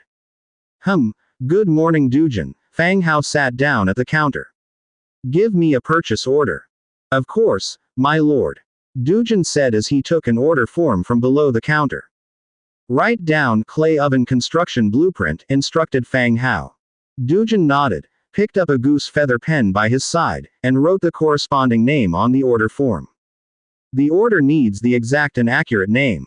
After filling it in, the trade alliance would set the price based on your needs, not an arbitrary price. The trade alliance has its rules. My lord, I've written it down. We still have one order form left, with the due date approaching, Dujin continued. Dujin, do you know how to make a fine carved stone plate? Fang Hao asked. Dujin apologized. I'm sorry, my lord, but I don't. Then write down sound transmitting shell instead. See how many we can ask for the highest. Fang Hao planned to write the sound transmitting shell on the last order. My lord, I suggest writing 5. This number won't cause too much of a delay. Okay, write it down. After chatting with Dujin a bit more, Fang Hao left the Trade Alliance building. He returned to the Lord's mansion. A Tauran warrior arrived on a fast horse. With muscular physique, a silver treasure chest strapped to his back with hemp rope. Lord, the chieftain asked me to bring you this treasure chest and also the maps collected from the tavern. The Tauran dismounted and put the treasure chest on the ground. He then pulled out 2 single-page maps from his thickly furred chest. You've worked hard. Sit down and rest for a while. Fang Hao took the maps, placing them on a table nearby. He would collect them when the sweat on them dried a bit. A maid brought some fruit wine. The Tauren thanked her respectfully and drained the glass. He opened the treasure chest. Received. Black iron round leather knife blueprint, black iron curved battle axe blueprint, green unicorn sheep fishing rod blueprint, beast tooth 12, warfire coin 72. The treasure chest brought from Manam Market has quite a few items inside. Black iron curved battle axe, sturdy wood 1, cast iron pieces 1. Description: a mature and useful tool for leather production, which can increase the efficiency of leather production. It's a leather making tool. From the description, it's supposed to increase the efficiency of leather production. This seems like a very practical tool. Proceeding to check the second item. Black iron curved battle axe. Timber 2, cast iron pieces 2, metal parts 1. Description: a hefty battle axe that is more deadly when chopping and hacking. A green battle axe. Although it's a new blueprint, it doesn't help Fang Hao much. The Territorial Equipment's battle axe is still the hatchet axe, obtained from Bronze Bull, which is also green and of high quality. Plus, the rate of equipping the battle axe isn't high. It's unnecessary to replace the existing hatchet axe with the black iron curved battle axe. Continuing to check the last item. Unicorn sheep fishing rod. Sturdy wood 1, silver ingot 1, unicorn sheep horn 1. Description: a fishing rod made from sheep's horn. A fishing rod, which isn't useful here. However, I can ask Fu Lei if he needs it. If needed, I could make some. After all, with my 100-fold amplification, setting the production quantity to 2 would be enough for the entire fishing village. I'll file these blueprints for now. I send the beast tooth and warfire coin to the seller via the maid. The Tauren is still sitting there, his cup of wine drained. Get him another cup. Give him a bigger one this time, Fang Hao instructs the maid. Thank you, sir, thank you rabbit lady, the Tauren hastily thanks. The bunny maid flashes a smile and hops off to fetch the wine. In Beastman traditional mindset, the more a beast clan resembles the human clan, the less likely they are to be accepted by other beastmen. Such as the Foxkin and the Rabbitman clan, they're the ones subject to discrimination in Beast Clan territory. Here at Fang Hao's place, any beastman must respectfully call her Miss or Mistress. How's the business in the Manam Market recently? Fang Hao starts the conversation. Very good. More and more villages come to trade, the Tauren replies, scratching his head. He's just a common Tauren warrior who is responsible for guarding in his tribe. When asked to talk about some developments or situations, he's at a loss for words. Where did you get this silver treasure chest from? Fang Hao inquires. It was a group of gnolls. Gnolls. Yeah, recently a group violating the market rules and started to rob passing merchant caravans on the road. The chief was furious and led a group to wipe out the Gnoll tribe. This treasure chest was found in their tribe, explained the Tauren. So, that's how they obtained it. The treasure chest could only be opened by a transmigrator like Fang Hao. Even if Bronze Bull obtained a treasure chest, it couldn't be opened. This was verified multiple times with Angia. When she went to play, the treasure chests she found were taken back, but only Fang Hao could open them. That's good, Fang Hao comments with a nod, expressing his agreement with Bronze Bull's method. The bunny maid appears then with a larger cup full of fruit wine. The Tauren accepts it with a laugh and takes down 2 big gulps. Fang Hao continues chatting with the Tauren. Out of the corner of his eye, he sees Lori poking her little head out from behind the door. Hiss hiss. Lori shoots a signal in Angia's direction. Angia looks back upon hearing it and raises her eyebrows curiously. Lori motions with a flick of her head, as if to say, let's go play. Angia glances at Fang Hao and shakes her head slightly. The two engage in a rapid exchange with their facial expressions. Fang Hao, eyeing the talkative Tauren beside him, speaks, Angia, don't go too far. We have a trip outside in half an hour. Oh, okay. Joy quickly covered Angia's face as she briskly walked out of the manor. After exchanging a few words with Lori, the two quickly depart. No more than 5 minutes later, the Tauren excuses himself with a bow. Fang Hao starts examining the 2 blueprints that were sent to him. Map. Undead Cave. Type. Single-page map. Description. A map drawn by traveling merchants, marking the route and geography of unknown ruins. There is actually a map of the undead. Doesn't this feel like a family not recognizing its own kind? The Book of Lords is used to record the map, allowing the map's location to be viewed. The Undead Cave is located on the east side of Manham Market. There is some distance from here, but it's not too far. But with the wyverns as transportation, this distance doesn't seem too far. Now for the second map. Map. Spider Forest. Type. Single-page map. Description. A map drawn by traveling merchants, marking the route and geography of unknown ruins. Check its location on the grand map. Also to the east side of Manham Market, and not far from the Undead Cave. It's very likely that these 2 maps were recorded by the same person.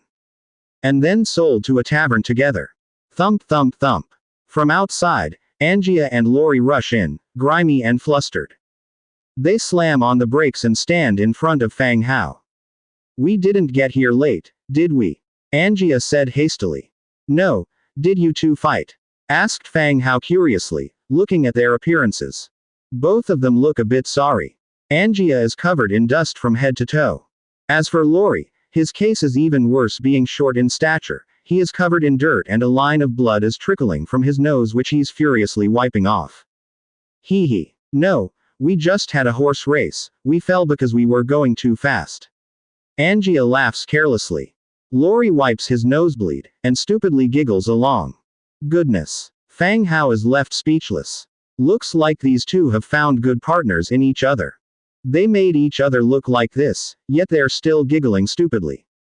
"You're both grown up yet acting silly. Go clean yourselves up, we'll be departing soon," Fang Hao said.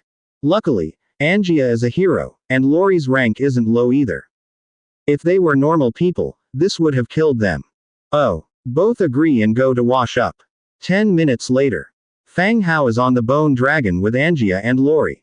Behind them are 10 more bone dragons, carrying 74 skeleton trolls clad in troll-heavy armor suits, each wielding a wolf fang club and a black iron axe.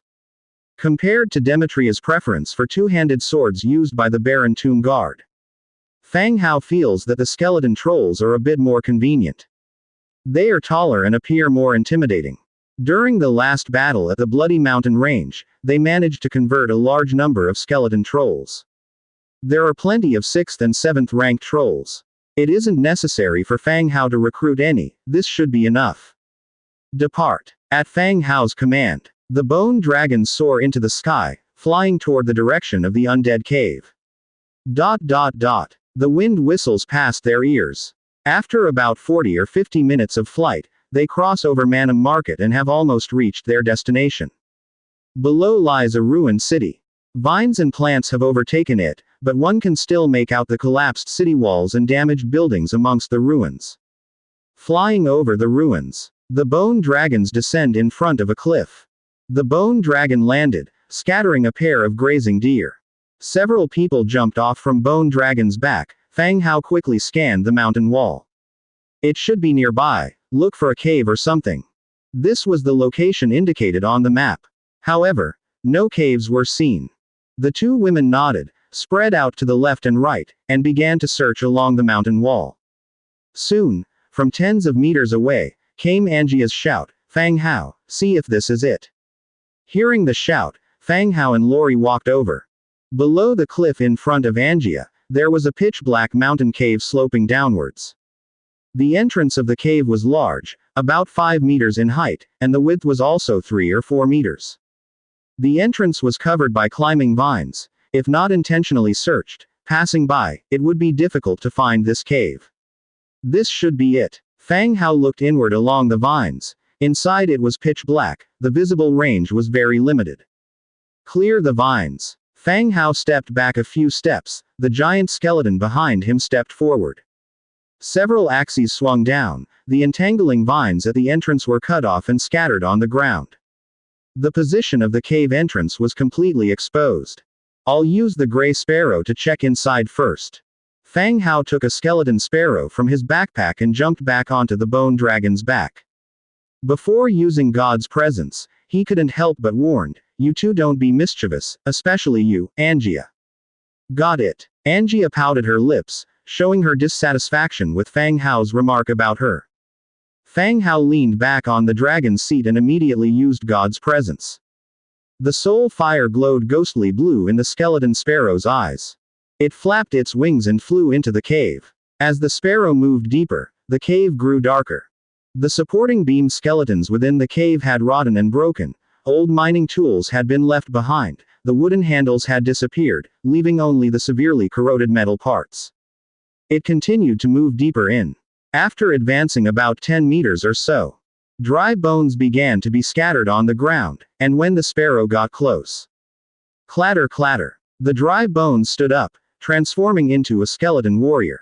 The gray sparrow evaded the skeleton warrior's attack, and continued to fly deeper into the cave. As it moved further in, there were more and more skeleton warriors. The cave was filled with them in front. Fang Hao had no choice but to control the gray sparrow to turn back and fly out of the cave. "Discharged God's presence?" Angia asked. "How did it go?" "Prepare for battle. A large group of skeletons are about to come out." Fang Hao stood up and hurriedly stated. As soon as his words fell, from within the cave, the dense sound of footsteps and the sound of metal hitting the cave walls echoed. "Prepare for dragon breath." Fang Hao jumped down from the dragon's back, but he felt no urgency in his heart. He was too familiar with skeletons. He had seen everything, even on a larger scale, so he did not feel any fear facing these wild little skeletons. The bone dragon lay on its belly, pointing its head at the dark cave. The footsteps grew closer, and then they saw a large number of undead dragging their feet, holding corroded weapons, and stepping towards them. Dragon breath. Fang Hao lightly slapped the huge body of the bone dragon. Roar. The bone dragon's abdomen rose high, and the next second, a black beam sprayed from its mouth into the cave. The vast energy filled the cave. Under the black light, the bodies of the skeletons shattered like sand and scattered all over the ground. Not the slightest resistance. This was the first time Fang Hao had seen the bone dragon use death breath against the undead. When used against living creatures, it would peel off the flesh and turn them into a pile of bones. It seemed now, when used against the skeletons, it was equally effective. No bone residue was left behind. After the breath, the inside of the cave resumed tranquility instantly. After waiting for 2 or 3 breaths, scattered footsteps could be faintly heard from within the cave. There must be a few that managed to escape. Giant skeleton, surround the entrance, freely attack whatever comes out. Fang Hao quickly deployed. The giant skeleton began to move in accordance with the command. In front of the cave, they left a space of about 2 meters. Then, in a concave formation, they surrounded the cave entrance.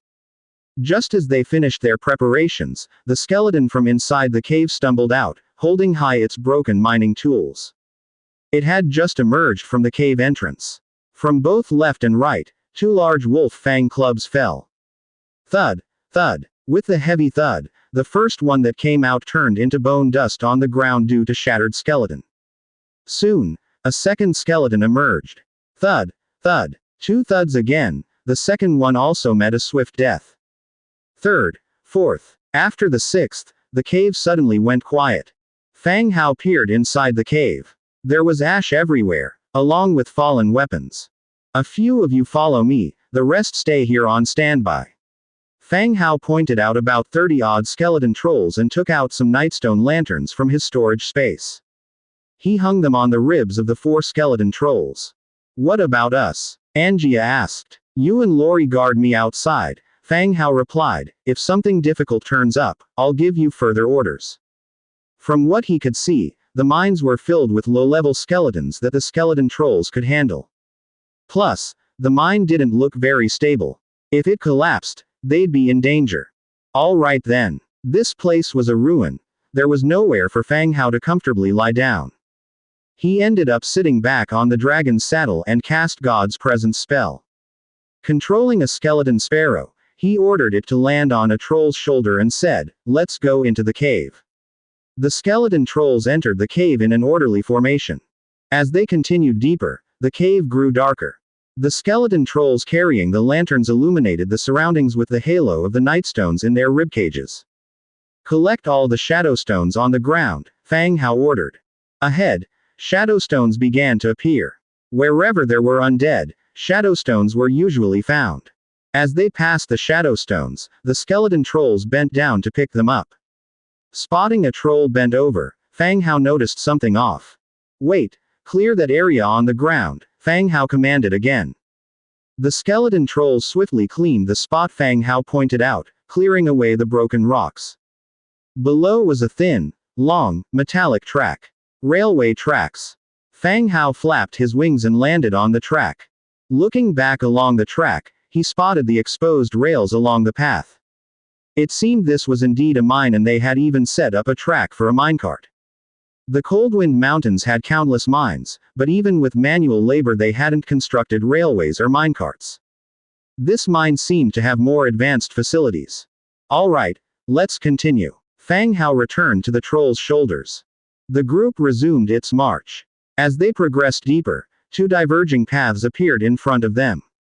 Each path had inscriptions carved on top, but they were now illegible.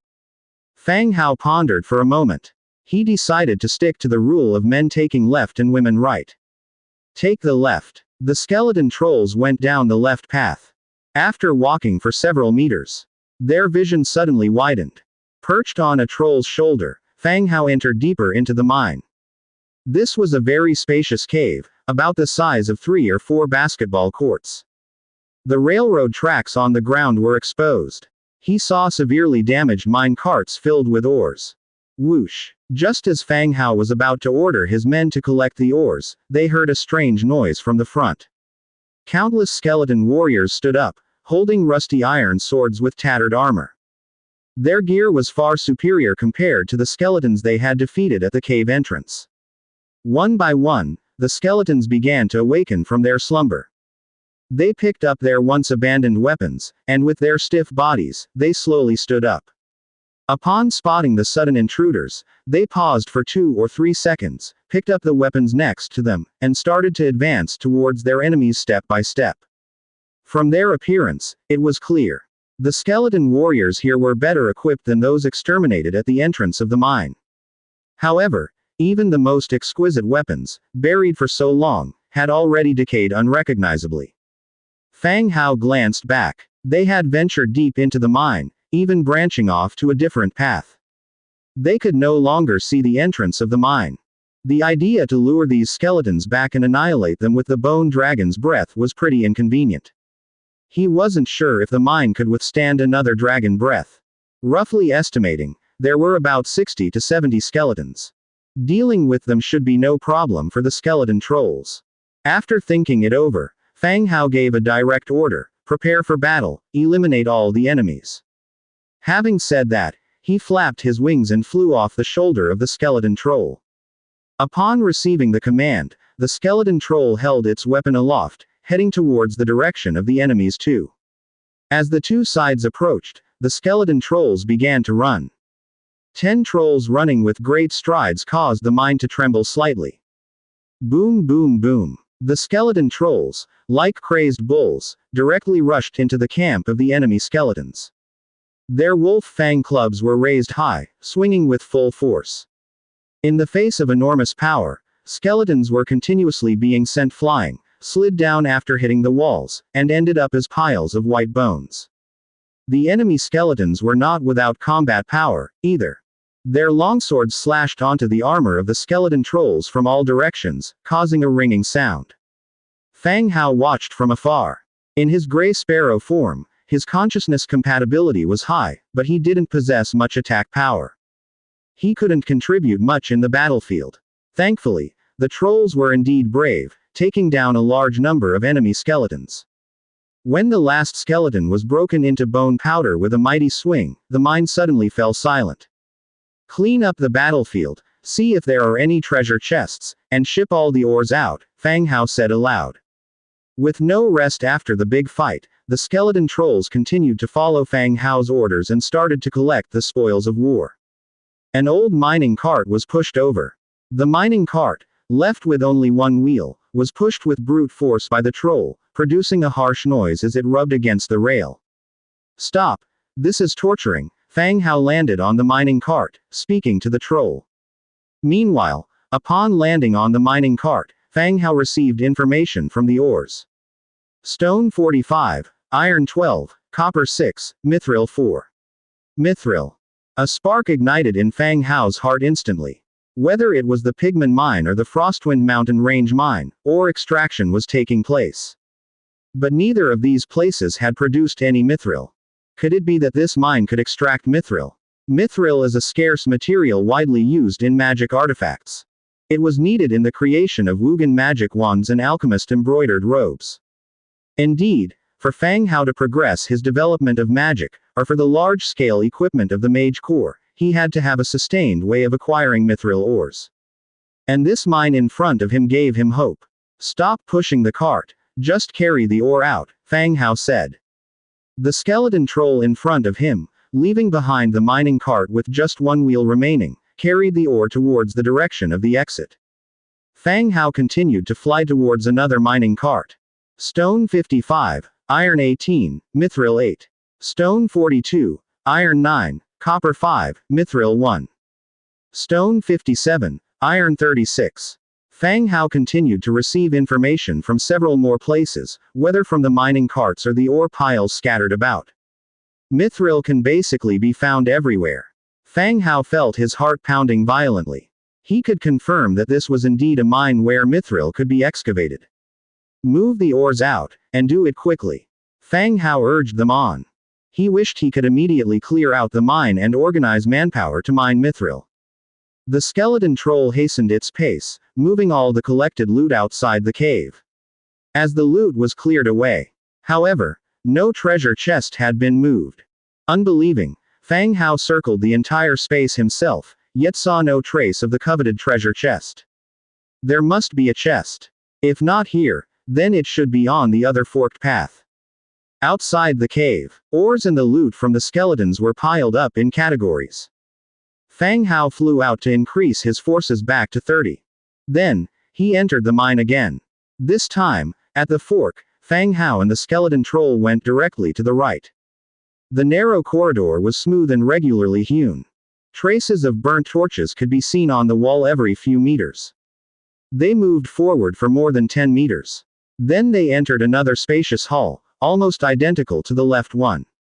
Compared to the left side used for mining, this place seemed more like a storage facility for tools or an administrative office. One could easily identify the decayed tables and chairs, as well as various mining tools in the corners. As they entered the hall, familiar sounds were heard again. Splash splash. A large number of skeletons stood up again. Armed with rusty weapons, they launched an attack on the group. Whoosh. Woof. A trail of orange-red magic arrows flew in from behind the skeleton warriors. It was a fire arrow. However, its aim seemed off, hitting the rock wall 5 meters beside them, sparks flying. Whoosh whoosh whoosh. More magic arrows exploded, illuminating the dark mine like fireworks. A fire arrow exploded next to Fang Hao, the ignited stones instantly breaking one of his bird's legs. Although he couldn't feel the pain, his body instantly tilted to one side. Fang Hao flapped his wings, steadying himself while taking this opportunity to get a clear view of the enemies in the distance. Behind the approaching skeleton warriors stood a team of undead mages. The staves in their hands were almost worn out, and their robes were more like rags hanging on them. 10 of you follow me, the rest attack. Eliminate all enemies. Magical arrows kept exploding around him. Fang Hao loudly gave orders. 20 skeleton trolls launched an attack on the skeleton warriors, while Fang Hao, flapping his wings, led a 10-man squad around to outflank the undead mages in the rear. Even though the undead mages were of a higher level, their intelligence was still not high. Their magic was continuously consumed against the trolls straight ahead of them, causing casualties on their own side in close combat. Soon, Fang Hao and his 10 trolls circled around to the side of the undead mages. Attack! Kill those mages, Fang Hao shouted. The skeleton trolls charged, plunged head first in, swinging their wolf fang clubs and axes, killing the undead mages. The two sides engaged in a fierce battle. Half an hour later, the battle ended. Clean the battlefield, find the treasure chest, Fang Hao ordered while standing on one leg. The skull trolls began to gather various spoils of war after the battle. Weapons, equipment and various ores were collected and transported outside. Fang Hao patiently waited on the side. Soon, among the spoils being transported out, he saw a golden treasure chest carried by a troll. This brought him a sigh of relief. He was worried that he would end up empty-handed, not even securing a treasure chest. God's presence status was cancelled. Angia and Lori woke up from the dragon's back, hadn't gone off to play, but sat chatting nearby. Seeing Fang Hao awake, they directly asked, "How did it go?" "Not bad. There's quite a substantial gain." Fang Hao answered. He was quite satisfied with this battle. Besides acquiring a golden treasure chest, the most important thing was this mine. A mine from which mithril could be extracted was not something one would easily come upon. Now that the enemies in the mine are eliminated, he could arrange for people to mine the mithril, preparing in advance for the development of his magic legion. Oh, Angia gave a simple reply. During their chat, the skull trolls from the mine brought out the spoils one after another. The troll holding the treasure chest came directly in front of Fang Hao, threw the chest onto the ground, and left. Fang Hao descended from the bone dragon and promptly opened the chest. You've obtained blueprint for the creation of Death Whisper Wand, blueprint for white steel ore, blueprint for mine tracks, blueprint for mine cart, 32 Shadowstone, 202 Warfire coins. Seeing the items inside the chest, a smile emerged on Fang Hao's face. Not only did a mage's wand appear, but the remaining were all blueprints for mining equipment. All these were useful blueprints for him. Death Whisper Wand. Requires hardwood 3, fine iron 1, essence of magic 3, mithril 5, death trace 1. Description. The whispers of the deceased fill the ears of the spellcaster, speaking of death and cold, awaiting your arrival. Wow, this wand seems rather ominous. Luckily, the mage legion in the territory are all undead. Whether you whisper or not, it won't affect undead spellcasters. A blue wand to replace the current green one. It can enhance the attack power of the undead mage legion. He continued to examine the remaining blueprints. White steel ore pick. Requires hardwood 1, white steel ingot 2, thick leather 1. Mine track. Requires wood 5, iron 5, cast iron block 3. Mine cart. Requires wood 12, iron 15, cast iron block 8. These 3 blueprints are easy to understand. Although they are not equipment blueprints. They are necessary for mining, especially the mine track and mine cart. Adapting them to the mine can significantly improve mining efficiency, easing the workload of the miners. Their value is not any lesser than a blue equipment blueprint. Mine tracks are calculated by the meter. Having a hundredfold amplification, Fang Hao is not worried about material consumption. When he gets back, he will produce these and distribute them to all the mines. All blueprints were thoroughly checked. Using the Book of Lords, all were collected. From the 2 piles of spoils of war, everything except for the rocks was stored in his storage space. All right, use these rocks and block the entrance, Fang Hao pointed to the entrance of the cave. The skull trolls resumed work and sealed off the cave entrance entirely.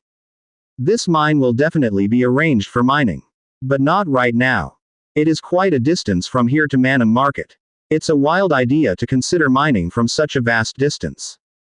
The best approach is to set up an affiliated village near the mine, similar to the Pigmen village, or have people establish a village, then start mining the cave. It didn't take long for the entrance to the mine to be completely sealed. Fang Hao continued to open the map and looked for the location of the next spider forest. Where are we going next? Angia asked curiously, her arm draped on Fang Hao's shoulder. Her soft touch was apparent on his arm. We still have some time, we can make another trip to the spider forest, Fang Hao said casually. Great. Let's hurry up and start then. It would be nice to finish early and eat dinner. Aren't I finding the location right now? Fang Hao replied a bit grumpily. After determining the direction, the group remounted the bone dragon. They flew directly toward the spider forest. The distance wasn't far. After approximately 3 to 5 minutes of flight, they already arrived at the objective location on the map. Below the cloud layer was a dense forest. On the dense tree canopy were numerous white spider webs. Like a huge white gauze, covering the entire forest. If they flew at a slightly lower altitude, they could even see little green spiders with white spots on the webs, weaving and crawling. Just as everyone was peering down with furrowed brows, there came a violent shaking from the forest below. One by one, strange spider creatures climbed to the treetops. This kind of spider had a human body, and their lower body was a giant spider. They had spider legs and a huge, bloated abdomen. It was not a human riding a giant spider, the two were one and the same. Fang Hao had heard of centaurs. This was his first time seeing a half-human spider. What the hell is that? It's so ugly. Fang Hao frowned and said. Before anyone could answer, the spider shooters below began to attack the bone dragon in the sky. Whoosh, whoosh, whoosh. A flurry of arrows were shot into the sky. Attack, dragon breath. Fang Hao immediately commanded. The bone dragon swooped down, and its death breath swept across the dense spider pack below. Wherever it passed, the flesh of the human-shaped giant spiders melted away and fell off. Whoosh, whoosh, whoosh. The forest obstructed the view, shooting out white spider silk, attempting to pull the circling bone dragon out of the sky. But, the 10th order bone dragon, with its superior power and attributes, easily broke the spider silk. It continued to circle, spewing death breath towards the ground. The black energy column did not start a major forest fire. However, the strong energy of death, wherever it passed, made the trees wither instantly and the spider web canopy became tattered and torn. One would think that in another 2 or 3 rounds, this spider nest would be completely eradicated. Just as the 11 bone dragons were circling in the sky, preparing for the third breath. The human-shaped spiders on the tree canopy tied a flax cloth to one end of their longbow, and vigorously waved it in the sky. They have surrendered, Angia said. Surrendered? How can you tell? Tying a cloth to a weapon, according to orc customs, is a signal of surrender. Angia explained. Are the spiders also considered orcs? I don't know. Angia shrugged her shoulders. No matter if they belong to the orcs or not, but what can be confirmed is that these spiders are at least a wise race. Otherwise, they wouldn't know about surrendering. Fang Hao thought for a moment, then cast God's presence again, using the lame skeleton gray sparrow to fly down. The opponents did not attack, they just watched the approaching skeleton gray sparrow with vigilant eyes.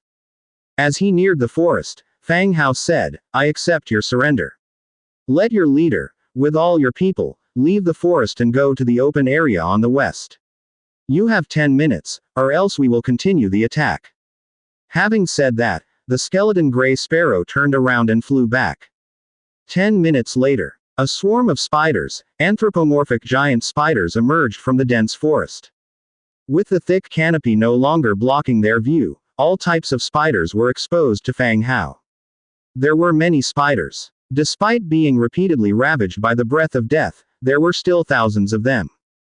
The spider swarm split into 2 forms.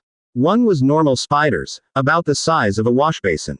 The other was the anthropomorphic giant spider, a combination of humanoid and giant spider, making them roughly the size of a large bear. Under the surrounding multitude of spiders, a large figure came from behind. She was a woman with the upper body of a human and the lower body of a spider, green-skinned with black markings, and was about the size of an elephant. Her legs, as sharp as blades, moved with an elegant gait. The woman moved between the 2 armies. Looking at the white-haired beast-eared girl already waiting ahead, she spoke softly, My lord, you. The spider woman slightly bowed, but the silver-haired girl cut her off before she finished speaking. The silver-haired girl pointed at her own shoulder. On it, a lame, skeletal, ash-colored sparrow was perched. It's your leader. The spider woman widened her eyes in disbelief. Angia nodded. Fang Hao was also sizing up the spider woman in front of him. Spider Fateweaver, rank 10. Truth be told, Fang Hao didn't like spiders, especially their many legs and large abdomens. Although the woman in front of him had a pleasing appearance, the body of a spider still made him uncomfortable. What surprised Fang Hao was that this woman was actually a rank 10 unit. If she participated in the hero trials, she could advance to a hero position. Noticing that Angia didn't seem to be messing with her, the spider Fateweaver turned her attention to the lame skeletal sparrow on Angia's shoulder. Slightly bowing, she said, "My lord, we meant no harm, we hope to conclude this conflict peacefully." "Are you the leader?" Fang Hao asked. Hearing the skeleton ash sparrow suddenly speak, the spider Fateweaver showed a surprised face. One could clearly see her swallowing hard. "Yes, yes, my lord." The spider Fateweaver responded. "What's your name?" Fang Hao continued. "Domina, my lord." "Good, Domina. My followers and I were passing through, but your people attacked us. How do you think we should resolve this?" Fang Hao asked sternly. Just when they arrived over the forest. Indeed, it was an anthropomorphic giant spider wielding a bow and arrow that launched the first attack on them. "My lord, this was a misunderstanding. Recently, a despicable pack of gnolls attacked us, and my subordinates mistook your group for them in their nervousness," Domina explained. "I don't want to hear the reasons. I want to hear how it's going to be handled." "We can offer compensation," Domina quickly replied. The rank 10 bone dragon had already surpassed their capabilities. Even Domina had only advanced to rank 10 the previous year, and the ranks of the remaining members of her tribe weren't high. Most of them relied on the cover of the dense forest and their numerical superiority. However, when facing 11 rank 10 bone dragons, which were aerial units, their spider nest had become a target. They could do nothing but let themselves be attacked by the enemy, while their own webbing and arrows were as weak as stones thrown by a child. After more than half of her tribe died, she had no other choice. The only option left was to surrender, even if it meant paying a heavy price. "I don't need your compensation, you only have one choice, which is to surrender. I will continue to let you manage this forest, and also give you the opportunity to advance to a hero position." Fang Hao directly shattered all her illusions. Domina tried to turn back and return to her swarm of spiders. However, Angia was one step ahead of her by blocking her way back. Angia's hands were already fitted with metal tiger's claws. "You." Domina's face turned unsightly in an instant, staring at Fang Hao coldly. "Are you robbers?" "At least I, as a robber, am willing to give you a choice. So, make your choice." The bone dragon slowly formed an encirclement, surrounding all the spiders. Under the passive skill, Dragon's Might, some spiders were paralyzed, falling to the ground and starting to twitch. Domina looked at everything in front of her, her face gloomy. After a moment of silence, she gritted her teeth and said, "I agree to submit. Let my people go." "Good, it's in both of our interests to go with the flow." Fang Hao turned around and flew to the rear. "Follow me, sign the contract and you can all go." "Okay." Arriving behind the line of skeletons, Fang Hao deactivated his god's present state. Surrounded by the skeleton trolls, he found a blank slave contract in the Book of Lords. "Just press a handprint," said Fang Hao. Domina looked at the human surrounded tightly by the trolls and frowned. "Who are you?" "I have to sign a contract with you, not your leader." "I'm the one who was just speaking with you. It was merely a magic trick," said Fang Hao, opening his palm. The gray sparrow that was a skeleton with one leg just now landed directly. Domina was now confused. She couldn't understand why Fang Hao and his group would suddenly appear. They were spotted by a queen giant spider on guard and a battle broke out. She even felt a bit regret. She shouldn't have come out for any ceasefire negotiations. Now, the contract had to be signed whether she liked it or not. With a gloomy face, Domina pricked her finger and lightly pressed it onto the contract. Light merged into Domina's body, the contract was complete. Domina's current loyalty. 43. Damn, only 43. Good thing I made the contract, otherwise, with normal submission, she would definitely have found a way to kill me. Soon after, another message from the affiliated villages came. Webweaver Nest has voluntarily become your affiliated village. You can confirm in the Book of Lords. Fang Hao promptly opened the Book of Lords. Chooses to confirm. Webweaver Nest has become your affiliated village. You can rename the village here, and allocate all the resources within the village. No need to rename, the name Webweaver does sound pretty good. How come this name seems more suitable for a garment shop than my own, Bone Textile Store? Webweaver Nest position is very close to the Mithril mine. Once there, using it as the location for mining and storage of the Mithril mine wouldn't be a bad idea. Blueprint unlocked. Queen Giant Spider Nest Construction Blueprint. Queen Giant Spider Nest. Wood 2200, hardwood 1500, flexible leather 850, spider silk 765, rich essence 1. Description. The sense of security brought by the nest can accelerate the reproduction speed of the queen giant spider, constantly hatching spider babies. Queen Giant Spider. Fang Hao glanced at the stern-faced Domina in front of him. Could it be referring to her? She's that fertile. Okay, are you satisfied now? Domina said coldly. All right, let your people go. Take me to your forest. Only then did Fang Hao walk out from behind the trolls. He couldn't afford not to. At this moment, Fang Hao was genuinely vulnerable. If the hero died, he could resurrect him at the hero altar. If he died, then it was truly game over. So, out of necessity, he had to be cautious about everything he did. Okay, you're in charge here now. Domina turned her head and started walking towards the forest on her sharply pointed legs. Fang Hao followed her, bringing his crew along, while also checking Domina's attributes. Spider Fateweaver, rank 10. Spider Fateweaver, level 10. Alignment. Spiderling Sprite. Racial traits. Living creatures, sunlight sensitivity, spider walk, spiderling spellcasting. Skills. Multiple attacks, stepping longsword, venom spray, catastrophe spell. Innate skills. Intermediate combat mastery, intermediate stealth mastery, intermediate magic mastery, advanced action mastery. Sunlight sensitivity. Under sunlight, this unit's attack is at a disadvantage, with all attributes reduced. Spider walk. This unit can climb on difficult terrains, including but not limited to ceilings, trees, cliffs, and other special terrains.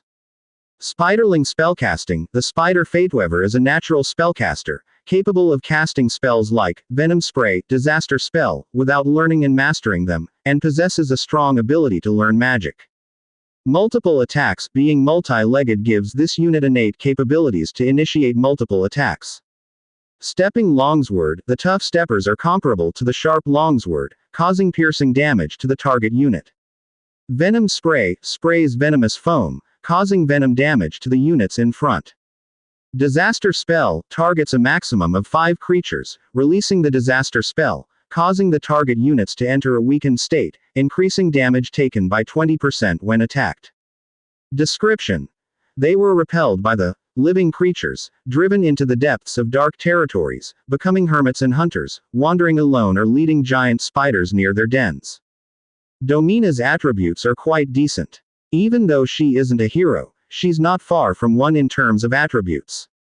Particularly the skill, Spiderling spellcasting. She naturally knows 2 spells and has strong magic learning capabilities. When training her, one could lean more towards magic. But the multiple attacks and stepping longsword also give her decent melee capabilities, making her a good candidate as a melee mage. Fang Hao and the others returned from behind. Domina glanced at her worried clansmen and said, "All right, the matter is resolved. Everyone, return back to the dense forest, back to your posts." Swish. The spiders and the spiderling sprites followed the command and returned directly into the dense forest. Spiderling Archer, level 5. Spiderling Warrior, level 4. Giant Spider Hatchlings, level 1. Fang Hao quickly scanned the names of several spider people around him. The levels of the spider people were basically at level 4 and level 5. After scanning several, he did not discover any that had broken through to level 6. And in the spider horde, the most abundant was the giant spider hatchlings. As big as a washbasin, there were hundreds and thousands of them. It seems that a complete professional system and division of work have evolved here. Although they are called spiderling sprites, they were no different from a normal human city. They all belong to the command group, only differing in their appearances. Fang Hao and the others followed Domina into the dense forest along the main road. The environment of the spider forest was well preserved. Sunlight penetrated through the leaves, casting a warm orange glow. If it were not for the white spider webs covering the trees on either side, and the giant spider hatchlings crawling on the web watching them, perhaps it would be a good time to admire the natural scenery and enjoy the beauty of the forest. Continuing along the path, the position of the webweaver's camp is now visible. A wooden wall 5 to 6 meters high, the top of which was a white dome woven by white spider webs. At this moment, countless giant spider hatchlings were repairing the spider web that had just been torn open by the dragon breath. In front of the camp was a huge ancient tree. The trunk was as sturdy as a round table, and the canopy was lush. It was wrapped in white spider web, like a large cotton candy standing there. On the spider webs of the ancient tree, human-shaped prey wrapped in silk threads hung like white mummies, constantly writhing and struggling. It seemed they were still alive. Fang Hao's brow furrowed slightly. The scene before him was a tough one to forget. Monsters that hunt intelligent species, considering humans and orcs as reserves of food. What are these? Domina glanced at the old tree. Her voice was still cold. Some gnolls who thought we were easy to bully. If it weren't for them, the nest wouldn't be on alert, nor would. Domina didn't finish her sentence, but from the look she gave Fang Hao, he could understand her meaning. If it weren't for the alert state, the spider archers wouldn't have rashly shot arrows at the bone dragon, thus escalating the situation to what it was now.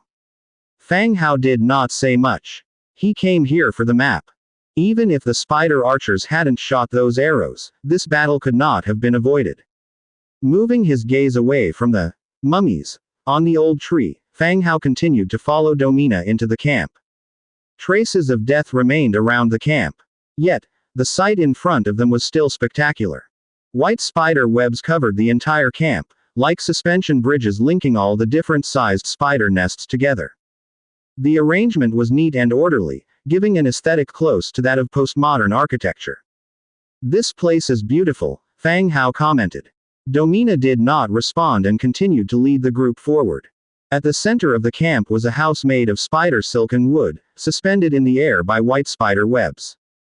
Judging by its size, this should be the leader's hall. The group treaded on the path woven by spider webs and entered the house. The house was sturdy and didn't sway as imagined. There were no chairs. Domina just lowered her enormous body to the ground, her gaze toward Fang Hao and his companions. "Enough. You've seen this place, now it's time you explained what you want," Domina said coldly. "Domina, you should understand your situation. A bit of basic respect will make things easier for you and your kin," Fang Hao reminded lightly. Domina's attitude likely had to do with her low loyalty rating. But, Fang Hao felt he should remind her to recognize her situation. Being called by a proper title was a minor matter, but if she were to disobey his orders in the future or attempt some artifices, Fang Hao wouldn't hesitate to kill her. Then he'd transform her into an obedient undead to continue working for him. "Then, what should I call you?" Domina's expression changed subtly. "Sir or Lord would diffuse our relationship considerably." "All right, my lord. Now that you've seen my place, could you tell me what you want us to do?" Domina said. She used honorifics, but her tone remained indifferent. "Nothing much. I plan to develop a mine to the south and I'll need your assistance." Fang Hao leaned leisurely back against the spider silk wall, which didn't stick to him. "Develop a mine? Where is it?" Domina expressed her surprise. "The mine does exist. I can show it to you then. Will your kin be capable of developing it?" Fang Hao looked at Domina. The spider swarm was somewhat similar to Fang Hao's undead. Both had rapid methods of producing troops to gain an advantage. The difference was that the undead transformed skeletons, while spiders relied on their mothers to reproduce. Upon hearing Fang Hao's words, Domina furrowed her brows. She turned to look at her own massive spider body and said, "You want us to mine ore? That kind of work isn't suitable for us to do." Domina did not refuse, but she exhibited a dissenting attitude in her words. Regardless of whether they're spiderkin or giant spiders, they are good at web weaving in dark mines, not adept at mining ores. Ordinary giant spider hatchlings can only weave webs, they cannot mine ores. The spider archers and spider warriors both have huge spider lower bodies and swollen bellies. It's challenging for them to move in the mines, and they are not suitable for mining either. Moreover, the number of spider soldiers is not high. It's impossible to assign all of them to work in the mines. Fang Hao shook his head and said, "Don't worry about that. I will arrange for miners to do the mining work, but the security of the mining area, the transportation of the ores, and the maintenance of the equipment all need to be handled by you." This plan has been proven to work with the pig-headed humans. The skeleton laborers carry out the ore mining, while the pig-headed humans manage the rest of the work. Living creatures, not as efficient as their skeleton laborers. Oh, no problem, you can bring the miners then. I can arrange for their food and accommodation. Domina breathed a sigh of relief. But providing food and lodging. Skeletons did not need to eat or rest. Of course, Fang Hao did not elaborate on this. When the skeleton labor arrives, Domina naturally understands. How did you guys get into a fight with the gnolls? Fang Hao suddenly remembered the gnolls who were hanged outside the camp. Since this place has become a subsidiary village, security still needs to be guaranteed. Ah, Domina sighed lightly, explaining. After reaching the 10th rank, I started preparing to become a hero. Because of my status, I prepared some gifts to be sent to the eastern city. Domina's story is straightforward. Her identity is not recognized by the orcs, and she cannot use the merit training ground normally.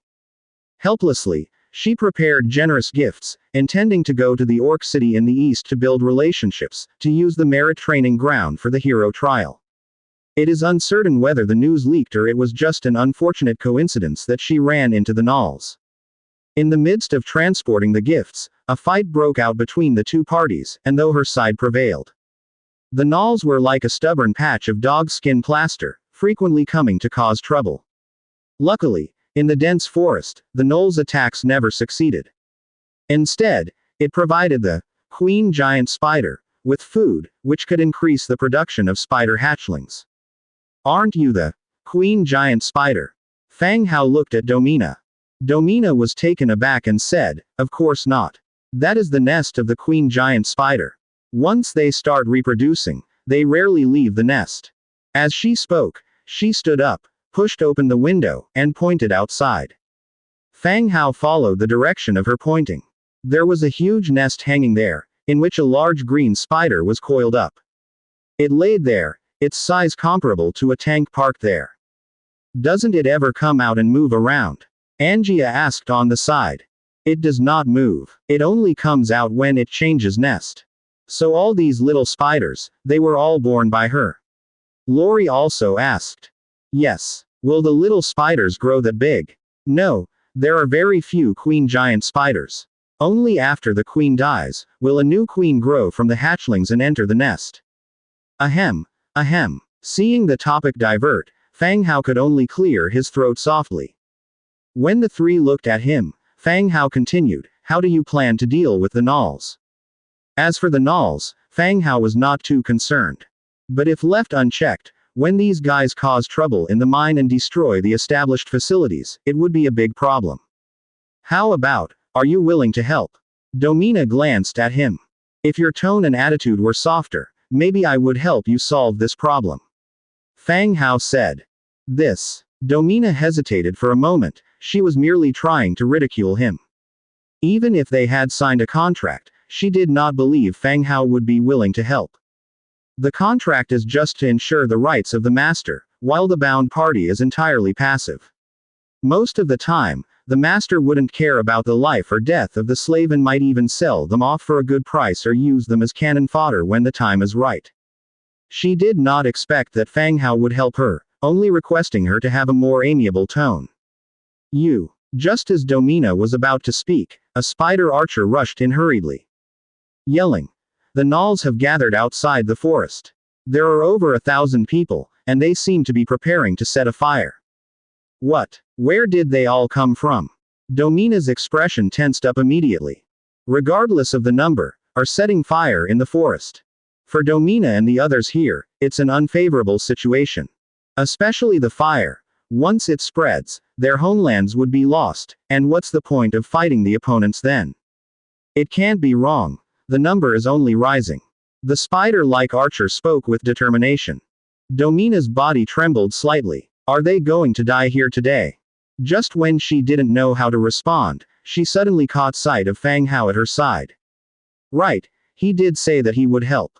Domina hurriedly went to Fang Hao, her spider-like body laying low on the ground, forehead on the floor. Sir, please forgive my rudeness, and save me and my clan. Domina's voice trembled, hinting at desperation. The spider-like archer standing aside opened its mouth wide, surprised at the scene unfolding before it. Their clan leader is actually begging like this. It cast a covert look at the surroundings, thinking it would be too conspicuous to leave now. It could only copy her, lowering itself onto the ground, its forehead on the floor. Fine, Domina, I agree to your request, but if you dare influence the tasks I assign with your personal emotions, I will kill you all the same. Fang Hao's voice was chillingly colder. Domina's body slightly trembled. Yes. Sir, I see. All right, Domina, rise. Now take your people and assemble on the edge of the forest. Ash Sparrow will tell you what to do next. Fang Hao commanded. Yes, I understand, sir. Domina stood up and softly replied. The spider fate. However, Domina's loyalty to you has increased by 10 points, current loyalty is 53. Huh, what's happening here? She got a tirade from me and her loyalty increased by 10 points instead. Don't understand. Domina left with the spider-like archer. Fang Hao also left the leader's lair with Angia and Lori. Exiting the webweaver's camp, the trio returned to where the bone dragon was parked. They climbed onto the bone dragon and rose into the sky, flying toward the northern side of the dense forest. From above, they could see the gnolls gathering below. There were more of them than expected. Some gnolls had already lit torches. It seemed they were really planning to set the forest ablaze. Fang Hao lightly patted the bone dragon, prepared to unleash dragon breath. On an open ground outside the dense forest, a huge number of gnolls were assembling. Their armor was untidy and disordered. Iron armor, leather armor, and even some were just panels of wood strapped across their chests. The weapons they were holding were also diverse: iron weapons, wooden clubs, and many other types. All gathered here, waiting for the next command from the Gnoll clan leader. They and the spiders in the forest had been at it for over a week. Both sides had taken casualties. But the gnolls had lost their patience. They planned a decisive attack to exterminate these hateful and ugly spiders. Thump, thump, thump. From behind the gnolls, 4 gnolls, lifting a wooden palanquin, came forward. Reclining on the palanquin was a gnoll, topless, wearing blue jeans. Clan leader, those spiders have assembled. When do we start the fire? A gnoll approached, asking obsequiously. The gnoll clan leader didn't reply but instead placed a large gold bracelet near his ear, listening to the ticking sound coming from it. He let out a lazy glance at the dense forest in the front. He said dismissively, "Take action. Today, I want those damned spiders all dead here." Yes, clan leader. His subordinate acknowledged and passed on the order. The gnolls started to prepare. The vanguard began to assemble, and the gnolls at the back lit up the carts filled with dried grass and wood. Attack! Kill them! The gnolls roared, launching an attack towards the forest. In the shouts of battle, the gnolls launched their attack. They stretched out their battle line, lining up like a long, horizontal dragon. As long as they set aflame the forest, their mission would be complete. The fire would wipe out those damned spiders. As they drew closer to the dense forest, the gnolls yelled in frenzied excitement. At 100 meters distance from the forest, they could even see the tense figures of the spiders within. However, the attacking gnolls suddenly felt a shadow fall over the sky. Looking up curiously, they saw several gigantic bone dragons blotting out the sky, swooping down towards them. Bone dragons. The gnolls rubbed their eyes. Were they seeing things? How could they see a pack of bone dragons flying towards them? When they opened their eyes again to confirm, they found that it wasn't a hallucination, but several bone dragons really were flying towards them. The gnolls' roars changed from excitement to screams of terror. Roar. The bone dragons swooped down, releasing a beam of black energy. The long, Thin battle line became the bone dragon's target. The dragon breath of death swept across the battle line, turning the affected gnolls into white skeletons amidst agonizing struggles. The gnoll formations devolved into panic. Under the might of the bone dragons, the morale instantly plummeted. They outright dropped their weapons and scattered in all directions. After one round of dragon breath, the bone dragons couldn't unleash a second round. Yet, they swooped around to the rear of the gnolls, blocking the gnolls' escape route. Meanwhile, in the forest, Domina also received the order transmitted by the skeleton sparrow. She immediately led her troops out of the forest and slaughtered the fleeing gnolls.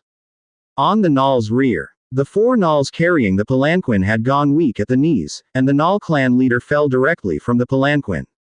Scrambling up awkwardly, he immediately tried to run in the opposite direction. He didn't understand why bone dragons would appear here, and he didn't have time to ponder over it. His only thought now was to run as far as he could. But the next moment, bone dragons fell from the sky, and several tall white bone warriors jumped down from them. They directly blocked the gnolls' escape route. Spiderlings came killing from the front, while the undead came from the rear. The gnolls were truly caught between a rock and a hard place. The battle ended. In the battlefield, there were only 200 to 300 gnolls left.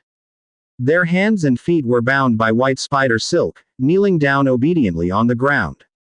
The captured gnolls had looks full of terror and confusion. With their intelligence, they totally couldn't understand the current situation. Spiderlings, orcs, undead, all gathered together, and they were taking orders from a human. What on earth was going on? Why would these races be gathered together? Why didn't you kill them? Domina strode over, asking. As for these damned gnolls, Domina wished she could kill them all on the spot. Or kept them as food for the queen giant spider. Fang Hao glanced at her but didn't explain anything. His gaze fell on a gnoll in the middle, who was wearing blue jeans and a golden watch on his wrist. Bring him over. The skeleton troll stepped forward, picked up the gnoll leader, and threw him in front of Fang Hao. Are you the leader? Fang Hao asked. No, not me. The gnoll hastily denied it. Not you. Alright, then kill him. No, I am the leader. The gnoll leader quickly corrected. Fang Hao gave a cold huff, warning, if you have any brains at all, don't try to play games with me. Or else, you know the consequences. The gnoll swallowed hard, then nodded, yes, I understand. How many are left in your camp? Over 100 people. This time, the gnoll answered promptly. You're lying. No, it's true. We brought nearly everyone out this time. Deal with the spiders, leaving only a few behind to guard the camp, the gnoll said hastily. He was terrified that Fang Hao might kill him without listening to his explanation. Or worse yet, hand him over to those spiders, which would ensure an even more gruesome death. Fang Hao nodded. It didn't seem like he was lying. Where did you get the pants and the watch? Fang Hao's gaze fell on the watch on its wrist. The golden metal watch strap should have fetched quite a price in the society of yore. The gnoll glanced at its own pants, wiped the beads of sweat from its forehead, and said, I stole them from a human. And the human? You mean, that human? The gnoll swiveled his eyeballs, and answered, I don't know, he ran away. Fang Hao did not continue questioning. The chance for a human to escape after even his pants were stolen was slim. Considering the gnoll's behavior, the fate of the human was probably grim. Even now, transmigrators die every day from a variety of fates. Such events were no longer novel. What everyone needed to do was ensure that they had enough strength to survive. I need you to convince the remaining gnolls to surrender. Can you do this? Fang Hao continued to ask. The gnoll felt a bone-chilling fear as the human asked this calmly. Just now, when talking about the looted human belongings, he could clearly feel this human was contemplating killing him. Yes, I can. The gnoll nodded urgently, kowtowing on the ground. Fang Hao nodded and said in a low voice, Domina. Sir. Domina stepped forward. Her tone remained calm, but she addressed him respectfully now. Keep these gnolls under guard. I want them alive, understand? Fang Hao reminded. Domina's eyes narrowed slightly, her expression somewhat hesitant. Did you understand my order? Yes, sir, they will be safe, she confirmed. Fang Hao nodded, stood up from his stone seat. Bring him with us, to the Null camp. After the group mounted the bone dragon, the skeleton troll lifted the trembling Null leader. The bone dragon shot into the sky, flying towards the Null camp. 5 minutes later, they arrived at the Null's camp. It resembled a ramshackle refugee camp, yet its scale was still considerable. It fitted the potential size of 1,000 Nulls. The bone dragon landed in front of the camp. The Null leader loudly shouted, "Open the gate, we have guests." The camp's gate opened and the Nulls left behind peeked their heads out, puzzlingly looking at the towering undead beside their leader. Didn't the leader lead a team to clear out the spiders? Why did he come back with so many undead? Sir, please, the Null leader groveled and flattered. He acted like a spinelessly loyal lackey. Have all your men come out and gather at the gate, Fang Hao commanded. The Null leader began calling his tribe members to assemble outside. Very soon, the remaining Nulls gathered outside the gate in tight bondage and were taken into guard.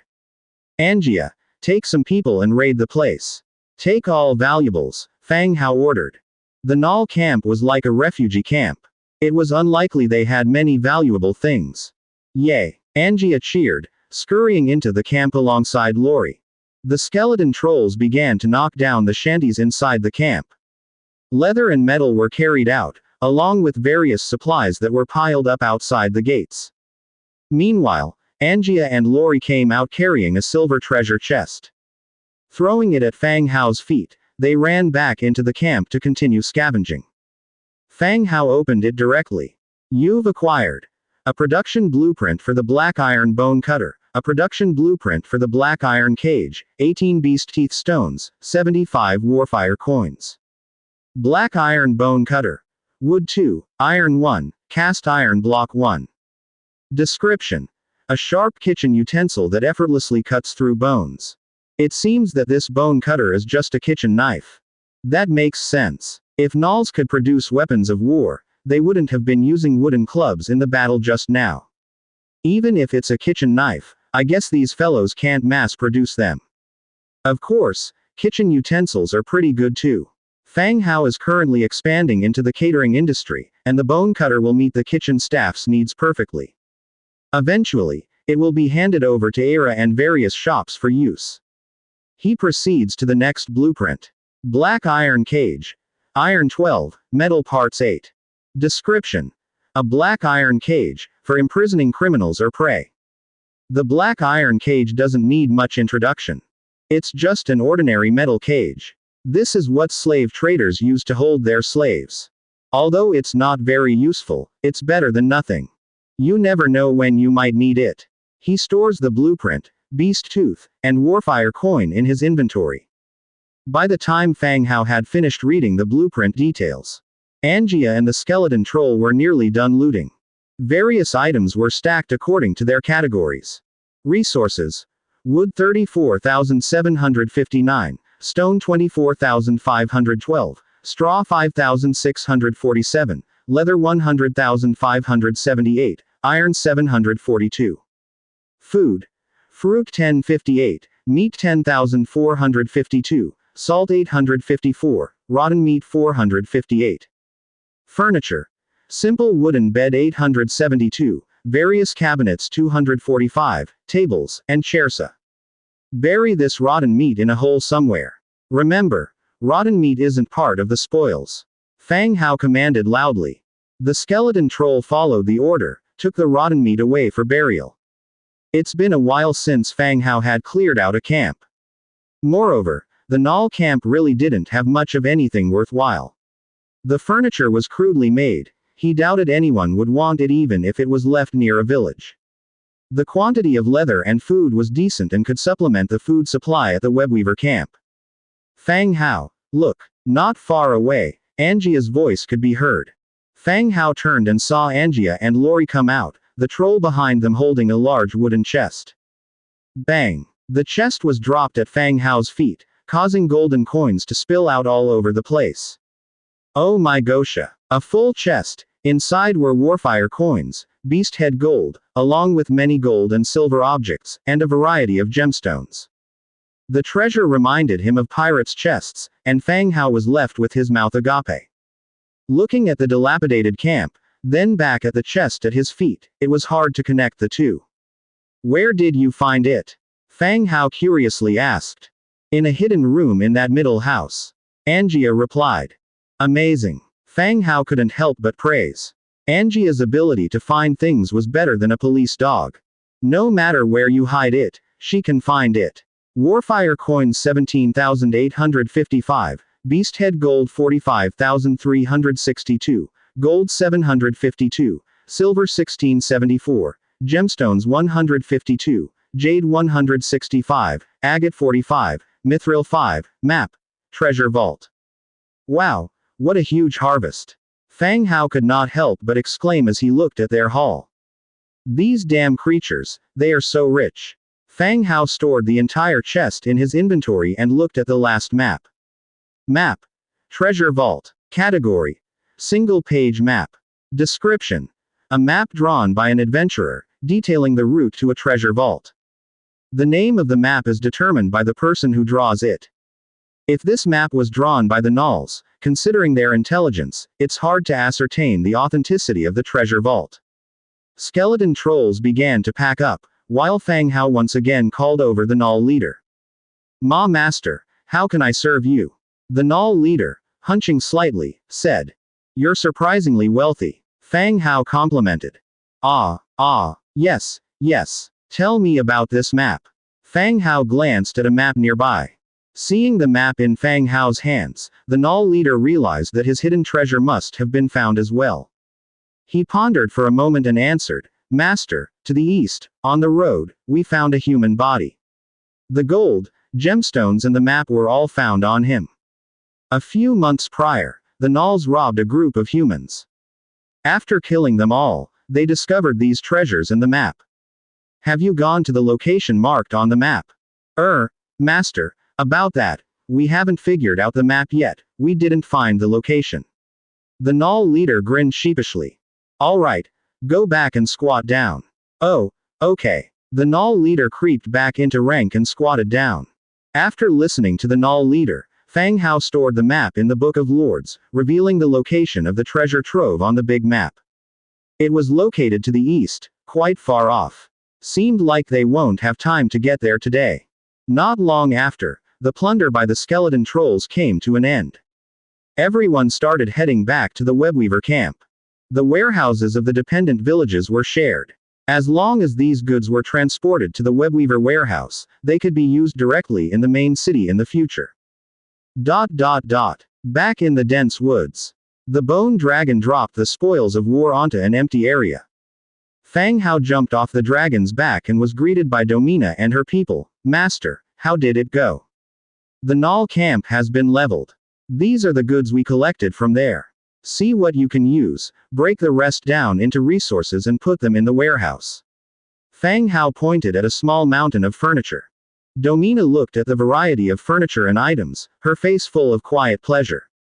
The webweaver's camp had no furniture. Even the houses were formed from the web. Although it made no difference to their lives, having some furniture was a good thing. Oh, Domina responded. She turned around and ordered her people. Pick out anything useful, transport the food and resources directly to the warehouse. Rustle, rustle, rustle. Countless giant spider hatchlings came out from the dense woods. Like moving ants, they silently formed a line. They picked up the food and wood and headed towards the webweaver camp. Spider soldiers also started picking out furniture and discussed quietly about the uses of these items. Not long after, the surrendered gnolls, escorted by the skeleton trolls, came back and joined the other gnolls squatting on the empty ground. Fang Hao counted. There were 432 gnolls. In the webweaver camp, inside the chief's nest. Fang Hao reclined against the web wall. Domina once again looked displeased. Master, I think it's unfair. Why do we have to keep those damn gnolls? They are bandits. God knows how many died at their hands. Fang Hao directly found a slave contract in the Book of Lords. You sign with the gnoll leader. From now on let the gnolls be responsible for mining the mines. Fang Hao said out loud. I sign it. You mean, make that damn Null my slave. The expression on Domina's face softened significantly. She could torture the Nulls at her leisure if they became her slaves. Yes. Keep an eye on them. Let them mine the mines. Do you understand what I mean? Fang Hao stared steadily into Domina's eyes. Fang Hao had interacted with Nulls before. He had some understanding of their character. If Fang Hao and the Null leader signed the contract and gave Nulls the same status as Domina, many problems might arise in the future. Instead of that, he would rather let Domina watch over these restless fellows. Understood, Master, I will do it right. Domina briskly nodded. Approaching, the Null leader was brought in. Domina pulled out the slave scroll and they signed the slave contract. The power of the contract bound them both. Domina's cold face softened, the Null leader behaving even more obediently. He quietly kneeled, silent beside them. All right, I will take you two to the mine now. Fang Hao said, leading the way out of the nest. Domina and the Null silently followed him. The bone dragon landed in front of the mine. Even though Domina has 8 legs, she still staggered and trembled as she descended from the dragon's back. It took her a while to recover before she could barely stand up again. This is the mine I was talking about. You two will be responsible for the mining, maintaining both progress and output. Fang Hao pointed ahead. Even though the mine entrance was blocked by stones, the outline could still be seen. Moving the workers won't be an issue, but we currently lack mining tools. Domina said, her brow furrowed in concern. Spiderlings were not adept at making tools, let alone Nulls. Squatting on the side, he was still not accustomed to the aftermath of flying high on the bone dragon. Don't worry about tools, I will prepare them for you. Once the area is developed, you can start mining right away. Alright, I have no issues then. Domina nodded. The plan discussed between the three was simple. The Mithril mine would be developed, the Null would be in charge of mining, and Domina would be responsible for safety and logistics. Having discussed everything and not being able to think of any additional issues, what came next was straight to the point. Fang Hao used the Book of Lords to produce the necessary mining tools. Hundredfold amplification triggered, obtained 101 mining carts. Hundredfold amplification triggered, obtained 505 flatbed carts. Hundredfold amplification triggered, obtained 1010 white steel mining picks. Hundredfold amplification triggered, obtained 1010 mine tracks. When the light faded, a large number of items appeared in front of everyone.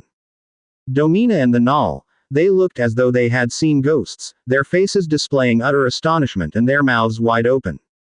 To them, the tools that appeared out of thin air was no less than a god's grace. And the quantity was so substantial. Domina's loyalty towards you has increased by 10 points, current loyalty is 63. Domina's loyalty has increased by 10 points. It has risen past 60. Returning to the Webweaver encampment, as the sun was about to set, night was approaching. Fang Hao, along with Angia and the others, climbed onto the bone dragon, intending to return to his territory. Domina, I'll leave a bone dragon for you. Once you're done with the mine, ride the bone dragon to the main city for hero assessment. Even if Domina was still somewhat cold towards him, the contract between them still existed. Domina could officially become a hero. It would be beneficial for both the territory and the guarding of the mine. Hearing Fang Hao's words, Domina's expression momentarily lit with excitement as she stepped forward to lay a hand on the bone dragon's body and looked up at Fang Hao. Do you have a merit training ground? The matter of becoming a hero had always been a concern for Domina. The long-lasting battle with the Nulls this time was a consequence of transporting wealth to the Orc City. Knowing that Fang Hao had a merit training ground, she felt a surge of excitement for a moment. Yes, when you come then, I'll arrange an assessment for you. Thank you, sir. After thanking him, Domina awkwardly said again, Sir, I do not have a hero heart. I will prepare that for you. The same goes for your people, those who can attain the 10th rank can come to the main city for ascension. Fang Hao looked at the other spiderlings and said calmly. Thank you, sir. Domina expressed her respect with a bow. Domina's loyalty towards you has increased by 10 points, current loyalty is 73. Domina's loyalty has once again increased. All right, you guys go back to your duties, and make sure the mine starts operations within 2 days. The tools needed for the mine, including bags for the ore and mine carts, have been made. All that's needed now is manpower to start mining. Yes, my lord. As everyone bowed, Fang Hao patted the neck of his bone dragon and soared into the sky, flying towards his territory. Meanwhile, in Lis City, inside a tavern. The moon was rising, and the tavern was at its most bustling. The tavern hall was filled with patrons, drinking beer and talking loudly about gossip and women. Bang! Suddenly, the tavern door was pushed open forcefully. The loud noise caused all the patrons to instinctively look over. Entering was a woman. The woman had broad shoulders and long limbs. Her wheat-colored skin was covered in a brown leather armor. After she rushed in, people thought that the woman was scantily clad. The patrons' eyes greedily swept over the woman's chest and the exposed midriff outside the armor. Even in the dim light, one could see the muscular lines of her abdomen and a half-exposed bare head tattoo on her waistline. This woman was different from the ones they usually encountered, emitting an aura of wildness. Gulp. The patrons swallowed their saliva. At this time, a woman coming to the tavern was not a wise decision, but it was enough to arouse the passion of the half-drunk patrons. Some wanted to tease her.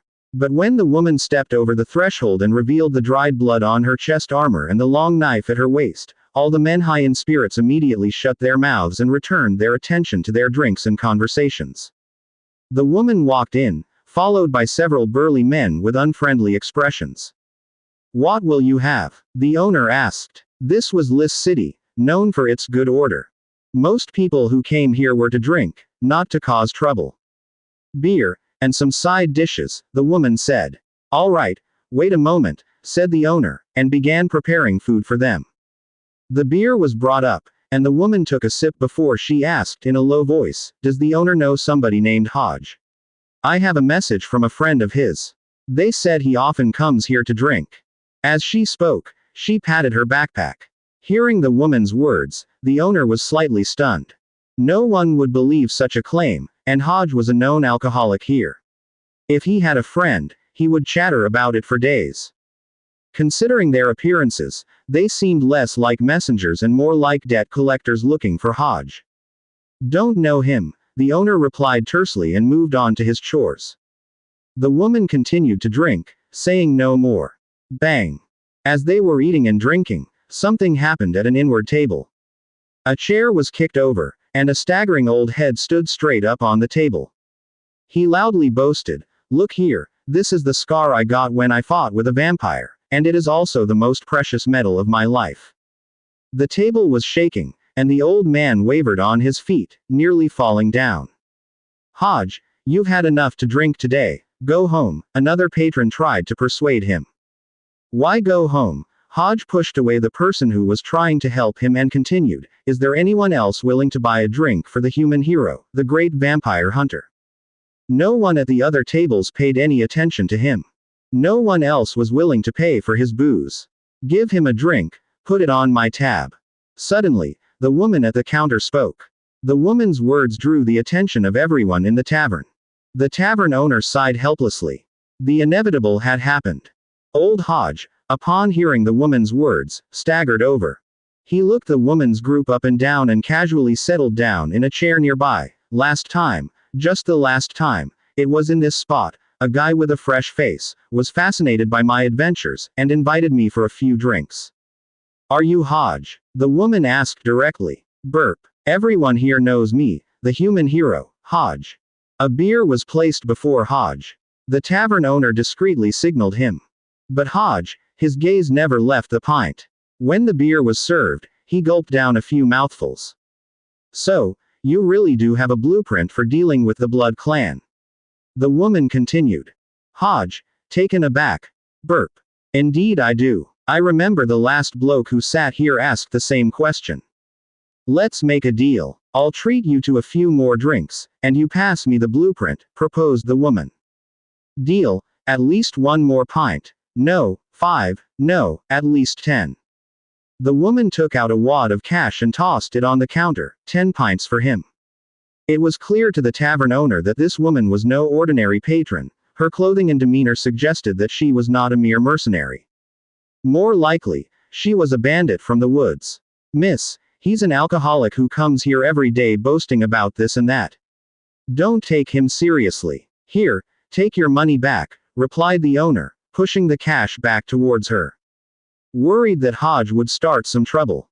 Give him 10 pints. Use the remaining money for some bar snacks, salty ones, the woman commanded in a deep voice. The owner, resigned, pocketed the money and brought Hodge 10 pints of beer. Soon, the 10 pints were gulped down by old Hodge. As soon as the beer was down his gullet, the woman continued, according to the agreement, can you give me the blueprint now? Burp. Ha ha ha. Very well, but this time, I didn't bring it along. I'll give it to you the next time we meet. Hodge said and staggered out of the tavern. The woman and her entourage exchanged glances. They followed closely behind and also exited the tavern. The owner shook his head in resignation. It looks like poor Hodge has angered the wrong person. When Fang Hao returned to his territory, the night had already enveloped the land.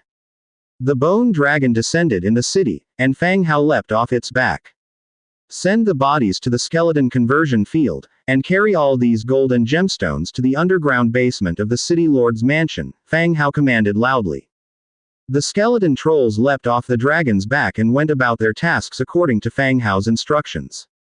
The bodies were those who had died in battle. Struck by the bone dragon's death breath, they had turned into white bones. They were actually quite easy to transport. There wasn't much hope for the gnolls to be transformed into anything useful. The real question was whether any of the spider aberration had useful abilities after transformation. Upon returning to the city lord's mansion, Era came out to meet them. Master, was everything smooth today? Era asked with a smile. Yes, it was not only smooth but also quite rewarding. Fang Hao smiled and sat down into the chair in the hall. The skeleton trolls carrying chests full of coins and gemstones came in. Era looked surprised. Wow, there's so much. Yes. Era, is dinner ready? Angia rushed in. It will be ready shortly. Please wait here. After saying this, Era went back into the kitchen to continue her preparation. Soon, a sumptuous dinner was served. Due to their late return, Lori missed the usual dinner time with the maids. They all sat together at the dining room table. No sooner had they started eating than the two of them began recounting the day's adventures. Era sat in the middle, between them, listening with keen interest. It seemed, they should bring Era and the others out for a stroll sometime. Being cooped up in the territory all the time was dull. You could tell how much she loved the stories Angia and Lori were telling. While the three of them were engrossed in their conversation, Fang Hao opened the Book of Lords to pass the time. He switched to the regional channel to see what everyone was chatting about. Black iron single-handed axe, green, a green quality axe, a powerful weapon for combat. Those interested, make an offer. The number of units proficient in single-handed axes is so few, yet you're selling it so expensively. Unless there's a special unit, the normal ones using battle axes are just burdens. The attack speed is too slow. The battle axe isn't selling, huh? Look at the pickaxe Fang Hao's been trying to sell for over a month, how many has he sold? Damn, the way you talk, I'm starting to lose confidence, maybe I should lower my price. How much for the black iron single-handed axe? How many do you have? Suddenly, someone voiced a question. Fang Hao recognized the man asking. It was Shu Yong, the man who had connected him with the troll business. 4 units of iron or an equivalent amount of resources each. I have 12 in stock. If you need them, I can work overnight to make them for you. Deal. Let's talk more in private. Their conversation ended, likely continuing privately to discuss pricing. Shu Yang's intent to buy equipment gave Fang Hao pause for thought. He was subject to the trolls and acted more like a slave leader, mining resources for the trolls or assisting with other tasks. The trolls didn't even allow him to recruit troops. If Shu Yong is now buying these axes, he could be buying them for the trolls, or maybe something else is going on. The axe is quite similar to a lumberjack's axe, which is used to gather resources. Perhaps he plans to store some weapons, using their similar appearance as a front. If it's the second reason, something might have happened among the trolls. Or maybe the trolls' power is decreasing, giving Shu Yong a chance to strike back. With these thoughts, Fang Hao observed as the channel's chat continued. I cleared a bandit camp with some NPCs yesterday and got some equipment. They're already listed for sale, anyone interested can check it out. Very good prices. Damn, you're clearing bandit camps now. The bandits in my territory still come down to collect protection money. I also joined the natives. Attack, I couldn't have done it alone. As others continued their chat, Fang Hao closed his book of lords. After dinner, he comfortably soaked himself in a hot spring. The rejuvenating effect of the rejuvenation spring, eliminating all his fatigue.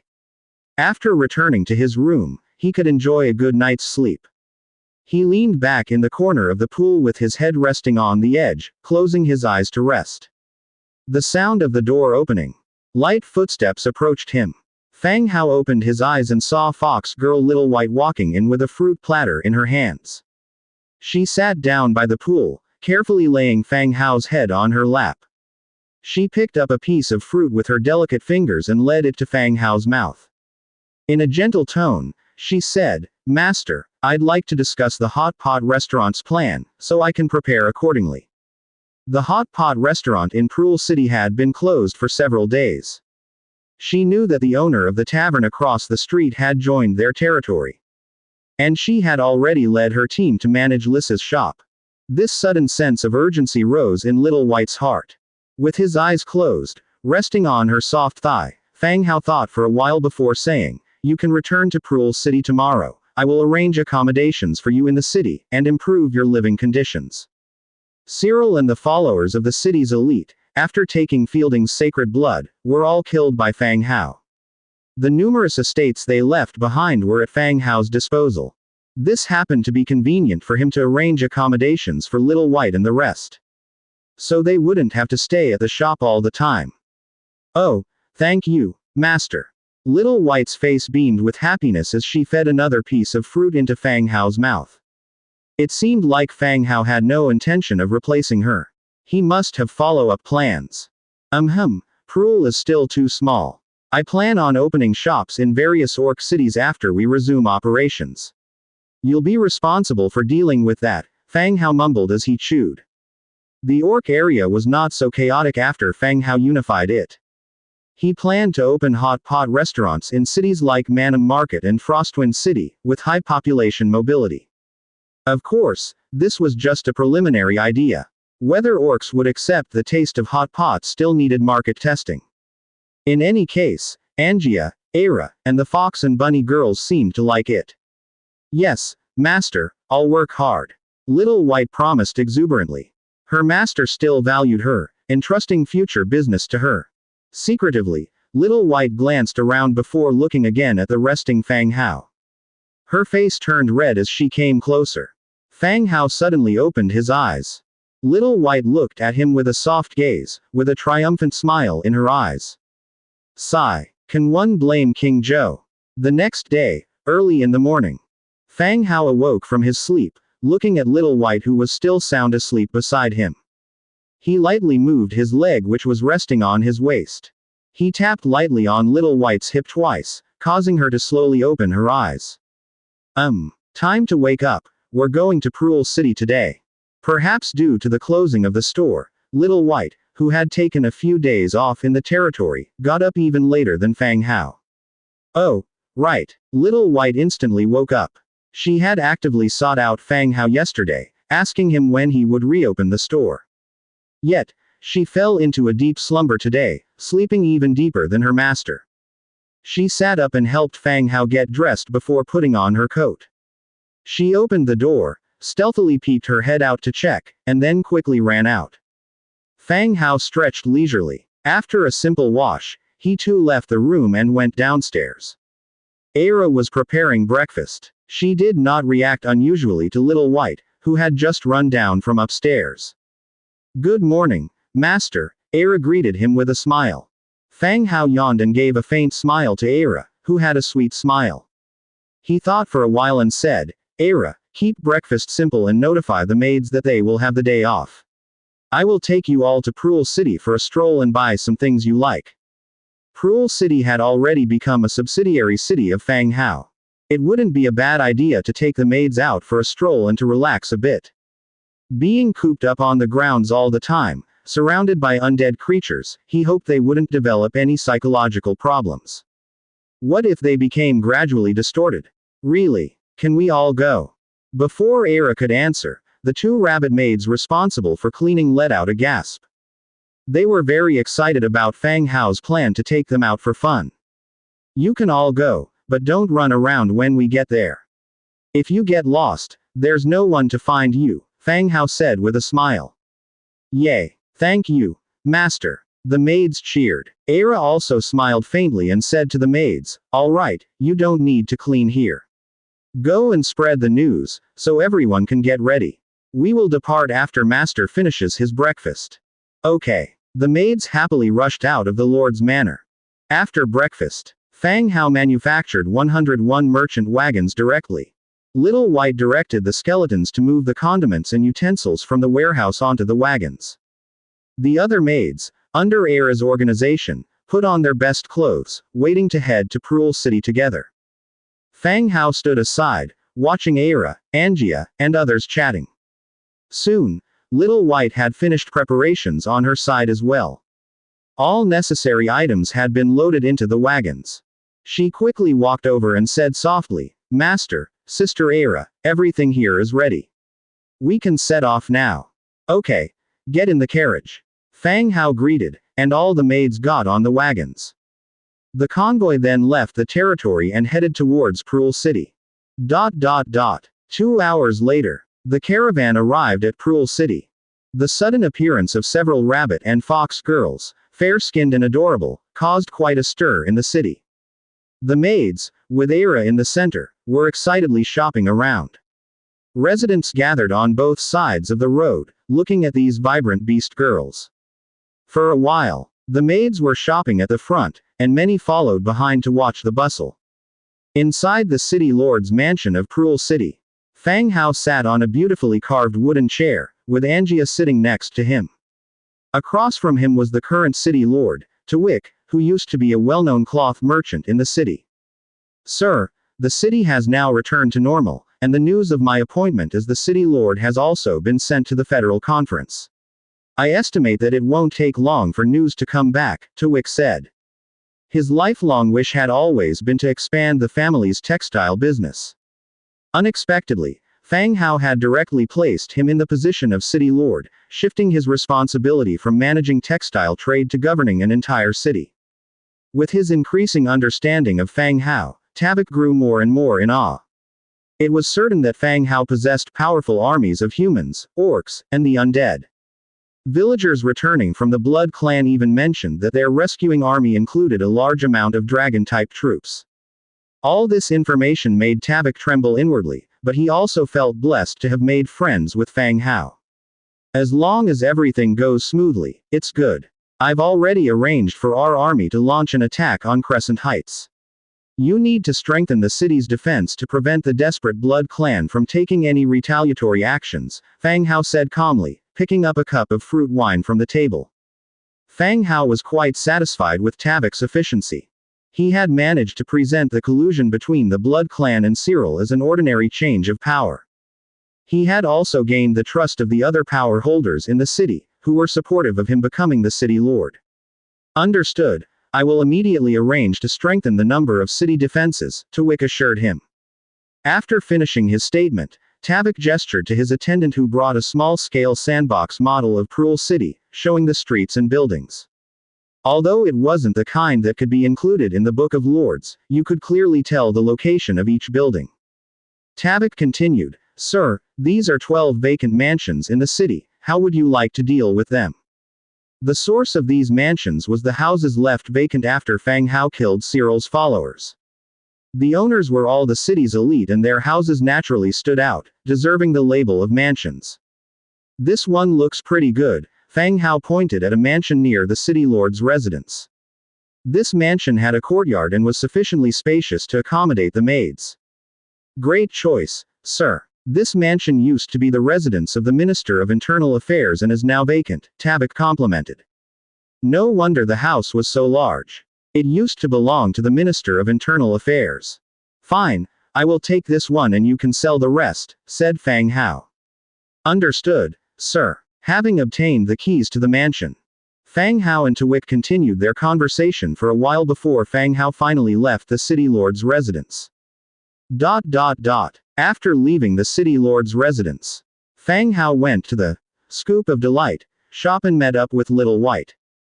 The three of them proceeded to the newly acquired mansion. After passing through many streets, they arrived at the affluent district. The streets were cleaner here and the passers-by were dressed much more elegantly. They reached the past residence of the Minister of Internal Affairs. In front of the towering mansion's gates, Little White gaped at the sight. She knew Fang Hao was arranging a place for them to live, but she did not expect it to be so grand. This wasn't an ordinary affluent district. It was the center of power in Prul City. A short distance further, one would arrive at the city lord's residence. Master, are we staying here? Little White asked, visibly shocked. Yes, the daily necessities inside should be complete. Later, you all can divide the rooms among yourselves. Fang Hao took out the key, unlocked the door, and pushed it open to reveal the large courtyard inside. Fang Hao nodded in satisfaction. It was indeed a great place. Of course, it still couldn't compare to his city lord's residence. Commencing his inspection, he entered the mansion and climbed the stairs. All the furniture was still in the mansion. Tavik seemed to have just evicted the mansion's inhabitants and didn't pillage the items within.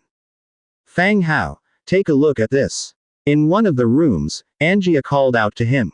This room contained a desk and a bookshelf, seemingly the study room of the former Minister of Internal Affairs. In Angia's hand, she was holding a beautifully crafted curved sword. Let me see. Fang Hao walked over. Angia handed him the curved sword, and the weapon's attributes appeared as soon as it landed in Fang Hao's hand. Absolution curved sword purple. Type: one-handed sword. Damage: third order. Description: a curved sword that has killed its former master. Rumor has it that anyone who possesses this weapon will suffer until death. Following the swords of absolution, the dagger, the rapier, and the longsword, this was the fourth sword of absolution. By its appearance, Fang Hao initially thought it was a saber. After seeing its attributes, he realized that the name was the Absolution Curved Sword. Fang Hao didn't have much knowledge about weapons. As far as he could see, there didn't seem to be much of a difference between a curved sword and a saber. Is this the one you were collecting? Angia asked from the side. She wasn't particularly interested in these crafts, but knowing that Fang Hao was looking for them, she helped to look out for them. Yes, I didn't expect to find another one here. He indeed hadn't expected the Minister of the Interior to have a sword of absolution in his collection. It seems that he should mention it to Tavik to keep an eye out too. If he could find more Absolution series weapons, it would be a good addition to his collection.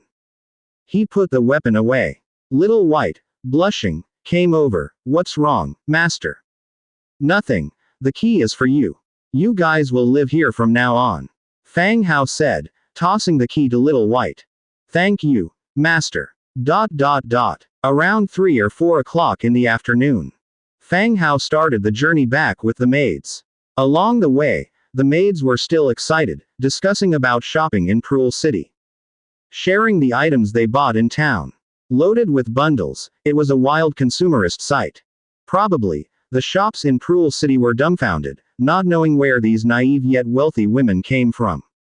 The carriage drove into the city. Aira lightly clapped her hands. All right, everyone should rest well tonight, we have to get back to work tomorrow. The maids all stopped, softly responding, yes, Sister Aira. Upon his return to the Lord's mansion, Fang Hao's steps slightly faltered. In front of the Lord's mansion, stood a tall skeleton giant. Even bigger than an ordinary giant, with long arms. Giant Wall, Blue 7th Order hero. As expected, it was another hero created by Nelson. When they were simultaneously fighting with Bloody Mountain Range and Cold Wind Mountain Range, they retrieved 3 hero corpses. A giant, and 2 orcs. The one in front was the second one made by Nelson, a skeleton giant hero. I greet you, Lord, and I am ready to serve you. The skeleton hero kneeled on one knee and lowered his forehead. Even kneeling down, his height was not much lesser than Fang Hao's. Named Giant Wall, it must be related to his height. Stand up. Welcome to the team, Giant Wall. Fang Hao said. Thank you, my lord. Well, retrieve your former equipment from the warehouse, then go to the barracks. You are now in charge of the skeleton giants. As you command, my lord. Giant Wall nodded and walked towards the warehouse. Once Giant Wall left, Fang Hao opened the Book of Lords to confirm the loyalty level. Giant Wall's loyalty to you has reached 100. Your minion, Giant Wall, has a loyalty to you of 100, free from experiencing any negative emotions such as deceit, betrayal and so on. Loyalty is still at 100. Full level loyalty as soon as he was created. He continued to check Giant Wall's attributes. Giant Wall, Blue 7th Order Hero. Allegiance. Undead. Templates. Blue. Racial characteristics. Undead. Hollow skeleton, weak to light. Legion talent. Iron Wall, infantry commander, giant troll shield formation. Skills. Fleshless body, multiple attacks, huge club, stone axe throw. Inherent abilities. Intermediate battle mastery, advanced defense mastery, advanced blunt weapon mastery, advanced shield mastery. Iron Wall, the army led by this unit will have plus 15% defense. Infantry commander, when this unit commands infantry units, all attributes plus 5%. Troll shield formation, when this unit leads troll form units, including trolls, transformed trolls, skeleton trolls, the army gains additional shield proficiency, with extra defense plus 5%. Stone axe throw, when the ranged weapon is a stone or axe, increase range by plus 10%, accuracy by plus 9%. Additionally, the stone inflicts blunt damage, and the flying axe inflicts plus 5% damage to lifeless defensive equipment. Description. A product of the immortal corpse which, not recognized by the god of Undead, this hero cannot level up or advance. Pretty standard. Attributes aren't too outstanding, just seem to be an upgraded version of the skeleton troll. The most useful aspects are the hero's army skills, increasing the corresponding attributes when leading an army. In particular, there's the troll shield formation skill. The troll units he leads can directly equip shields, forming a shield formation. Entered the Lord's mansion, sat down in a chair. Felt a bit thirsty, subconsciously glanced around the empty hall. Recalled that he had given the maids a day off. Even Aira was outside with the other maids, sharing the items they bought today. Picked up a water cup, filled it with fruit wine from the cellar. When he came back, he found that the tailor, Soy, was already waiting in the hall. Next to Soy, on the table, was a piece of black, silky fabric. My lord. Soy stood up, slightly bowing in courtesy. Soy, what brings you here today? Fang Hao asked with a smile as he took a seat next to him. My lord, this is the newly made, Nightfall, silk. I brought it for you to have a look. Soy held up the piece of black silk and handed it to Fang Hao. Fang Hao took it. It felt silky smooth right away. The quality of this Nightfall silk is not inferior to Tabak's prized Holy Snow silk. The delicate and smooth feeling of it is very comfortable to touch.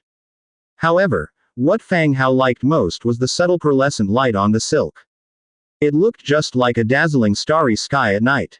In Fang Hao's view, the expressive quality of Nightfall silk is even better than Holy Snow silk. It's gorgeous. Fang Hao commented with praise. Surely, it's beautiful. The production of Nightfall silk will play a big role in your next plan to open a shop. Soy said. Fang Hao had mentioned his plan to open a clothing store to Soy. In Lis City, making a dress for the city lord's wife was also a way to pave the way for the fabric store. Indeed, Soy, you arrange for mass production. The newly made Nightfall silk takes priority in making a set of black stockings. As for the size, just follow Mrs. Rebecca's measurements. Fang Hao thought a bit before speaking. Such good silk, also for making stockings. Make one set first, then make other things once mass production is underway. Soy nodded, not saying much more. Even though he couldn't understand the purpose of stockings, they did achieve a good effect in Rebecca's custom-made dress. So, in his garment-making philosophy, he wouldn't be too stubborn. Okay. Understood, my lord. I'll arrange the work when I get back. If there aren't enough hands, you'll need to recruit more workers. Soy stood up and said in a low voice. All right. Fang Hao nodded. Soy bowed again, held the nightfall silk in his arm, and left the room. After dinner, Fang Hao had a quick soak in the hot spring before returning to his room to rest. The night was quiet, and Fang Hao was sleeping deeply. Master. Suddenly, a slight shaking came from his arm, and Fang Hao's eyes snapped open. In the moonlight, a figure was seen kneeling by the bed. Fang Hao instantly woke up, his heart pounding. Master, it's me, Era. Era quickly said. Phew. Fang Hao let out a sigh of relief, speaking with displeasure. Era, if you're going to come earlier. This time is a bit late. Era's cheeks blushed slightly. She glanced at Fang Hao's bare chest, explaining, Master, a guard has rushed over from Liss, said following your instructions, he brought the blueprint for dealing with vampires. He is waiting in the hall. What? The person has returned. Fang Hao immediately got up. The night was deep. In the Lord's Hall, a weary, weather-beaten swordsman sat. At that moment, frantic footsteps echoed up the staircase. Setting down his cup, the swordsman stood to wait. Seeing the Lord descending from the second floor, he bowed immediately, and saluted, Greetings, my lord. You've worked hard, said Fang Hao softly. I dare not delay your plans, here is the blueprint I brought back. The swordsman handed over the blueprint he held. Era stepped forward to take it, passing it to Fang Hao. Hard silver sand blueprint, hard silver block blueprint, hard silver arrows blueprint, green rank, hard silver single-handed sword blueprint, green rank. A total of 4 blueprints. Hard silver sand 10, 1 iron block, 1 silver ore. Description. Increases hardness of silver through blending. Hard silver block. 1 iron block, 5 hard silver sand, 2 silver ore. Description. A hard silver block, produced after numerous tedious steps. Hard silver arrows 10, 1 tough wood, 1 iron, 1 hard silver block. Description. Arrow mixed with silver. The arrowhead shines brightly, but due to the softness of silver, it is not feasible for reusing. Hard silver single-handed sword. 2 iron blocks, 2 hard silver blocks, 1 thick leather. Description. A gorgeous silver single-handed sword, not suited for extended combat. 2 blueprints for materials, and 2 blueprints for weapons. Especially the hard silver block, it can surprisingly be produced. If the hard silver block also requires a forge for processing, even the upcoming battlefield would be over by now without much being made. Both weapon blueprints are green rank and are related to silver. However, given silver's softness, even after multiple hardening processes, it remains impractical for battlefield use according to the descriptions. If not for its special effect against the Blood Clan. Otherwise, weapons would not be made from such a metal, which is not durable and more expensive to produce than iron swords. Good, you have worked hard. Fang Hao turned to Era. Era, find him a place to stay, let him rest in the fief for the night before returning. The fief has many empty rooms, so there's no worry about accommodation. Yes, master. Thank you, my lord. Following Era's departure, Fang Hao collected the blueprints he had received. It was already late at night, he could only wait until the next morning to begin production and deliver to Demetria. Dawn. Fang Hao jolted awake from a drowsy slumber as the sound of a horn echoed in his ear. This was the signal of a received message from the sound-transmitting shell. Rolling over to look at the head of his bed, indeed, Demetria had sent a message. As he held it to his ear, he heard Demetria's voice. My lord, the army has reached the border of Crescent Heights and has begun to set up camp. We plan to launch an attack on the Blood Clan tomorrow. The message was brief but conveyed all the necessary information. Demetria led the troops for 2 days and 2 nights. Since the undead army could march day and night, the progress was faster than a conventional army's marching speed. According to the original plan. After reaching the destination, Demetria would first set up a camp. Then, using the camp as a base, he would launch an attack on the Blood clan. The construction of the camp is also to facilitate the transportation of supplies. In this way, the army will not become isolated, forced to charge forward only. Fang Hao sat up, dressed, and immediately left the Lord's mansion. The reception hall on the first floor. The maids had finished their day off yesterday and resumed work. But it could be seen that they were still in a good mood. "Good morning, master." The maids smiled and greeted him. Good morning." Just as Fang Hao was about to leave the Lord's mansion, he stopped and said to one of the maids, "Go fetch the Blood Hunter, tell him to meet me outside the fief." "Oh, all right." The maid nodded and ran off to fetch the Blood Hunter. Outside the fief, on the open land, Fang Hao opened the Book of Lords and began to produce the blueprints he had acquired yesterday. First, he used the 100-fold increase feature to make hard silver sand and hard silver block. After finishing the production of these two items, he continued with the production of hard silver arrows and hard silver single-handed swords. Hard silver arrows 10, 1 tough wood, 1 iron, 1 hard silver block. Production quantity 5,000. 100-fold increase triggered, received 5,050,000. 1 quantity equals 10 hard silver arrows. With the effect of the 100-fold increase, the quantity of arrows reached 5 million. Crash. A dazzling light appeared, revealing a vast number of hard silver arrows scattered across the open land. Fang Hao picked up one. The arrowhead of the hard silver arrow was exceptionally bright, revealing delicate patterns. It looked much better than the ordinary black iron arrow. He waved over a team of skeletons to bundle up the scattered arrows. Fang Hao continued with the production of the hard silver single-handed swords. 100-fold increase triggered, received 101,000 hard silver single-handed swords. A batch of swords again appeared before his eyes, scattered messily on the ground. Whoosh! At that moment, the Blood Hunter swooped in, his giant bat wings allowed him to land from a distance. At the city gate, the newly recruited hero, Bulwark, also walked over. Seeing Bulwark's current attire, Fang Hao understood the origin of his name. Bulwark held a large iron shield in his hands. The height of the shield was about 5 to 6 meters, and it was 3 to 4 meters wide, just like half a city gate. "My lord, you wanted to see me." The Blood Hunter looked at the equipment scattered all over the ground and asked quietly. Demetria has reached the border of Crescent Heights and established a temporary camp. Fang Hao stepped out from the pile of equipment. "My lord, what do you mean? You excel at leading flying troops. I plan to recruit another batch of air units for you to command. Together with Demetria, take over Crescent Heights as soon as possible." Fang Hao stated his intentions. A fief must always have a hero to guard it. Skeleton heroes were the best candidates for city defense. They lack personal emotions and put the benefits of the fief and Fang Hao first. Angia was there to act as Fang Hao's personal bodyguard and would follow him around.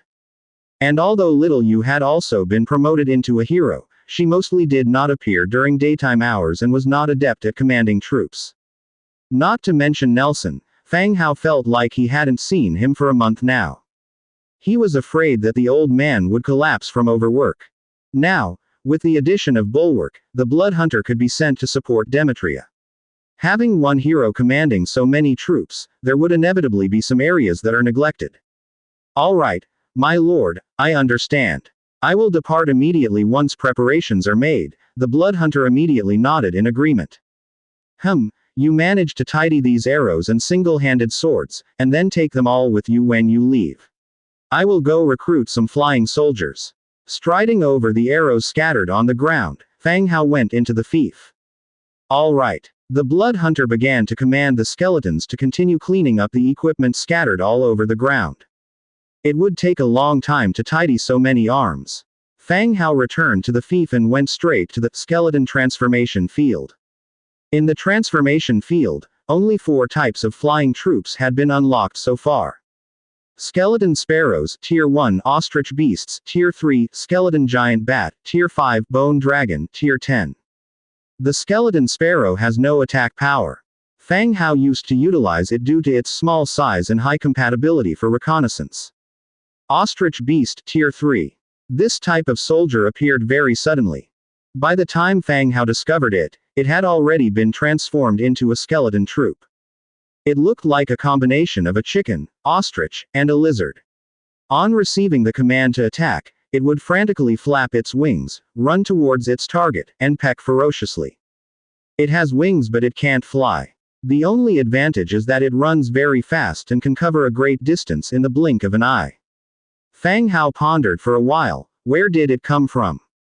In the end, considering the timing and the size, Fang Hao inferred that it was probably the food the Cyclops troll cooked during the operation in the mountain fortress.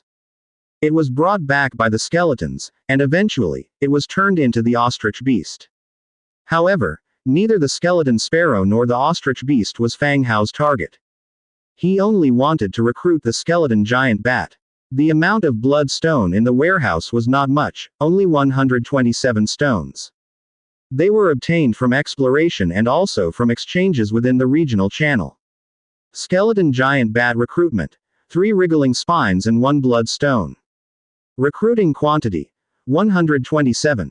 Confirm recruitment. Hundredfold magnification triggers, recruiting 12,827 skeleton giant bats. Over 12,000 skeleton giant bats landed on the open ground around.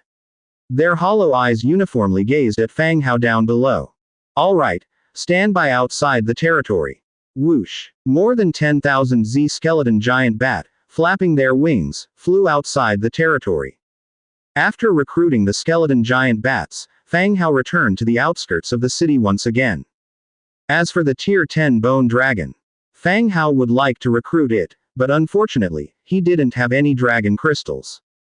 Upon arriving outside the territory, a massive number of skeleton warriors were still bundling arrows. The quantity of arrows was too vast, even with a large number of skeletons, it would also take some time. Blood Hunter, it's up to you to arrange the bone dragons in the territory, Fang Hao said. There were 70 bone dragons in the territory. The rest were stationed in the fortress and the affiliated cities. Looking at the number of arrows, it seems that even if the bone dragons transport them, it will require multiple trips. Alright, my lord, the blood hunter agreed upon hearing Fang Hao's words. Fang Hao stayed for a while as well, instructing the skeletons to sort out the scattered equipment all over the ground. When Blood Hunter left, it was already noon. Fang Hao looked at the sundial in front of the Lord's castle, which was simply made from his own wooden stick and small round iron shield, and compared it with his wristwatch which showed 12 o'clock. His method wasn't precise, and the sundial wasn't made standard. But these were good enough. He needed a rough estimate of time, more for timing purposes. After lunch, the maids prepared a fruit platter. Fang Hao and Era chatted while eating. At this moment, the sound of footsteps came from outside. The skeleton merchant Dujin walked in. He bowed slightly. Good morning, Lord, Miss Era, and Miss Angia. Despite being a skeleton, Dujin was a polite gentleman who greeted each person in the room. Era immediately got up, greeted back with a smile, and left the room with the rest of the maids to attend to their chores. Sit, Dujin, said Fang Hao. Dujin didn't sit down, but instead handed Fang Hao a blueprint. My lord, the order you placed previously has a cellar now. This is the construction blueprint for the pottery kiln. Upon hearing Dujin's words, Fang Hao was delighted. What he was lacking to upgrade the Lord's castle to level 8 was pottery. Once the pottery kiln was built, they could start producing pottery for the castle's upgrade. Fang Hao took the blueprint and stored it. How has your business been recently? Fang Hao continued to ask. Dujin sat down on a chair nearby, his walking stick placed upright in front of him. My lord, business has been very good recently, especially the large consumption of the troll's hatchet. In the past 3 days, we have sold 50,000 hatchets. When you have time, we need you to restock the inventory. Hearing this, Fang Hao frowned slightly. The trolls are mass purchasing weapons in a short period of time, it seems like there really is some trouble brewing there. I remember Shu Yong mentioning the potential for internal conflict among the trolls. Also, a couple of days ago, Shu Yong was buying battle axes on the regional channel. Now, It seems there's a high likelihood of chaos occurring in the troll regions. When that time comes, I should remind Blackthorn to be careful in the Blood Mountain range. Okay, I'll restock from my warehouse when the time comes, don't worry about that, said Fang Hao with a nod. Sir, if there's nothing else, I should head back. Yeah, go ahead. After Dujin left, Fang Hao started to examine the blueprint for building a pottery kiln. Pottery kiln requires 2200 wood, 1800 stone, 800 stone bricks, 350 iron, 120 metallic accessories, and 1 red flame essence. Description: used for firing pottery in a building. The construction materials required aren't high-end. Aside from the red flame essence, the other materials are quite common. He leaves the Lord's mansion and heads to the industrial zone on the outskirts of his territory. There, he has built a lumber factory, a stone processing plant, and a series of tanning racks. All raw material processing happens here. Fang Hao selects a location and starts building. Little by little, lights converge to form the shape of a pottery kiln. 20 minutes later, a stone brick pottery kiln is standing before him. Pottery kiln. Staff. 0/3. Raw material. Clay. Produces pottery tiles, rough pottery cups, jars, and bowls. Description: used for firing pottery in a building. Upgrade prerequisite: Level 10 Lord Stone Castle. Upgrade requires 3,200 hardwood, 3,500 stones, 2,200 stone bricks, 500 fine carved stones, 500 cast iron, 350 metallic parts, and 2 red flame essences. Looking at the introduction of the pottery kiln, Fang Hao's eyebrows raised. There are quite a few products that it can produce. Apart from pottery tiles, there are also rough pottery cups, bowls, and jars. Currently, all the cups and bowls in his territory are made of wood. It would be a good idea to manufacture some pottery wares not only for his territory but also to send to the shops. With that in mind, Fang Hao constructed another 4 pottery kilns. He assigned the skeleton laborers to operate them. 4 of them would be producing tiles, and the last one would be producing pottery utensils. In the afternoon, Fang Hao rode the bone dragon to the pigmen village, where he installed a white steel mine blueprint, mine rails, and mine carts for the mine there. Then he headed to the Bloody Fortress, where he talked to Blackthorn about the troll situation. He advised him to reinforce the defenses to prevent the trolls from stirring up trouble during this period. After he had finished everything, it gradually began to get dark. It felt like he hadn't done much in a day, but it was already this late. After a quick dinner, he headed for the hot springs. While in the hot springs, Fang Hao was resting his head on Era's round and lovely thigh while enjoying the fruits that were occasionally popped in his mouth. Today, Angia and Lori were out playing, so there was no swimming competition. The two of them had a rare quiet moment. While enjoying Era's massage, Fang Hao checked the regional chat. I've got women in my domain now, and things are going well, it's just a matter of time. Does the guy above have any physical defects? Why is it just a matter of time? When the time comes, could you take a photo? Gosh, I'm envious. I have 2 women in my group of refugees, but they both have husbands. As a lord, confiscating your daughters-in-law should be no problem, right? Damn, seems like there's no problem. For sale. Forest tri-corner hat green. A green leather headpiece suitable for archers. If interested, place your bid. I took a look, the hat the guy above is trying to sell is green. I bet you won't be able to sell it. Green is actually quite clean, it's love that dirtied it.